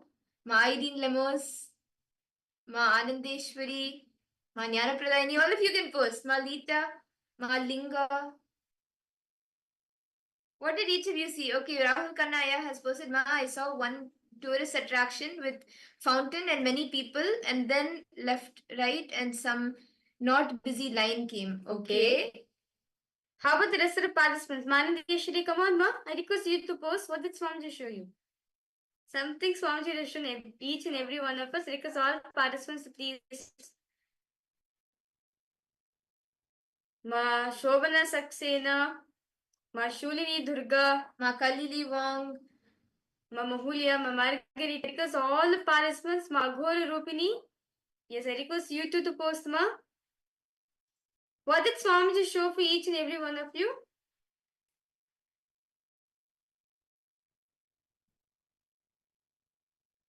Fixing one, yeah? What did Swamiji show for you two, yeah? Okay. So should we all see the answer now? What the direction from place A to place B is?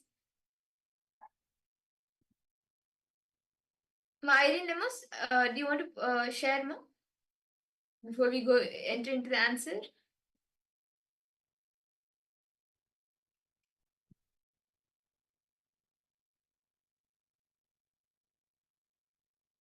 Okay. Let's verify the answers. So for all the participants, actually this place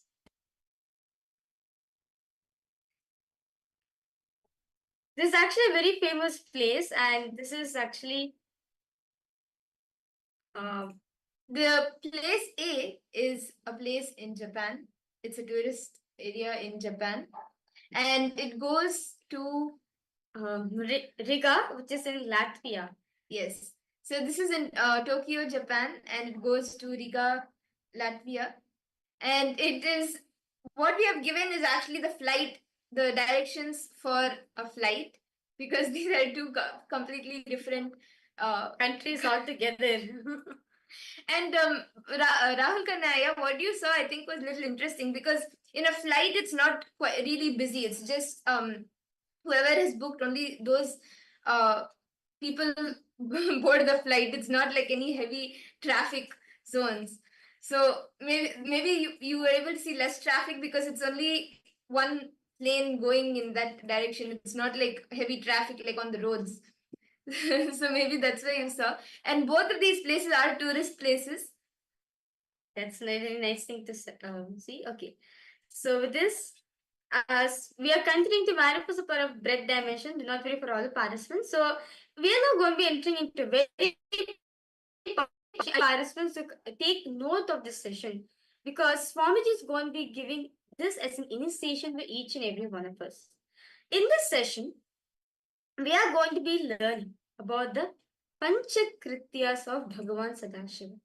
What are the Panchakrityas? The 5 cosmic actions, the Shrishti, the creation, the sustenance, Sthiti, rejuvenation, Samhara, and then putting into delusion, Tirobhava and liberation, the Anugraha. These 5 Panchakrityas, how do they manifest? How does Paramashiva manifest them? We will now be seeing in this session. That is all. Many times we feel, right, how can I be Paramashiva? How can I manifest the Panchakrityas? I'm not even able to handle anything in my life. But Swamiji says that fundamentally we have Paramashiva's consciousness. It is only because of Paramashiva's consciousness only we are even there in planet Earth right now.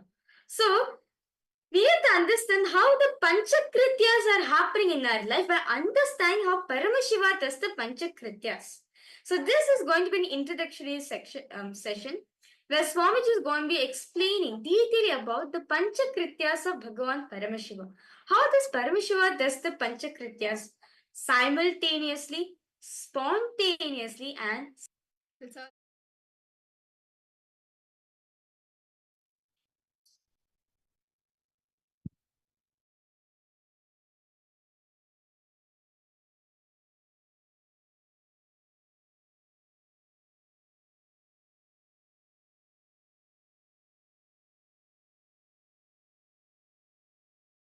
The 11 dimensions of the universe, 25 states of consciousness,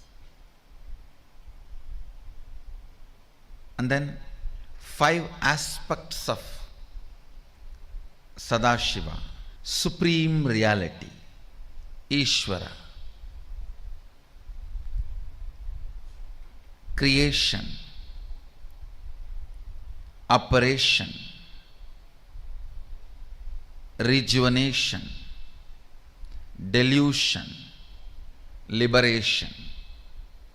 Please understand, supreme cannot be just God, generator, operator, destroyer.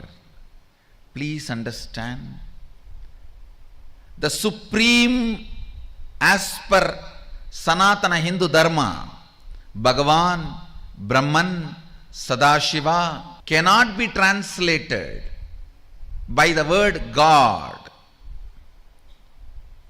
The Western definition of God is generator, operator, destroyer.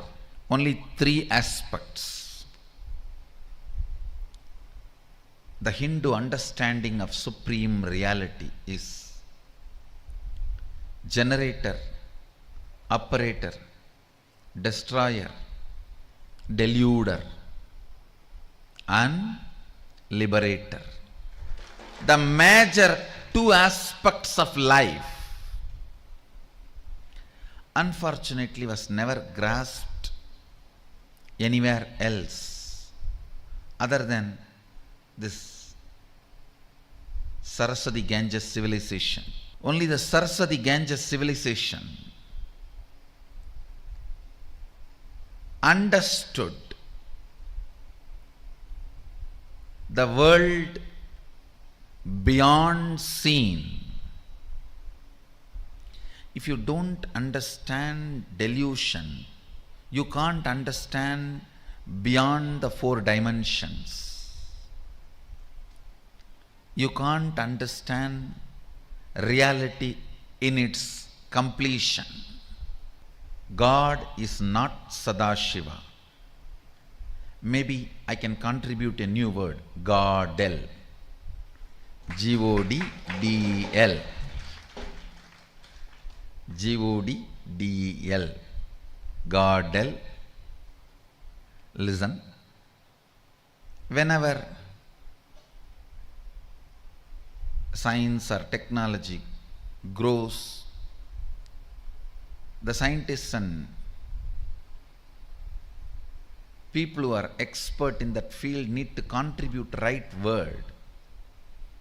They need to support the language also to explain the concepts. English is learning spirituality, Sanatana Hindu Dharma first time. So let's contribute some good words.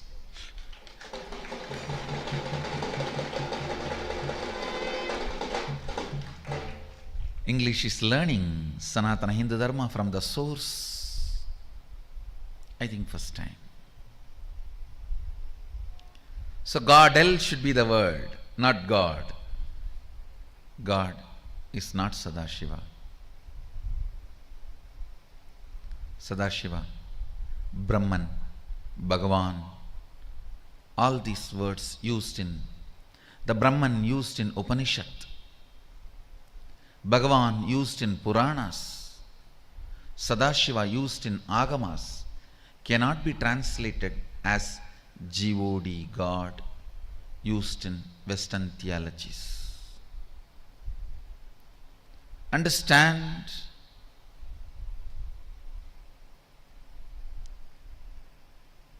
these 5 aspects of Sadashiva in the manifest form is called Ishvara, unmanifest form is Avyakta. Even this 5 is only the manifest form of God El, Sadashiva.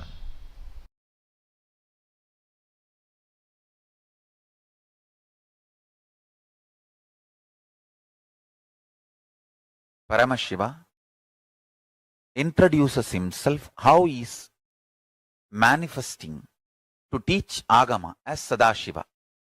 As Sadashiva, he manifests with 5 heads, 10 hands, teaches Agama. Through these 5 heads, he does these 5 actions.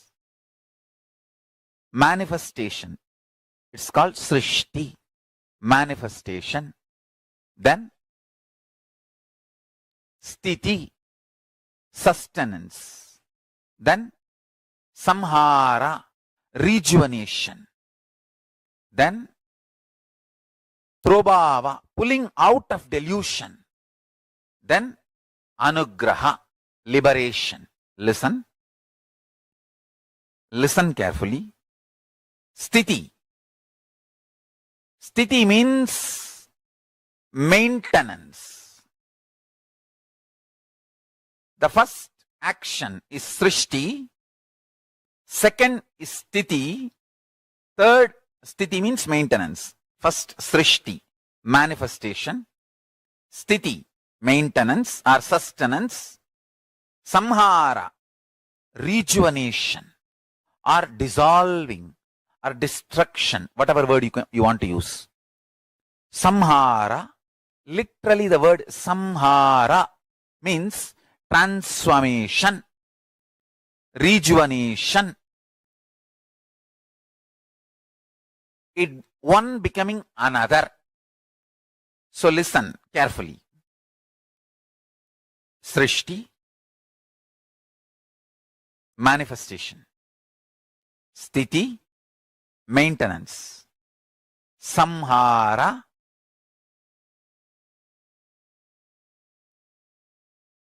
rejuvenation.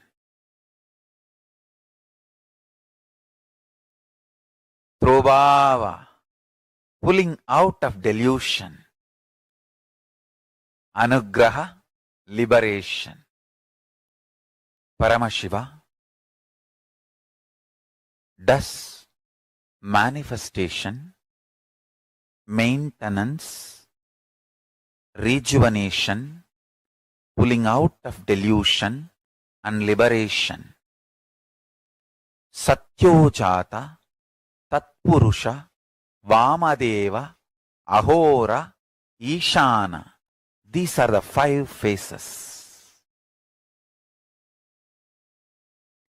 He resides in his supreme Paramashiva Swarupa as Ajomuha or Adhomuha, unborn,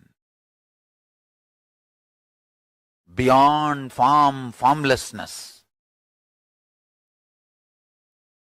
Is Paramashiva Swarupa. That Paramashiva Swarupa manifests with these 5 phases as Sadashiva, Tatpurusha, Vamadeva, Ahora, Satyojata, Ishana. 5 phases he manifests and does the Panchakritya, Srishti, manifestation, Sthiti, sustenance, Samhara, rejuvenation, Prabhava, pulling out of delusion. Anugraha, liberation. Understand? He does all these 5 jobs.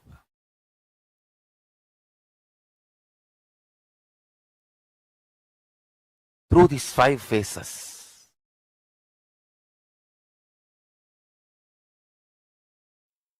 I'll tell you. In the cosmic level, Paramashiva has 5 of his dimensions: creation, sustenance, rejuvenation, destruction and rejuvenation, putting in and pulling out of delusion, and liberation. All these 5.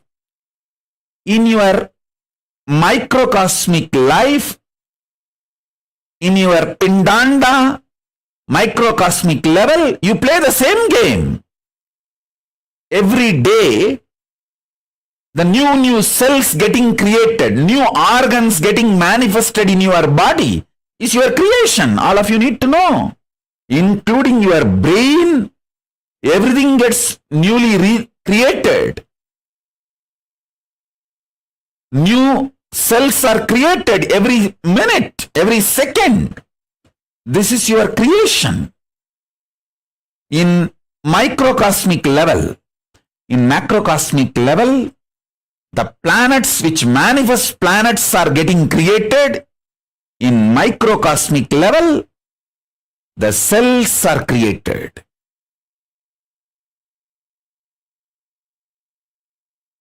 In the macrocosmic level, whatever is created is continuously getting sustained. In microcosmic level, the body you create is getting sustained. The life you manifest is getting sustained by you. You continuously breathing, inhaling and exhaling, keeping you alive is sustenance, maintenance in microcosmic level. In the macrocosmic level, destruction, rejuvenation, samhara is black holes swallowing big bangs. In the microcosmic level, the old cells getting killed and new cells getting formed is rejuvenation, samhara. In your body, in your microcosmic level, Pindanda level. Same way, in the Brahmanda level, the delusion is cosmos creating deluges, pralayas to rejuvenate itself, clean itself. You can see the heat wave all over the world. All the Panchabhutas playing and aligning itself. In the cosmic level, this is the delusion. Prabhava going on. In the macrocosm, Pindanda level, you forgetting your existence as Paramashiva, higher reality, falling into the nightmares and going through, is the small scale Prabhava. Delusion in the Pindanda microcosmic level you go through. In the cosmic level, Brahmanda level, liberation, anugraha is Paramashiva himself manifesting as this Nijavadara Nithyananda and making this KAILASA happen.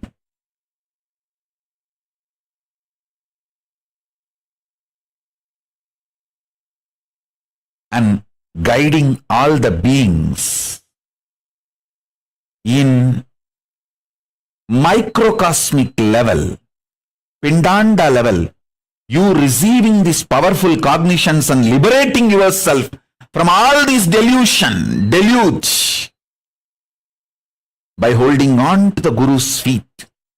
is the liberation happening in you. Understand, whatever is happening in Brahmanda, macrocosm, is happening in your Pindanda, microcosm.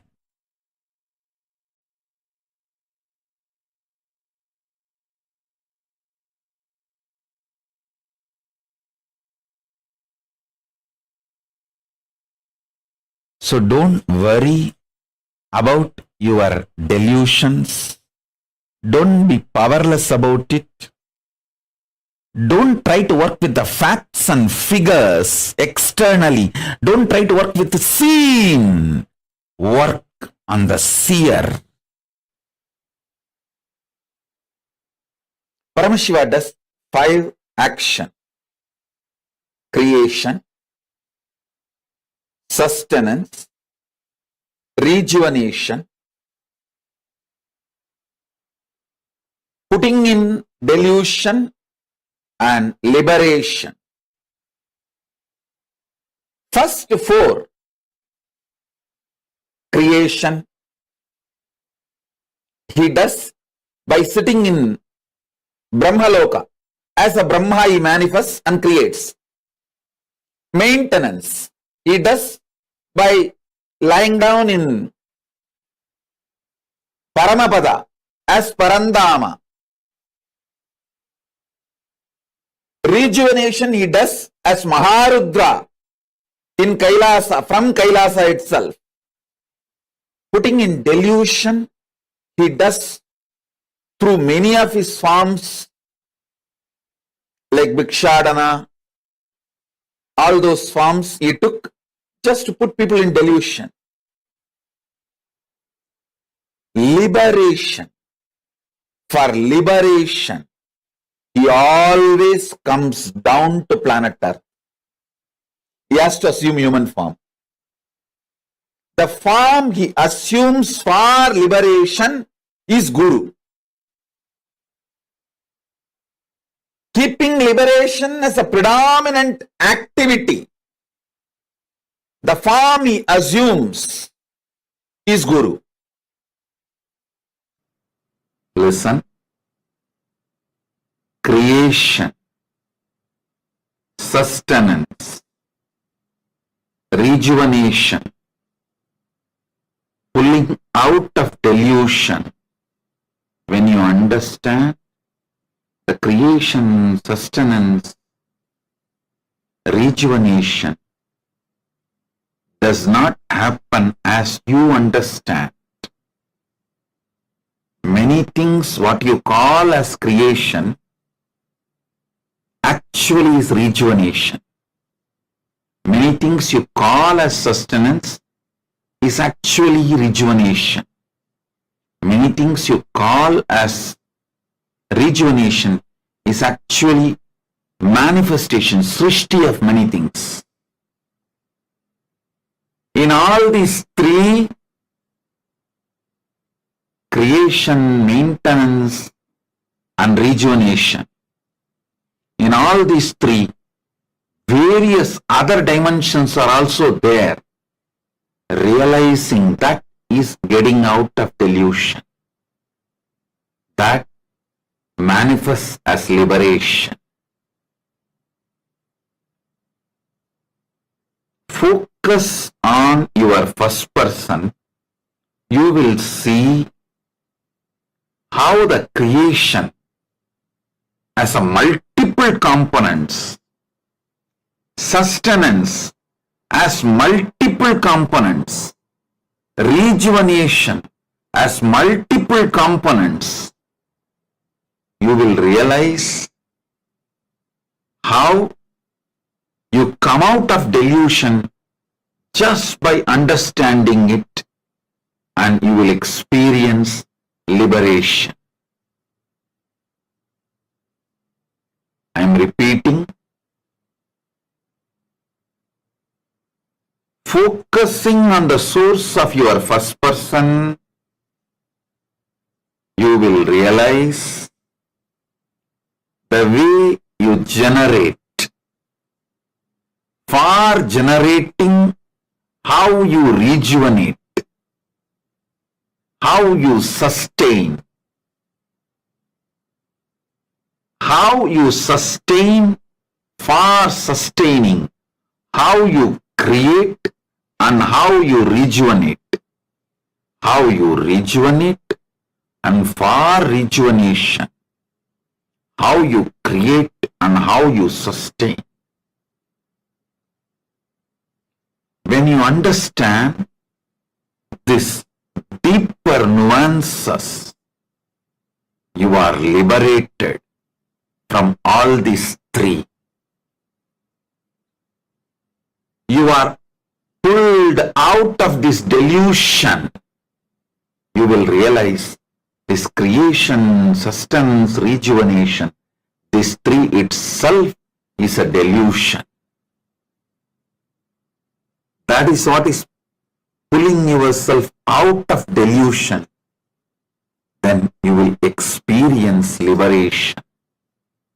Listen, this is the truth, ultimate truth, directly from Paramashiva, from KAILASA. I am revealing this for the first time. So meditate on it.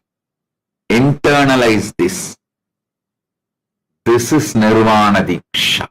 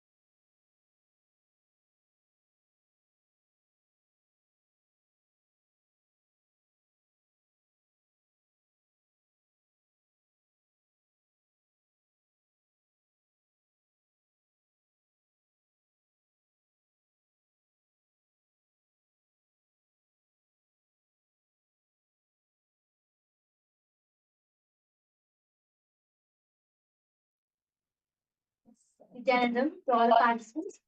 Hope all of you are able to hear us clearly.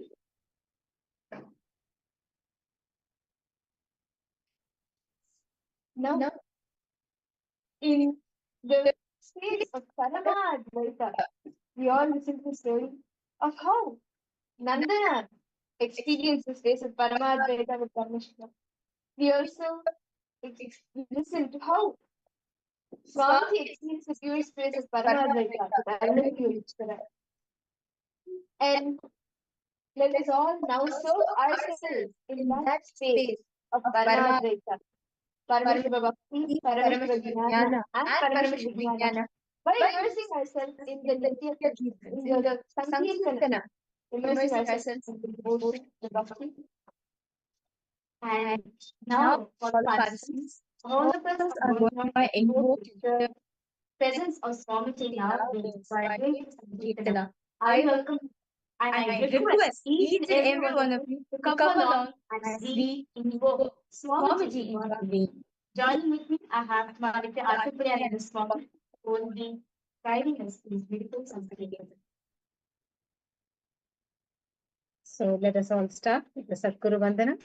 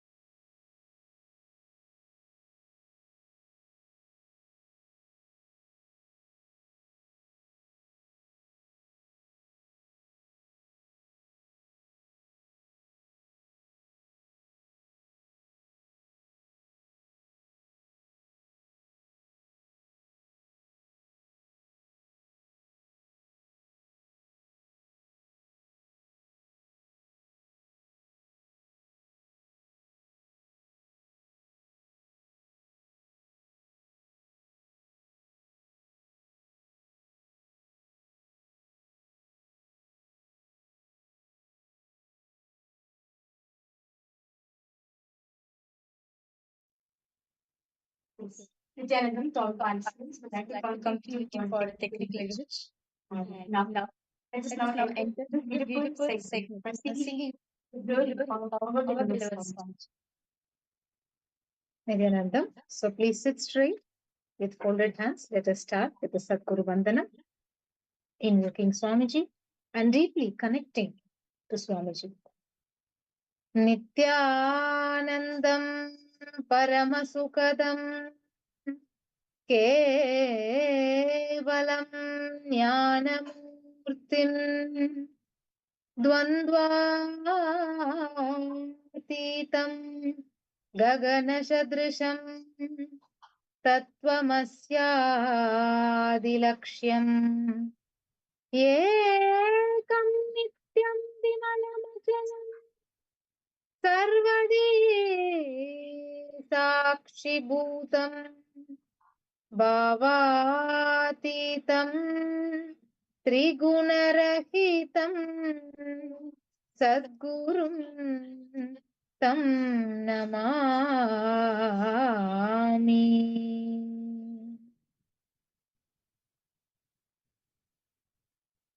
Let us now begin the Sankirtan. We'll be projecting the lyrics of the Kirtan now, so you can see the lyrics and sing along with us.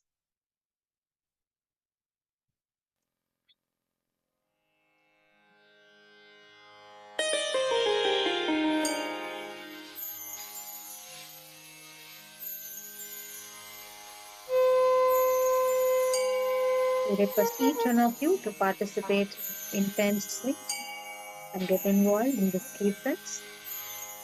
Chant the name of Bhagavan. Each and every time you chant, connect with him in deep devotion and feeling connection.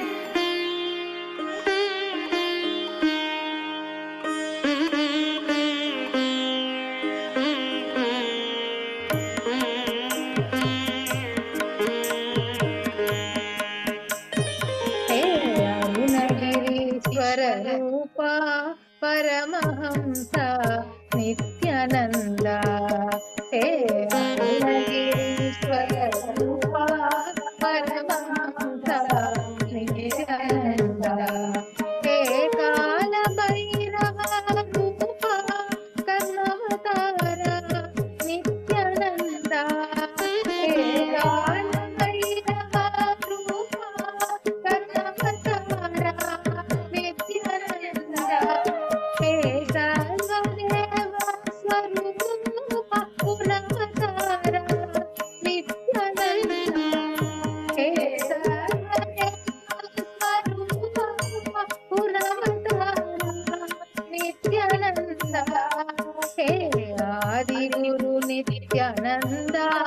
Paramahamsa Nithyananda Adi Guru Nithyananda Paramahamsa Nithyananda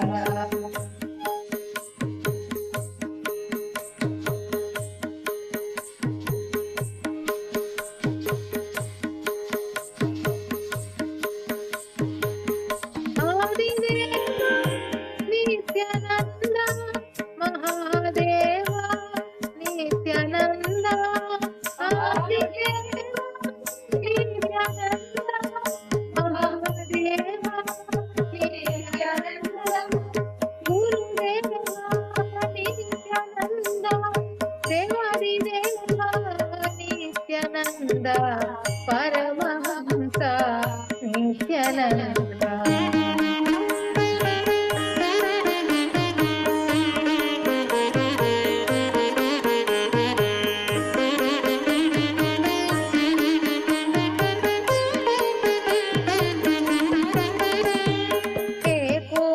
Surya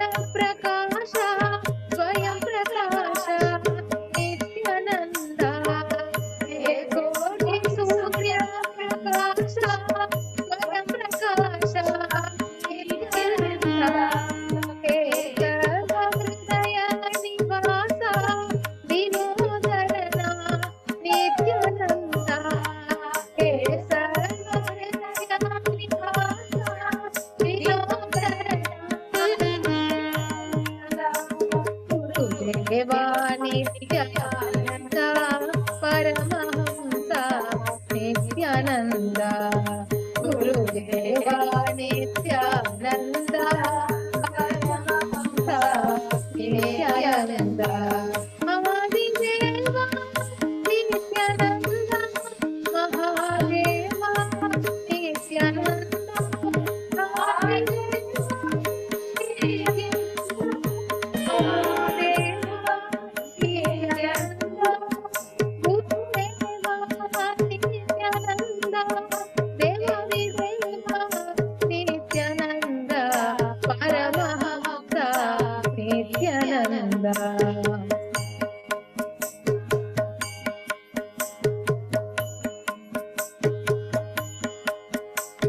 Request all the participants to chant along with us, sing along with the sequence. Well done.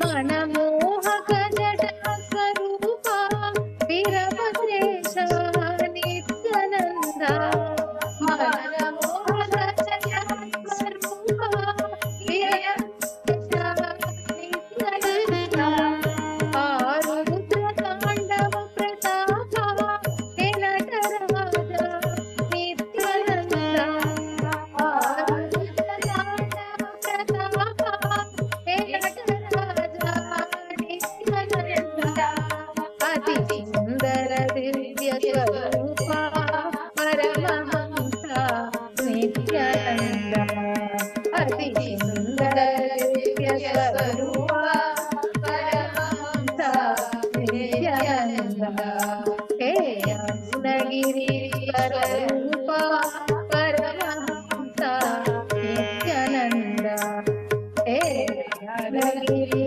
Swarupa Paramahamsa Nithyananda He Kala Bhairava Karnavatara Nithyananda He Kala Bhairava Rupa Karnavatara Nithyananda He Arunagirishwara Rupa Paramahamsa Nithyananda He Arunagirishwara Rupa Paramahamsa Nithyananda Paramahamsa Nithyananda Paramahamsa Nithyananda Paramahamsa Nithyananda Paramahamsa Nithyananda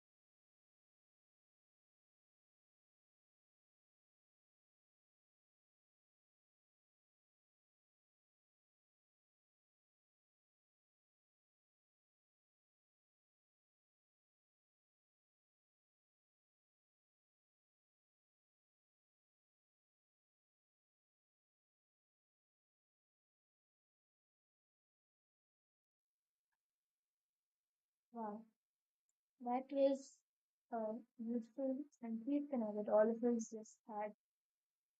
And in that same space of bhakti, devotion,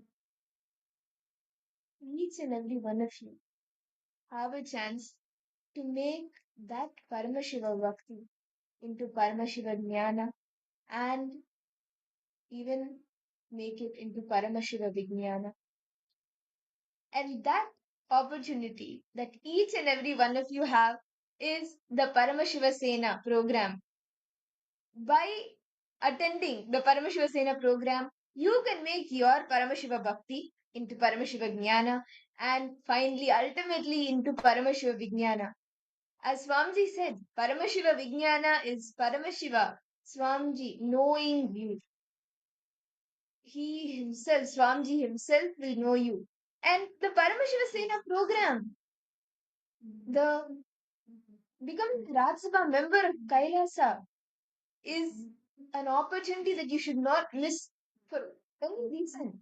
And this program, it's like first, it's one program, the in-house program happening after 5 years. And Swamiji himself is attending to each and every person. Each, like literally, Swamiji is there 24 by 7. 24, not even 24 by 7. Literally, 24 Swamiji is there. Swamiji is making himself available in the Paramashiva Sena program for each and every one of us. And you can become a part of the Paramashiva Sena, a Rajya Sabha member of KAILASA by attending the program. You can experience the Paramashiva Vijnana, where Swamiji himself will know you. And understand this program, right? Like it is literally conducted and guided by Swamiji himself. Literally, like throughout the whole program, in the day, like from the time starting the program till the end, Swamiji is there with each and every single participant, guiding them to become his ambassadors. As very beautifully read, Paramashiva Sena is for each and every one of us to experience the you are to understand. And so it's like all of us, it's like a training ground for all of us to radiate Swamiji himself, manifest Swamiji in each and every one of us. I will request all the participants and all the viewers live right now.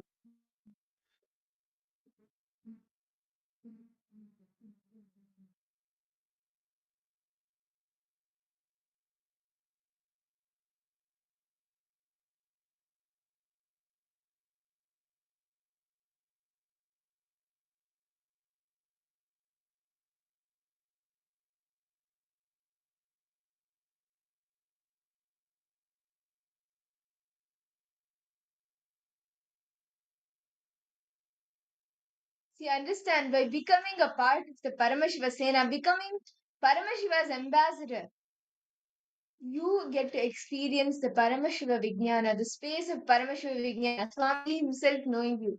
And it's such a sight to see how, for each and every participant of the Paramashiva Sena program, each and every question, Swami comes, like he is making himself available. He attends to each and every participant, whether it is the smallest questions or even questions related to how like the science of how to connect what is Paramashiva Vijnana, how to connect one from another, all of these, any questions.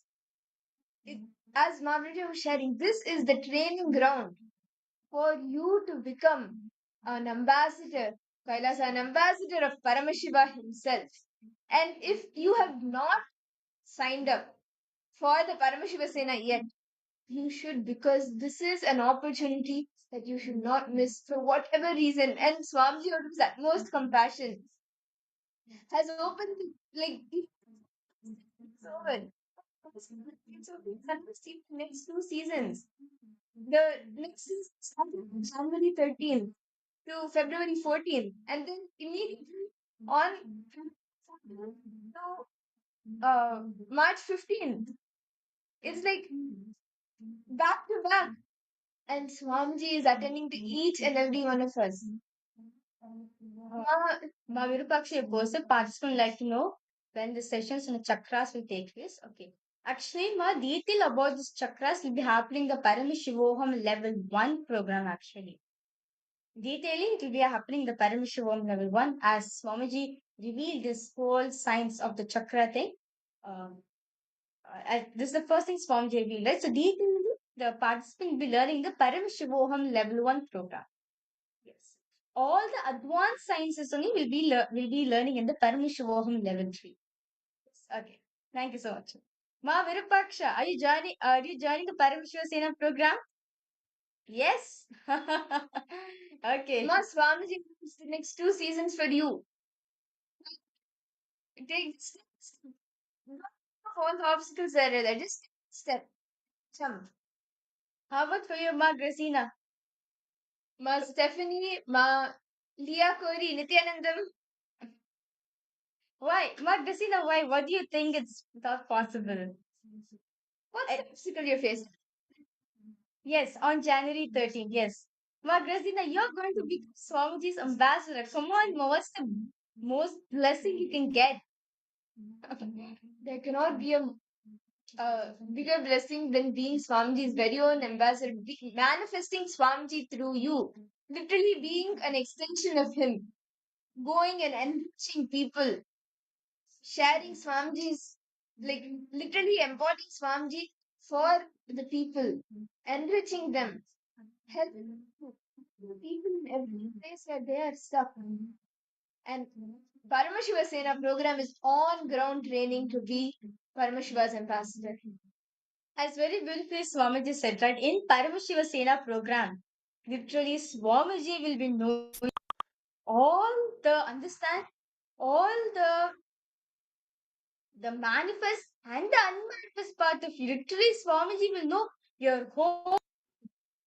Literally, if you want Swamiji to know you personally, Paramashiva Sena is for you.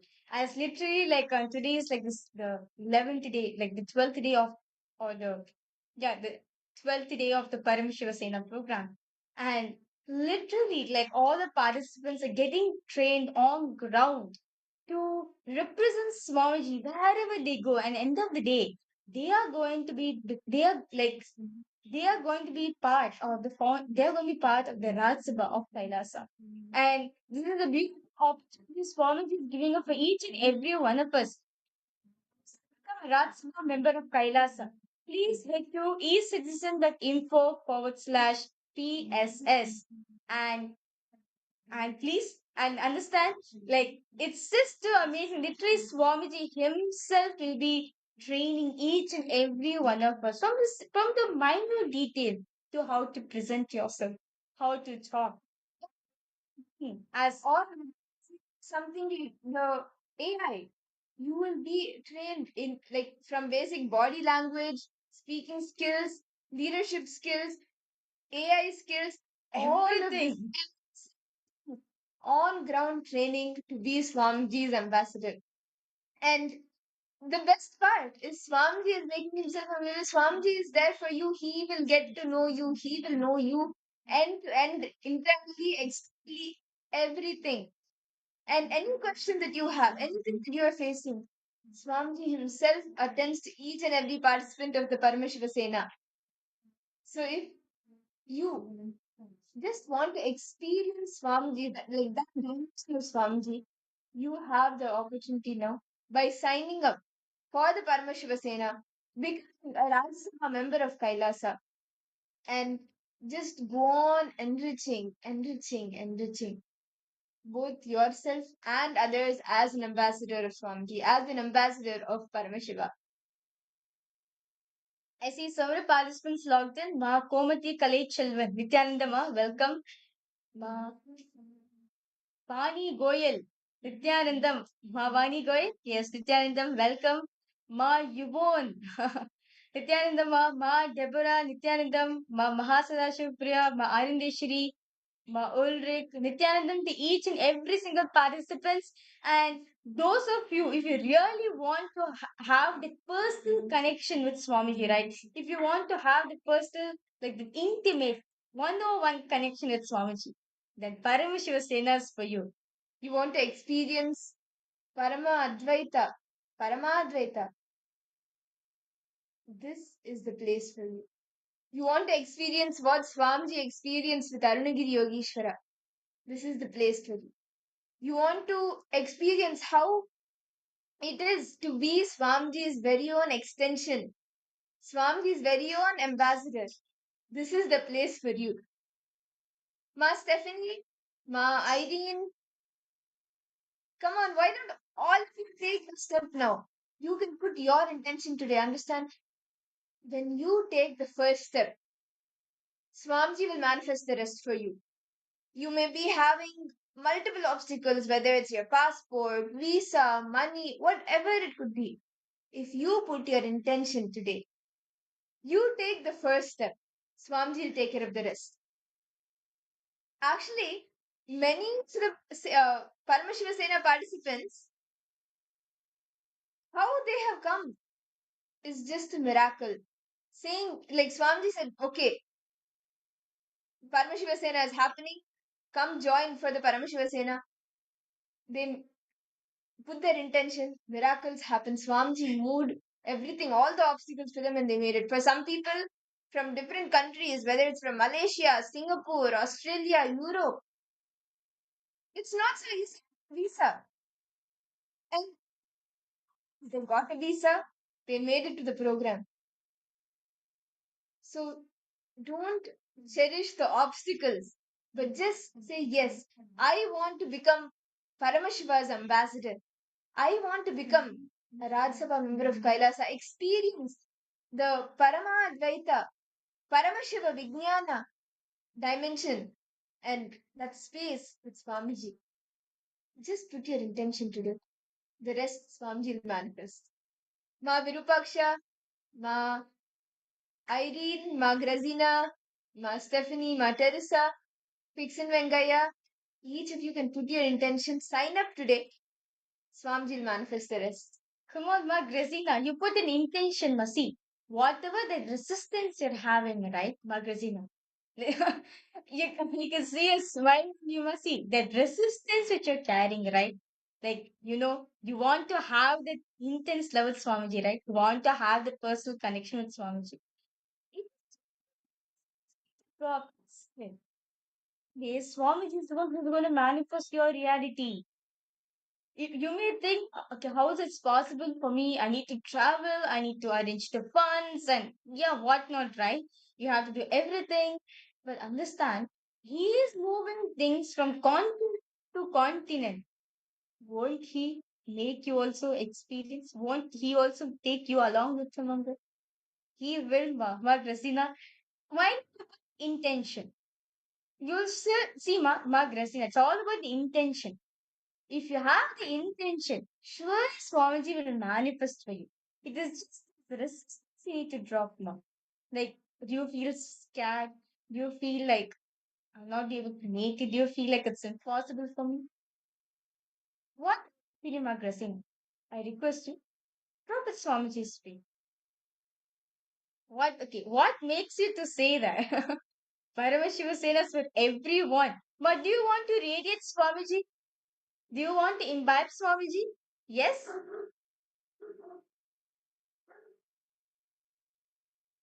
Yeah? Then Paramashivasena is for you. Yes. See, Swamiji doesn't see us based on whether you're capable or not. He makes you capable enough to become an ambassador. Yes, you want to imbibe Swamiji in your inner space. Then Paramashivasena, you understand, ma? In this program, literally 24/7, Swamiji is being available. Swamiji is being available for all of us, literally attending to each and every one of us. Like calling out your name. Who knows? When you attend the Paramashivasena program, Swamiji call out your name, Grazina. If you want to experience an intimate relationship with Swamiji, then Paramashivasena is for you. As Swamiji very beautifully said, right? If you want Paramashiva to know you, Paramashivasena is for you then. So I request all the participants and all the viewers who's watching us live right now, if you're interested in attending the Paramashivasena program, we are getting trained to become Swamiji's ambassador. And I request you to please head to this link, ecitizen.info/PSS, and put your intention over there. You will see, you will manifest your reality. And with that, let's all now enter into the deep meditative state the as the time has come that all of us have been waiting for. The darshan. Let us all enter into the deep state of meditation. Please sit straight. Close your eyes. I request all.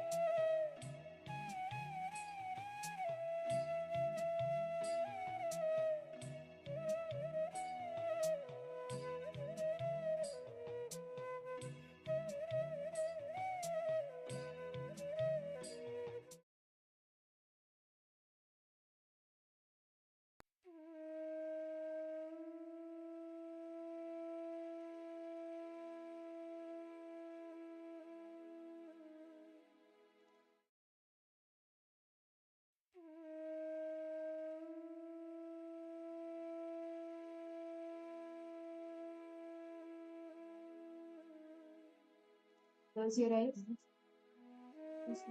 Sit straight.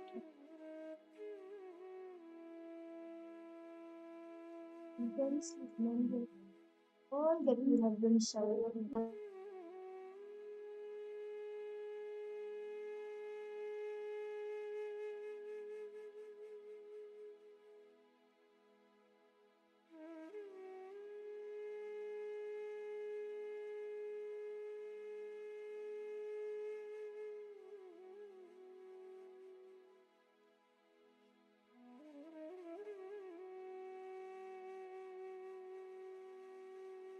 In the pure space of gratitude.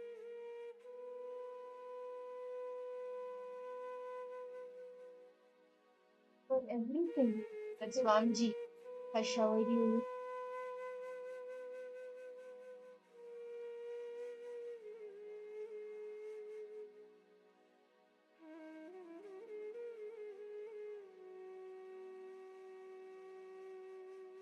Everything Swamiji manifested in your life.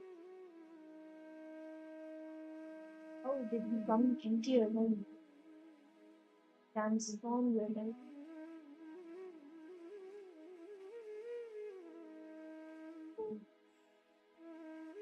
Live in that pure space of gratitude.